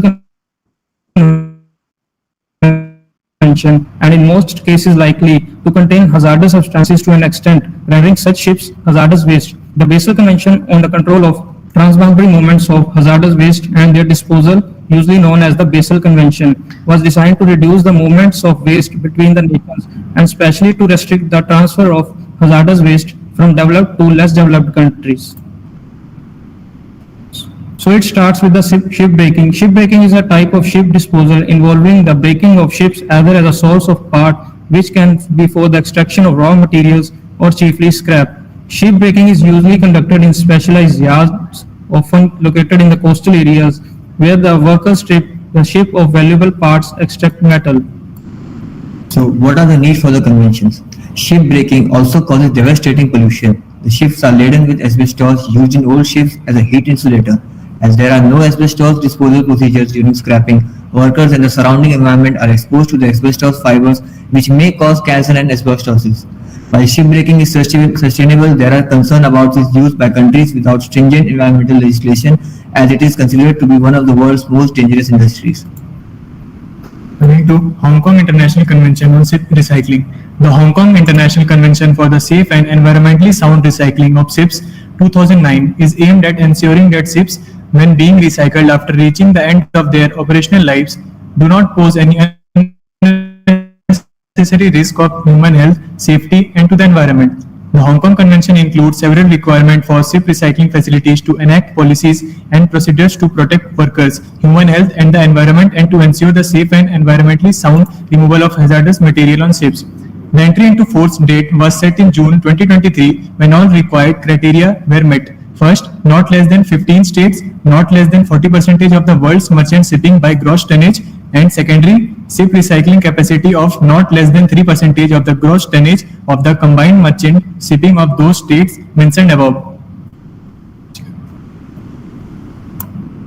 The Hong Kong Convention was adopted at a diplomatic conference held in Hong Kong, China in May 2009 and was developed with input from IMO member states and non-governmental organizations and in cooperation with the International Labour Organization and the parties to the Basel Convention on the Control of Transboundary Movement of Hazardous Waste and their Disposal. The Hong Kong Convention intends to address all the issues around ship recycling, including the fact that ships sold for scrapping may contain environmentally hazardous substances such as asbestos, heavy metals, hydrocarbons, ozone depleting substance, and others.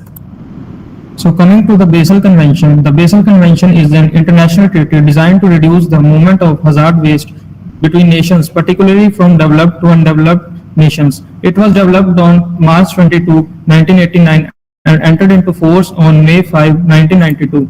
The convention aimed to protect the human health and the environment from the advent of dangerous waste and other waste by controlling their transboundary movements and promoting environmentally sound management. The Basel Convention is also intended to minimize the rate of toxicity of waste generated to ensure their environmentally sound management as closely possible to source of generation to assist the developing country environmentally sound management.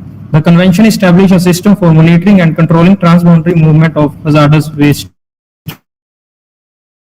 Coming to interplay between the Marine Environment Protection Committee (MEPC) at its 81st session, which held on 18 to 22nd March 2024, requested the Secretariat to develop draft guidance on the interplay between the Hong Kong International Convention for the Safe and Environmentally Sound Recycling of Ships 2009 and the Basel Convention on the control of transboundary movement of the hazardous waste and the disposal. The Basel Convention and the Hong Kong Convention work together on legal issues related to the ship recycling. The Basel Convention continues to help countries apply its provision to ships, while the Hong Kong Convention is intended to be the main international agreement for responsible ship recycling. The provisions of Hong Kong Convention shall not affect transboundary movement which take place pursuant to such agreements, provided that they are compatible with the environmentally sound management of hazardous wastes and other waste as required by the Basel Convention. The Hong Kong International Convention and the Basel Convention are both international agreements aimed at protecting human health and the environment from the harmful effects of waste, but they focus on different aspects of waste management. So what can be the challenges in these both conventions synergy? As the size of the dry dock may constrain the type and third one is, despite precautions, there is a still risk of everyone ensure adherence to local, national. Can you switch off your video because I think your signal is getting weak. Switch off your Yeah, video. signal is weak. In between, we are able to hear.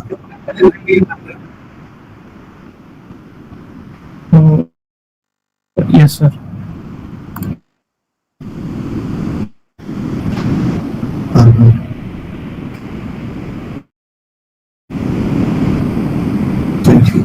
And now we lost your presentation. The challenges with the last one.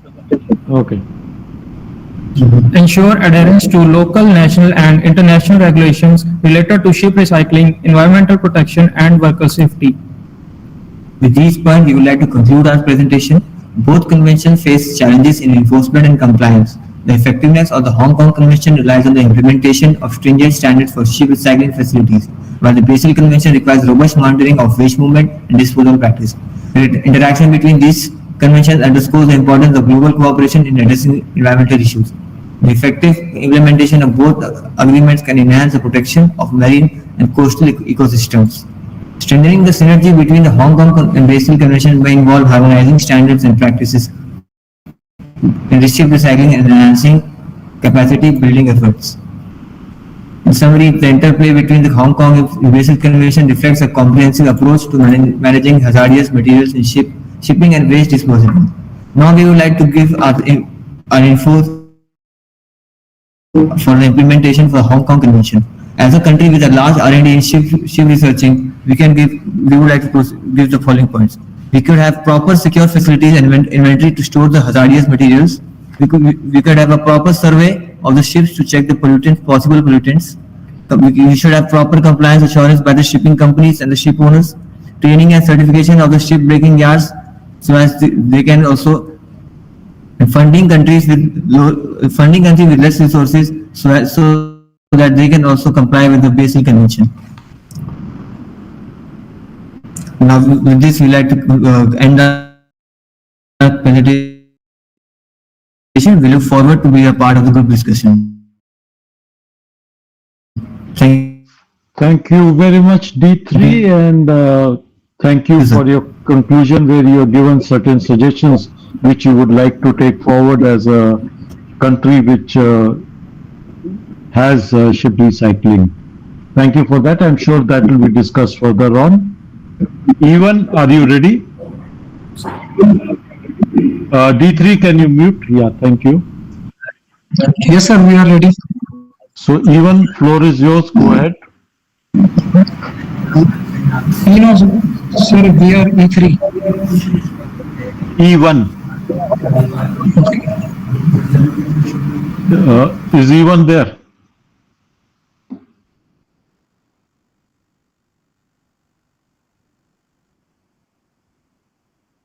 I do see somebody as IBE1, Rajdeep Das.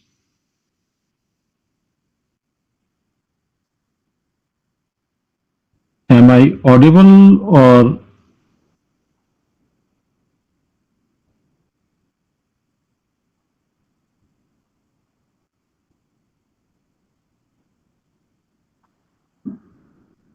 Mr. Hariram, is E1 on the list?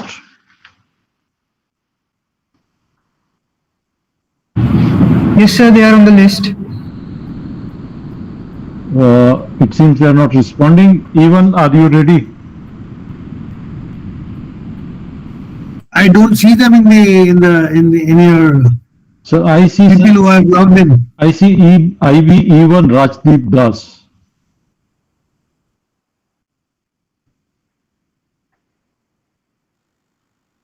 Okay. E3, you ready? Yes, sir, we are ready. Okay, go ahead.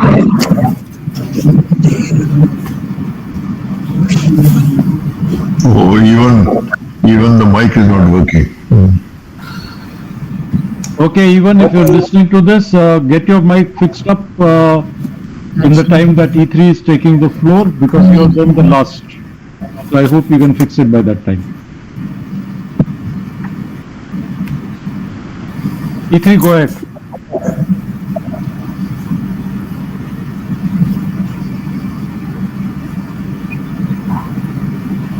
Good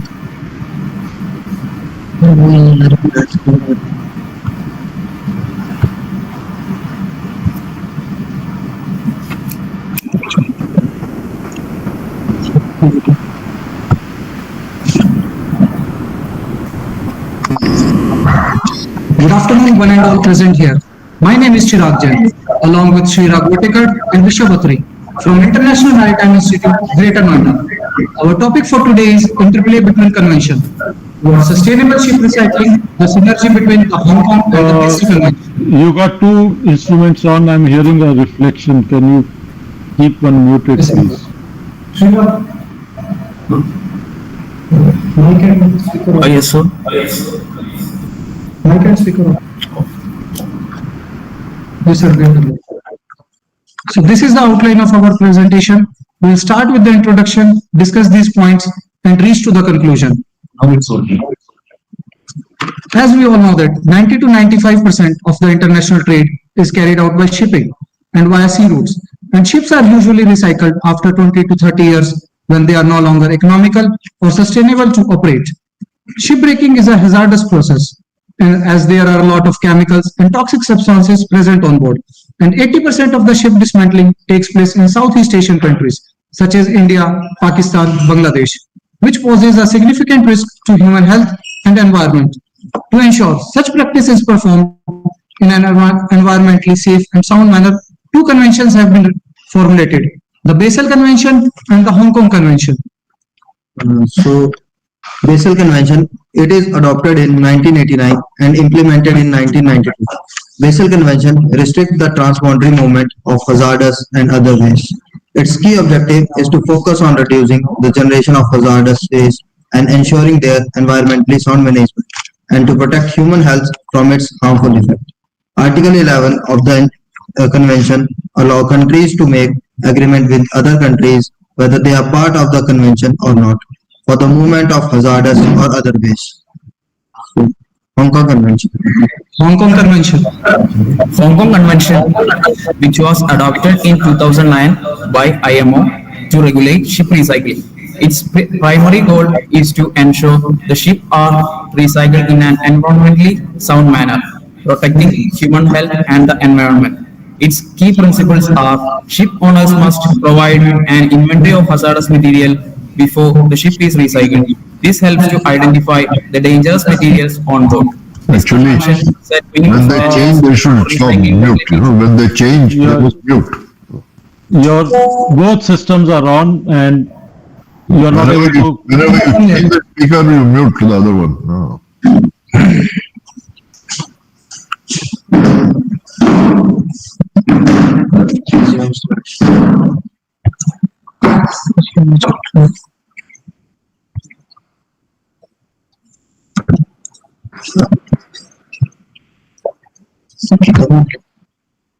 मेरा तो बोले कुछ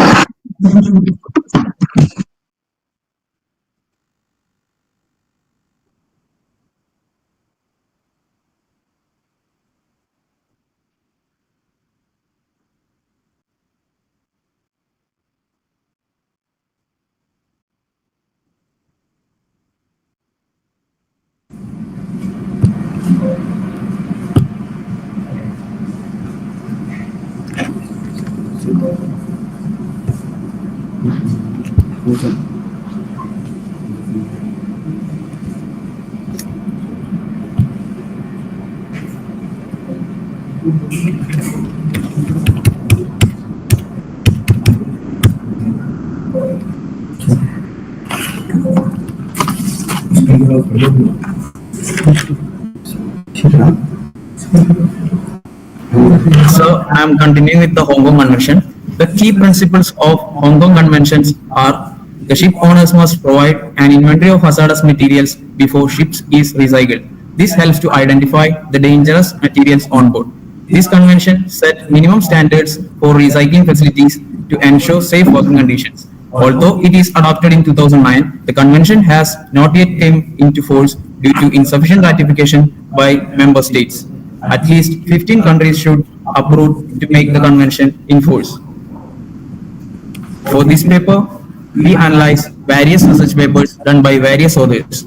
The first one is published on 2010.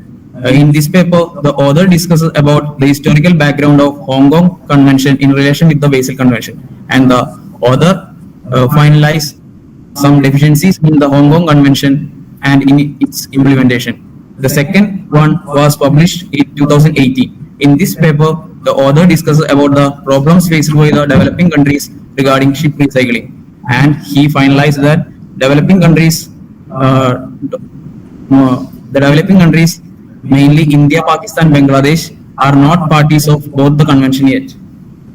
So gaps in the literature. Can The convention emphasizes on the prior informed consent, requiring the exporting countries to get a prior consent from the importing countries before sending any hazardous waste. Inventory of the hazardous waste. Hong Kong Convention, which includes specific requirements for inventory of hazardous waste on ship as well as ship recycling facilities, on ensuring that recycling process must meet safety and environmental standards. The Hong Kong Convention doesn't fully integrate with the frameworks provided by the Basel Convention, and the Basel Convention doesn't cover the needs of the ship recycling facilities under the Hong Kong Convention, creating a gap in the implementation of the ship recycling standards.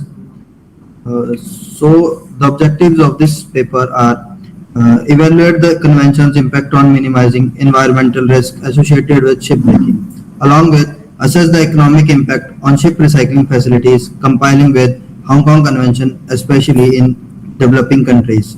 In addition, study the role of convention in promoting sustainable ship recycling without hampering the marine life. Most important, explore the accountability mechanism for ship owners, especially when ships are sold to intermediaries and end up in yards that do not meet the required standards for ship recycling. Keeping in mind, evaluate the convention's long-term impact and future amendment, considering new ship recycling technologies and changing industry practices. So MEPC, a committee of IMO, which addresses environmental issues related to ships, has adopted few resolutions. MEPC, in its 62nd session, which was held in 2012, has adopted the guidelines for development of ship recycling plan. MEPC, in its 63rd and 64th session, which was held in 2012, has adopted guidelines for safe and environmentally sound ship recycling, authorization of ship recycling facilities, inspection of ships under the Hong Kong Convention, and identifying the places where the chemicals and toxic substances is present before the recycling process. Also, MEPC, in its 80th session, which was held in 2023, has formulated guidelines for development of inventory of hazardous material, which involves listing all the hazardous substances present on ship. This inventory is crucial for ensuring safe handling, disposal, and management during the recycling process. And MEPC in its 81st session, which was held in March 2024, proposed to formulate the draft guidance for the interplay between Hong Kong and Basel Convention. The primary goal of this paper is to combine the Basel and Hong Kong Convention into one clear set of rules to manage the environment and health risk regarding the ship recycling. To achieve this, we have to plan according to that. The proposals are: first, we have to align Hong Kong and Basel Convention together to create clear guidelines for managing hazardous materials in ship recycling. Second proposal is that we have to provide technical and financial assistance to developing countries to support them in following the Basel and Hong Kong Convention. The third proposal is that we have to create frameworks to check and improve how the key conventions are followed and enforced. The fourth proposal is that we have to create joint set of rules for enforcing both conventions, focusing on inspection and shared data.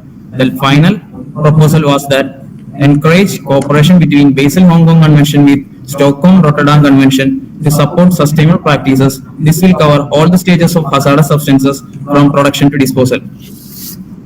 In conclusion, the research highlights the necessity for enhanced collaboration and integration between the two conventions, as some countries are following the Hong Kong Convention and some countries are following Basel Convention, while some are following the both. So there is a necessity in integrating both the conventions to improve the conditions of the shipbreaking industry and enhance ship recycling facilities, but this shouldn't affect the transboundary movement of the goods and impact international trade. Together they aim to safeguard the human health and environment from the threat posed by the hazardous substances. Their synergy can enhance regulatory frameworks, promote sustainable practices in waste management and ship dismantling, and establish that countries work collaboratively to address global environmental challenges.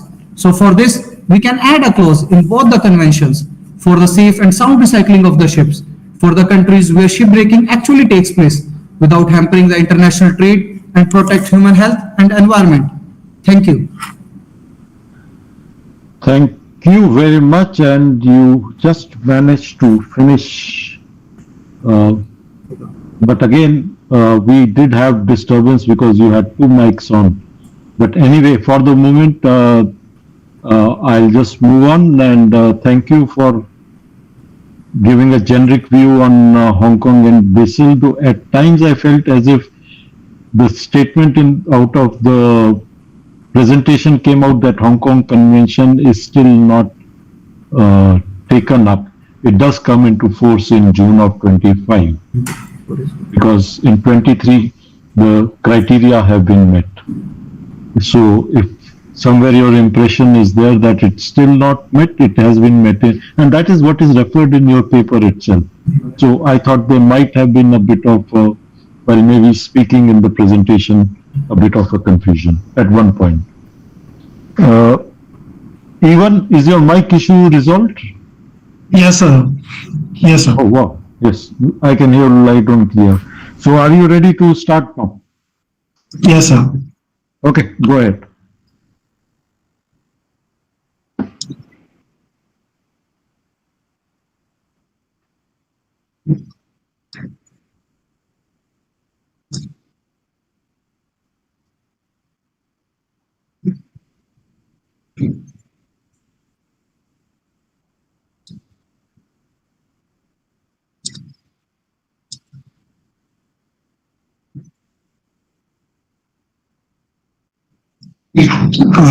Good afternoon, sir.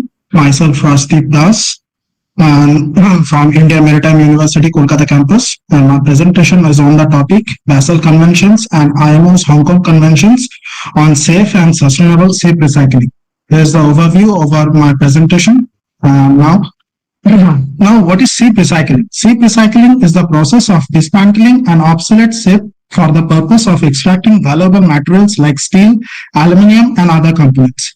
And why we need those conventions, Basel Conventions and Hong Kong Conventions? Because the disposal of end-of-life vessels involves the handling of hazardous materials posing risks to both the environment and the human health. But the countries with weak environmental laws, primarily in South Asia, often bear the brunt of poorly regulated shipbreaking, which results in significant human health and environmental harm. To address these concerns only, the international legal frameworks have been developed, including the conventions, the Basel Convention on the control of transboundary movement of hazardous waste and their disposal, and the IMO's Hong Kong Conventions for the safe and environmentally sound recycling of ships. These regulations not only control the disposal of hazardous waste, but also maintain the lifestyle of the workforce being employable in the shipbreaking industry, especially the worker safety and working techniques. Now, so the regulatory framework, as if the earlier presentations have already discussed about the regulatory framework, still the Basel Convention, it was adopted in 1989 and enforced in 1992. It aims to reduce the transboundary movement of hazardous waste between the nation, especially from the developed nation to the developing nation. Hong Kong Conventions, it adopted in 2009, provides the regulations of ship recycling to ensure that the ship do not pose the unnecessary risks to human health, safety and the environment when being recycled. Though the convention is not fully ratified, resolutions is going on, and as if you said, sir, earlier that 2025 it will be fully ratified. So such words are going on in IMO. And MEPC resolutions, MEPC resolution here, MEPC, the Marine Environment Protection Committee, the resolution number 81, which was earlier discussed this year, April 2024, focuses on the guidelines of the development of the inventory of hazardous materials throughout the ship life cycle. And it also, MEPC 81 also supports the Hong Kong Conventions, and through it, Hong Kong Conventions only, this MEPC 81 resolution has been established and it's been come front for inventory of hazardous materials. Now the synergies between the conventions, the particular point where these conventions are totally focused upon, first is environmental focus. Both the Basel Conventions and the Hong Kong Conventions are fundamentally concerned with the protection of human health and the environment from the harmful effects of hazardous waste. Second is control of hazardous material. Both the conventions emphasize the management of hazardous material during the recycling process. Basel Conventions controls the movement and the disposal of hazardous waste, including the material like asbestos, PCBs, heavy metals like lead, mercury, etc. And Hong Kong Conventions require the preparation of inventory hazardous materials. That includes the transparency in the identifying and managing the hazardous substances. Now promotion, and third is the promotion of environmentally sound practices. When these both conventions supports the concept of environmentally sound management, where it both encourage that there should be less minimization, that will be less generation of wastes from the shipbreaking industry, as well as there will be safe disposable practices to be maintained that would lead to the safety standard of the workforce working in the shipbreaking yard. And now what is the gap between these conventions? The gap between the conventions is first is definition of waste. Basel Conventions, it says that the whole ship is waste. When the ship comes to end of the life, whole ship is waste. But according to the Hong Kong Conventions, it says no, ship is not waste until the ship has gone to the recycling yard, and recycling yard has provided the certificate, IRCC certificate. Until that the ship will be its own power, it will sail to the recycling yard and then it will be declared at waste. So there is definition of waste. It is the gap. It causes the conflict within the conventions. Second is scope of application, where Basel Convention says that within the ship hazardous waste, every waste will be included as hazardous, electronic, industrial byproducts, everything. While Hong Kong Convention says that we will consider the ship recycling processes. Our target will be to ensure ship recycling processes should be correct and it will be within the safety standard. Compliance mechanism also, that Basel Convention says that it will require a prior informed consent certificate and procedures before exporting the hazardous ships or the hazardous waste from one nation to another nation, where Hong Kong Convention says it is not fully ratified, but it was in the resolution that it doesn't hold such sort of statements. But and ensuring that the ships are being, Hong Kong Conventions, it holds that ships ensuring that are recycled in the facilities meet the convention standards. No explicit consent between the states or the ship recycling should be required. Now, what are the implementation challenges? First is consistency between the conventions. As I've said, that definition of waste is totally in conflict state. So there is very inconsistency between the conventions. Second is lack of global standardization and ratification. Though, as if the IMO's Hong Kong Convention is still on resolution state, so there is a lack of global standardization. So ship owners found loopholes, and they are making advantage on these loopholes. Now, weak national regulation and enforcement. The developing countries are also having weak and less stringent rules and regulations, so that those developed countries, they are pushing their hazardous waste into developing countries. Now, on fourth, hazardous waste from recycling. The hazardous waste that comes out from the ship recycling part, asbestos, which is a carcinogenic material which leads to the cancer. A regular exposure to asbestos can lead to a cancer after working with that. After working with a regular period, and that would lead to the huge destruction in the. That would lead to the reduction in the life cycle of those workforce.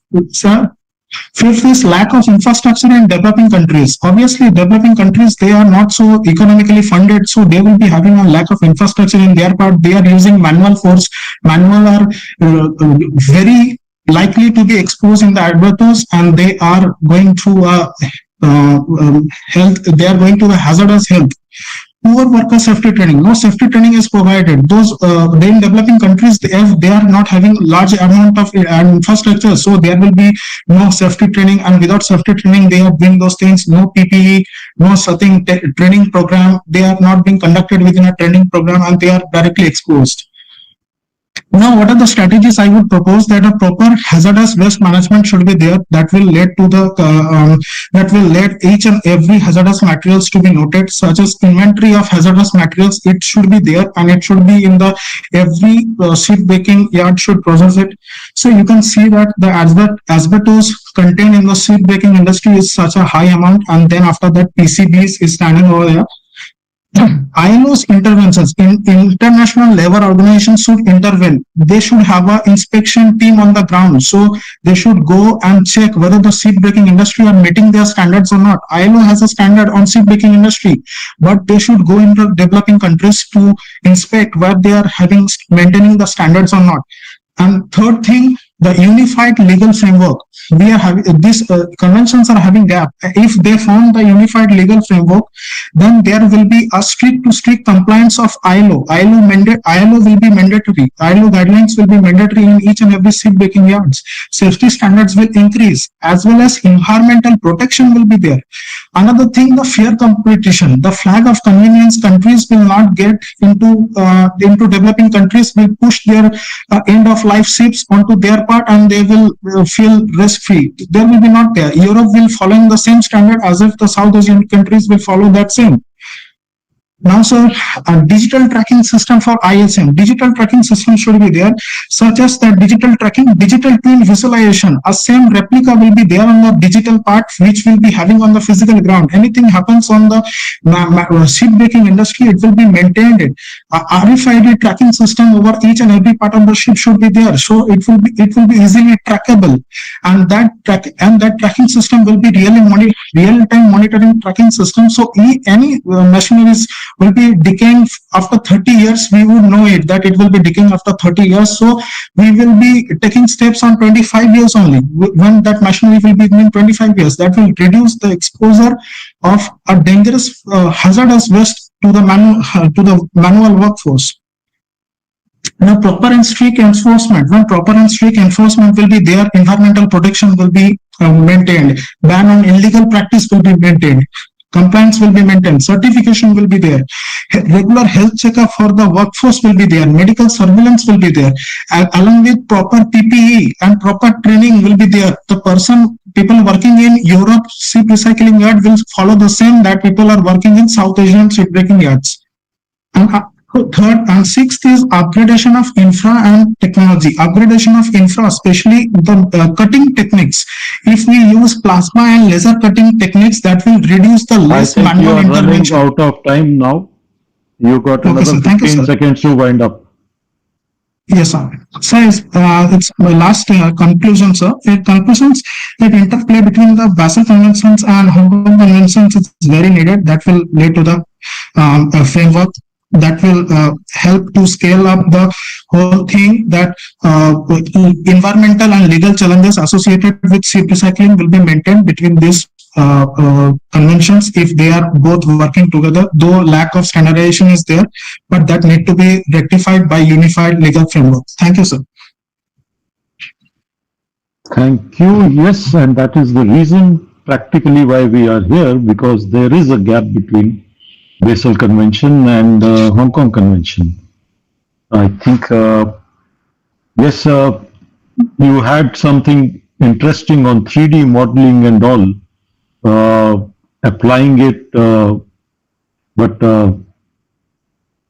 that would be a topic for another discussion, as does it really benefit recycling in a sense, considering at the end of the life of a ship is the cost of investing in those things for checking that during, not during operations, but during recycling.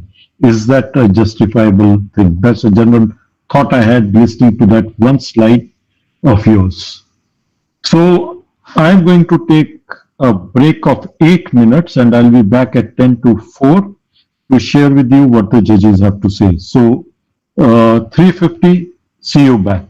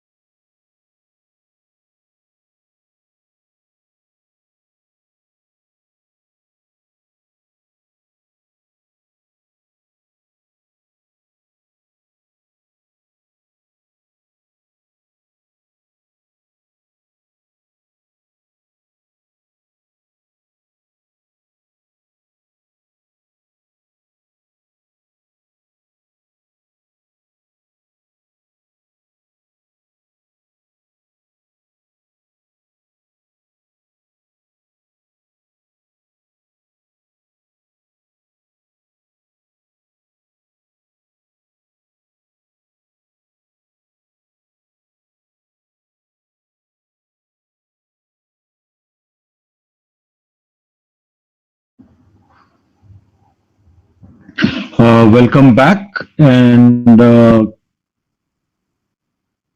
thank you very much for staying on, and thank you to all the 6 teams for their time and effort in bringing us about Hong Kong Convention and Basel Convention and how their thoughts and how, depending on their circumstances, it should move forward.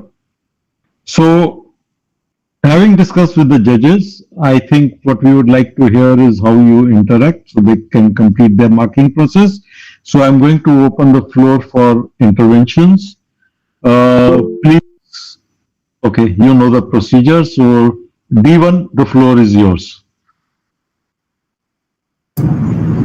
Thank you, sir. We would like to interject Team B3 and would like to extend a collaborative hand. As they stated, their financial responsibility towards developing Hong Kong Convention compliant ship recycling facilities, together hand in hand with our nation's R&D prowess, we believe we can ensure responsible ship recycling practices.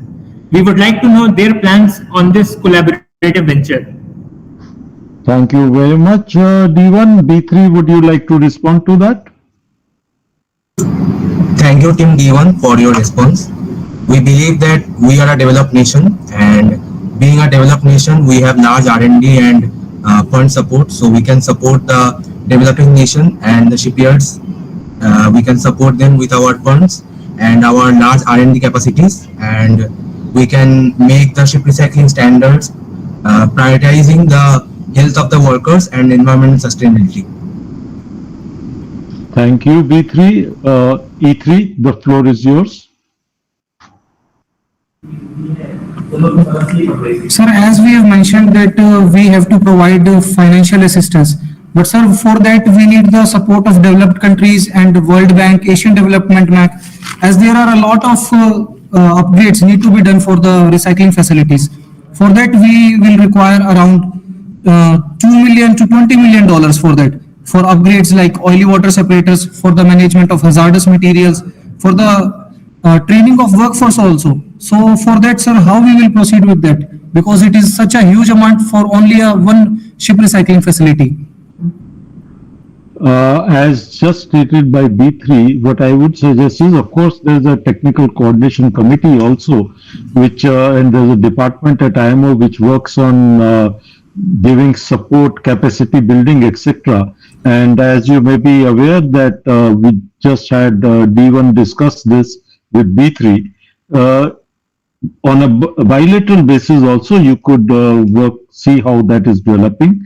And if you have not yet approached it, you should look at developing a plan and work out.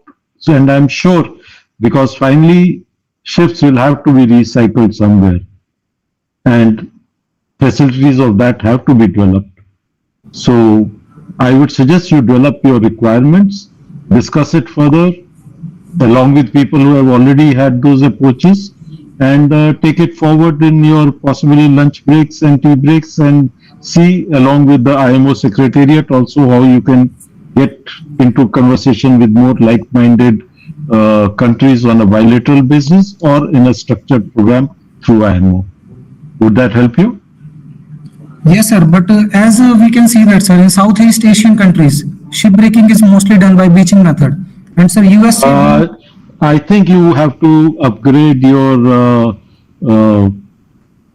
Hong Kong like if you check up on the methodologies being adopted today, Hong Kong compliant yards exist now, including in Bangladesh and India. And while beaching method would be there are in Hong Kong Convention, there are mechanisms on how to make sure that it does not lead to pollution. So I hope you would do some research work on that. Yes, sir. Surely, sir, we will do that. I see D3, you have a question. Yes, sir. Good evening, sir. So we want to collaborate with Team E3 as they have a large share in ship recycling, but the technology level in ship recycling is low, and their importance for ship recycling industry is very high. And as our country is having high technology level in ship recycling, but a low share in ship recycling, we would like to collaborate and give them the facilities they require and the resources they require. And as he said, the beaching, there is a problem of the beaching method. Our ship is based on dock space used for demolition. So we can use dock space for demolition beaching methods. So that, from that way we can control the environment pollution. So we would like to know the insights of E3 on our proposal. Yes, you can go ahead and have a discussion with them in a break as to how you can work together on a bilateral basis. I do not want to get into a debate on dry docks versus beaching when we are actually discussing the conventions and not particular recycling methodologies. C3, the floor is yours. Yes, sir. So I would like to address the concerns raised by B3 about the ship recycling process in some of the developing countries. And since we are furthering the interest of the developing countries, this would provide them with good information. So a lot, you can say significant strides have been taken to reduce the number of fatalities and the incidents that are taking place that in the developing country ship recycling yards. Just to take an example of the Alang region within India, number of things which were mentioned in the B3 slides, such as improved safety training. There is mandatory training now required for all new joining workers in the yards, which is a 12-day course. Also, there's a 2-day gas cutter specific course that is required. And the experienced professionals are also being re-equipped with 3-day refresher courses. As for the question raised on the medical capacity, the Alang region has improved, or you can say the Gujarat Maritime Board has improved the medical facilities by building new hospitals. Currently, there are 3 medical facilities available in the region, along with a new multi-speciality hospital that is coming up over there, just to address any diseases or any concerns of the Alang ship workers, recycle workers. Also, the expense that is borne, or the expense of that medical care is borne by the plot owners themselves. So this is a necessary requirement by the Gujarat Maritime Board. As far as the technology is concerned, like you had also mentioned, although beaching is allowed under the Hong Kong Convention, but still proactive measures are being taken by the plot owners to adopt like new ingenious technologies such as like a non-permeable geosynthetic membrane that can be placed on a temporary basis under the ship, which will prevent the seepage of oil during the ship recycling process. So sir, these were just some points that I'd like to mention. And also this is in the short term that is being done, and in the long term, yes, I will do agree that we can still further strengthen the requirements under the Hong Kong Convention, and with the necessary funding available from the developed nations and through cooperation between the IMO and as well as the Basel Secretariat. Thank you. Thank you. Thank you very much for this information, and it would be very helpful if you could in a future session submit an information paper on what all is being done and how certification of these yards is also being done to ensure the compliance not only with the requirements of Hong Kong Convention but it's sometimes beyond that.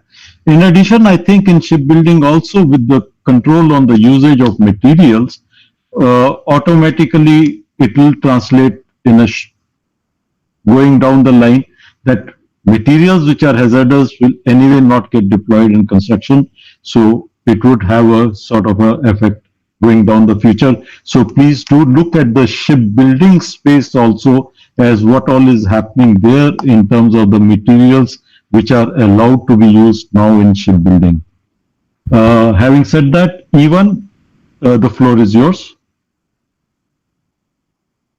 So I want to ask D1 that they have said that in their presentation about the R&D transfer to the developing nation.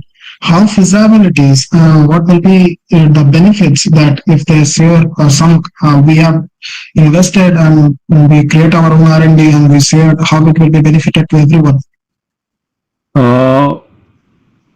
I think you can discuss it on a bilateral basis. They have an offer for them to share. I think you should be taking it rather than discussing and asking why will it be beneficial to you. I would rather take a proactive approach and say, please have a bilateral discussion and see how you can cooperate. Yes.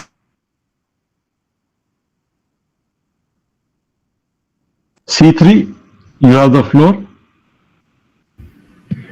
Thank you, sir. So just to go back to your point that you had mentioned, under the Hong Kong Convention, there is a complete prohibition of the use of hazardous material during the shipbuilding and construction phase also. But coming back to the point I wanted to raise, I wanted to support the point raised by Evan, the gap that they had mentioned, that the entire ship under the Basel Convention right now is being treated as waste. But as we saw in my in our presentation, that during that recycling process, we can obtain a lot of useful material such as re-rollable steel, as well as some usable batteries or electronics present on board, which can be further recycled and reused, thus promoting circular economy. That was one point. Also addressing the point on prior informed consent raised by many of the teams as well as Evan. Just like to go into the Hong Kong Convention application. It is being met through a different way. Just to explain it further, an IRCC has to be issued by the flag state of the vessel. Also, at the same time, an IHM certification as well as a ship recycling plan has to be certified by the state in which the ship recycling facility is present, and that can be denied also based on the hazardous material present on the ship. Therefore, we are doing a consent process even within the Hong Kong Convention.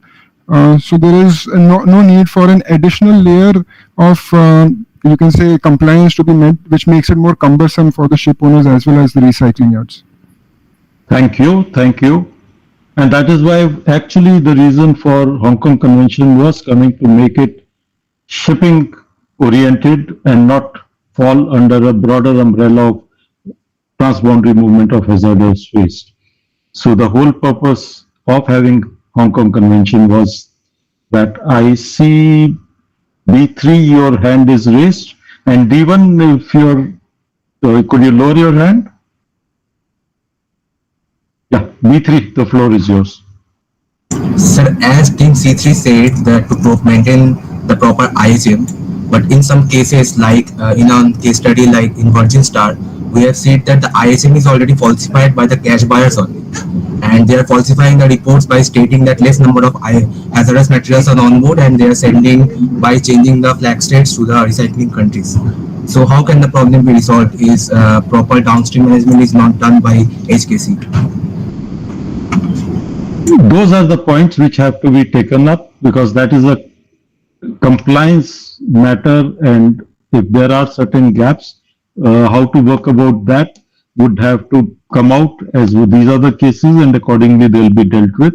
And possibly one thought process could be that there might have to be databases developed along with, because now ships, when being built from that day onwards, they have their list. So I don't know in future going down how easy will it be to falsify records which started right from ship construction. So hopefully that should address in the future. Yes, D1, you want to add anything to that? Sir, you mentioned the need for databases and studies to be conducted regarding how conventions can be properly applied so that these downstream waste management can be conducted properly, as well as the process is not cumbersome. I noticed that team even mentioned the use of digital twins in simulating these scenarios. I would like to ask them that what their plan is to proceed with that and what their limitations are, because I think that is a good approach towards this direction. Yeah, digital twin. Just hold on. When I ask you to take the floor, please take the floor. Evan, go ahead now. Actually, yes, digital twin, digital twin, what Sir said that when at the end of my presentation, Sir said that digital twin is right in the hands of those recycling yards, and they are controlling it. They will be looking after that any sort of materials on board the ship, they are in their last end of the stage or end of the life of the stage or not. So the data is collected from that sort of the part of the ship to be recycled, and that are being monitored, that whether this part of the ship they are coming to the end of the life or not, and if they are nearer to that, to reduce the less waste, they are first identified and they are being replaced by the newer ones. And limitations are there on the digital twins. First of all, is sudden failure occurs, then there is no chance, then there it will be taken on the emergency hand. And suppose any sudden leakage happens, so their digital twins fails, their digital twin will not work. Digital twin work upon a proper plan that is given by the manufacturer itself when they have manufactured the ship breaking, or when they have manufactured the ship itself. And now it has been commonly used, especially for the propeller part, for the hull part, and they are used in the recent markets. I think now I am also slightly concerned about understanding of the digital twin. I am not sure that recycling industry today is using digital twins. Digital twins are, to my understanding, is something which is being developed right from the design stage, so that in case the vessel has some issue going down the line, then you have a digital twin model available to see how to deal with that issue on a ship. It is during the, and this is what I think I said, it is applicable in the operational life. It is not for when you are recycling that you come to know what is the inventory of the materials on board, which is dealt with by the inventory of hazardous materials, which is maintained on board. Correct me if my understanding is wrong, and you are aware in recycling industry, somebody has started developing digital tins to be used for shipbreaking, which is what I understand you are trying to imply. Can you clarify that even for our purpose? Sir, you are right, sir. Recycling yard is not manufacturing the or designing the digital twins. It is being manufactured by the manufacturers only. Digital twin is provided, but the information collected from the digital twin, they are provided to the recycling yard, that this particular part of the ship, it's out of, or it will be coming to the end of the life, and that's how they monitor the things. They put a RFID tag, radio frequency identification tags, and they they monitor in the real time. And if if any failure happens, or if it comes to a end of its life, then they informed it, and according to that, the ship goes to the recycling yard or dry dock yard, and that particular part has been taken away, and a new has been set up. You are right, sir. Okay, fine. E3, you have the floor. Yes, sir. As mentioned earlier by D1 and sir by you also, that how will this hazardous waste will be segregated? Sir, there is a thing called green passport, and sir, it is mandatory for all the ships. For the hazardous waste, sir, we have to maintain the inventory of the hazardous waste since the beginning till the ship recycling yard, and we have to provide it to the ship recycling yards for that they can know that where is the hazardous waste lying. And sir, as Evan also mentioned, that we can also have a virtual blueprint of the ship so that we can reduce the mix-up, and it is the most efficient way of segregating the waste. Plus, sir, it will streamline, and if there will be efficient recycling of the waste, and sir, it will optimize the dismantling process with the safety of the workers and better environment protection. This will help out, sir. Good. So it is good interaction, and I would say the best practices can be followed by various yards. B3, you have the floor. Yes, sir. Sir, so I have a suggestion, welcome for suggestion from the developing countries. We see that Basel Convention is the most applicable one because it has so many technical guidelines on the upgrading the shipbreaking facilities. So it has in 2002, Basel Convention has suggested so many benchmarks to meet for their obligations under the convention. But after so many years, after like 10 years of their adoption, still the guidelines are yet to fulfill even of the first stage. So how can the developing countries meet the requirements so that the shipbreaking yards can be upgraded in the format of the convention? I think Hong Kong Convention is accepted as the convention which will cover recycling of ships. So the issue would be where there is conflict, how will that be resolved? And I think I have Mr. Dilip Mehrotra wanting to come in on this. Mr. Mehrotra, please. Yeah, just a comment on E3, to use the correct terminology. Now, green passport used to be there before the Ship Recycling Convention came in. They used to use the word. Now it is the hazardous waste inventory. There is no green passport for a ship. Thank you. Okay, so, and finally, there is an economic factor also, which will root the industry always. So, today, ship recycling is something where the ship owner gets money. And finally, if it leads to a situation where it could lead to a situation where you could have to be paying money for recycling ships, the whole equation changes a lot. So it will have to be a balanced approach going forward, in my opinion. And that is why we are having these discussions, where a developed country may have a different opinion than a developing country, and a developing country which does not have recycling as a major activity may have a different opinion from a developing country. And we have to move, as I said before, in a consensus way, taking care of the safety and environment both. So I still have the cards of C3 and D3 up, so I'll take these two cards. C3, go ahead. Yes, sir. So I just wanted to answer the concern shared by B3 on the application of the Basel Convention. The more specific for the maritime world is the Hong Kong Convention, and we want that to be accepted more worldwide. At the same time, this is also been furthered at the MEPC's 82nd conference meeting that was held just this year, which provisionally accepted the you can say guidance given by BIMCO along with the other developing nations that the Hong Kong Convention should not be application of the Hong Kong Convention should not be interfered by the restrictions under the Basel Convention. Yeah, thank you. Yes, D3. Good evening, sir. As E3 mentioned earlier that there should be green passport and segregation of hazardous waste, and as mentioned by you also, and as Dilip sir mentioned that the green passport is not valid anymore. So instead of that, we can provide a secure facilities and inventory inside the ship.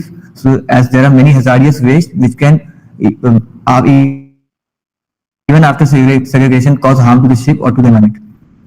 Yes, that is what I think the inventory of hazardous material is achieving today. That is correct. So D1. Yes, sir. Looking at this discussion and the various perspectives of the developing nations as well as the developed nations, I would like to point one thing out. Our nation being a developing one, but with limited share in ship recycling. Up until now, we have given this collaborative proposal to Team B3, which is a developed nation, to work towards a financial and R&D structure. But we are yet to see some incentive given from developing nations who are willing to take our R&D prowess as well for themselves. Since our primary concern is to first of all develop our stake in the ship recycling business, and for the moment, we would like to also know the opinions of the developing countries, as developed countries have given a positive approval as of now. But we would also like to know the opinions of developing countries, because both of us are in the same basket, just that we have limited share in ship recycling. That is what I wanted to. I think you have answered your question. You have a limited share. Why would somebody like to give up their share to you? So it is for you to bilaterally work out. There has to be value to both the parties for any transaction to take place. I am sure if you bring something to the table which will benefit the other developing countries, they'll look at you. You can discuss it bilaterally. But if it only means that they lose their business to you, I am very sure that they would be sensitive to that. But I would leave it to your bilateral discussions. And C3, you have the floor. Yes, sir. So, as a developing nation, we're having large interest in or having large infrastructure for the ship recycling. I certainly invite mechanisms or discussions on technology transfer with other developing nations which have high R&D capacity, so that we can make our ship recycling process even more economical than it is today, and even make it more environmental friendly. Sir, again, just one more question that I would just like to ask all the teams, and especially the developed nations. That this is a more practical question about the capacity present in the different yards. As I said earlier also, the most of the capacity available today is present in the developing yards, but it is going unused because of certain regulations imposed by the EU and other developed states, preventing their ships from coming into the yards in the developing country ship recycling facilities. And so we would like to just ask that, and even though the most of the yards present in the EU and also the US do not want to clog up their inventory with end of life cycle ships, as they are mostly repair yards or dry docking facilities. So what proposals or suggestions would the countries or developed nations have in order to address this capacity utilization problem? Okay, I have noted your point, but this is something which you can have a bilateral discussion, and I hope your initial part answered D1's query, so you could have a discussion with D1 also on a bilateral basis. But capacity utilization aspect you can discuss on a one-to-one basis with certain developed nations and take it forward from that.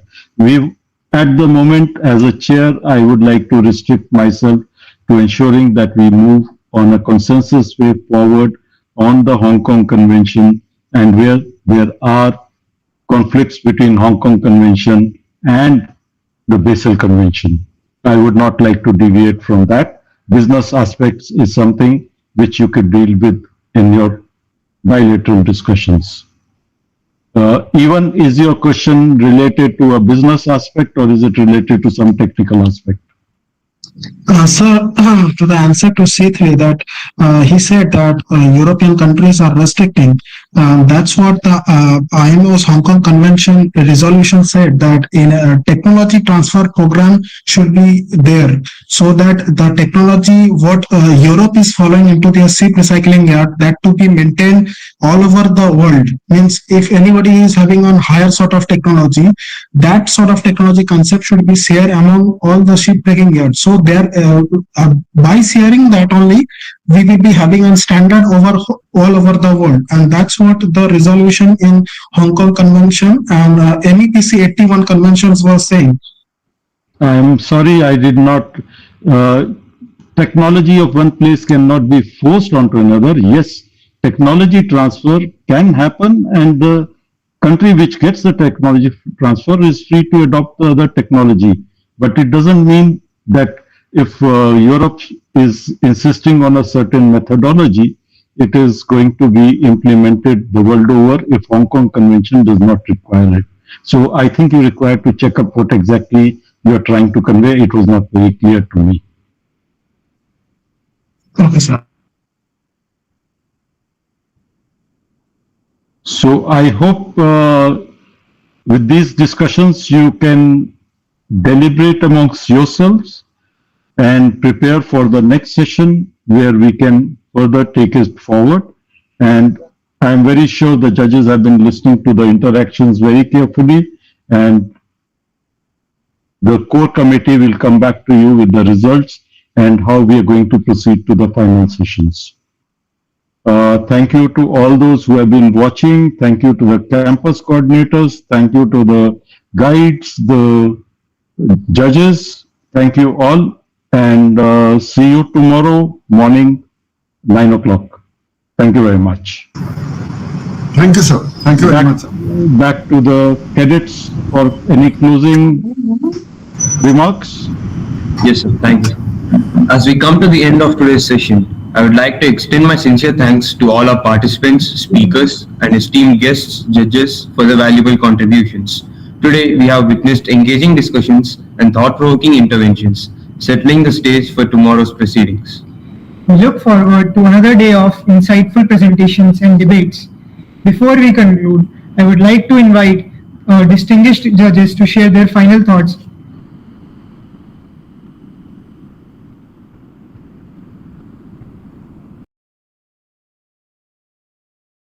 I think Dilip can share probably on behalf of both of us. Well, it was a very good deliberations and very good presentations by both the teams from morning.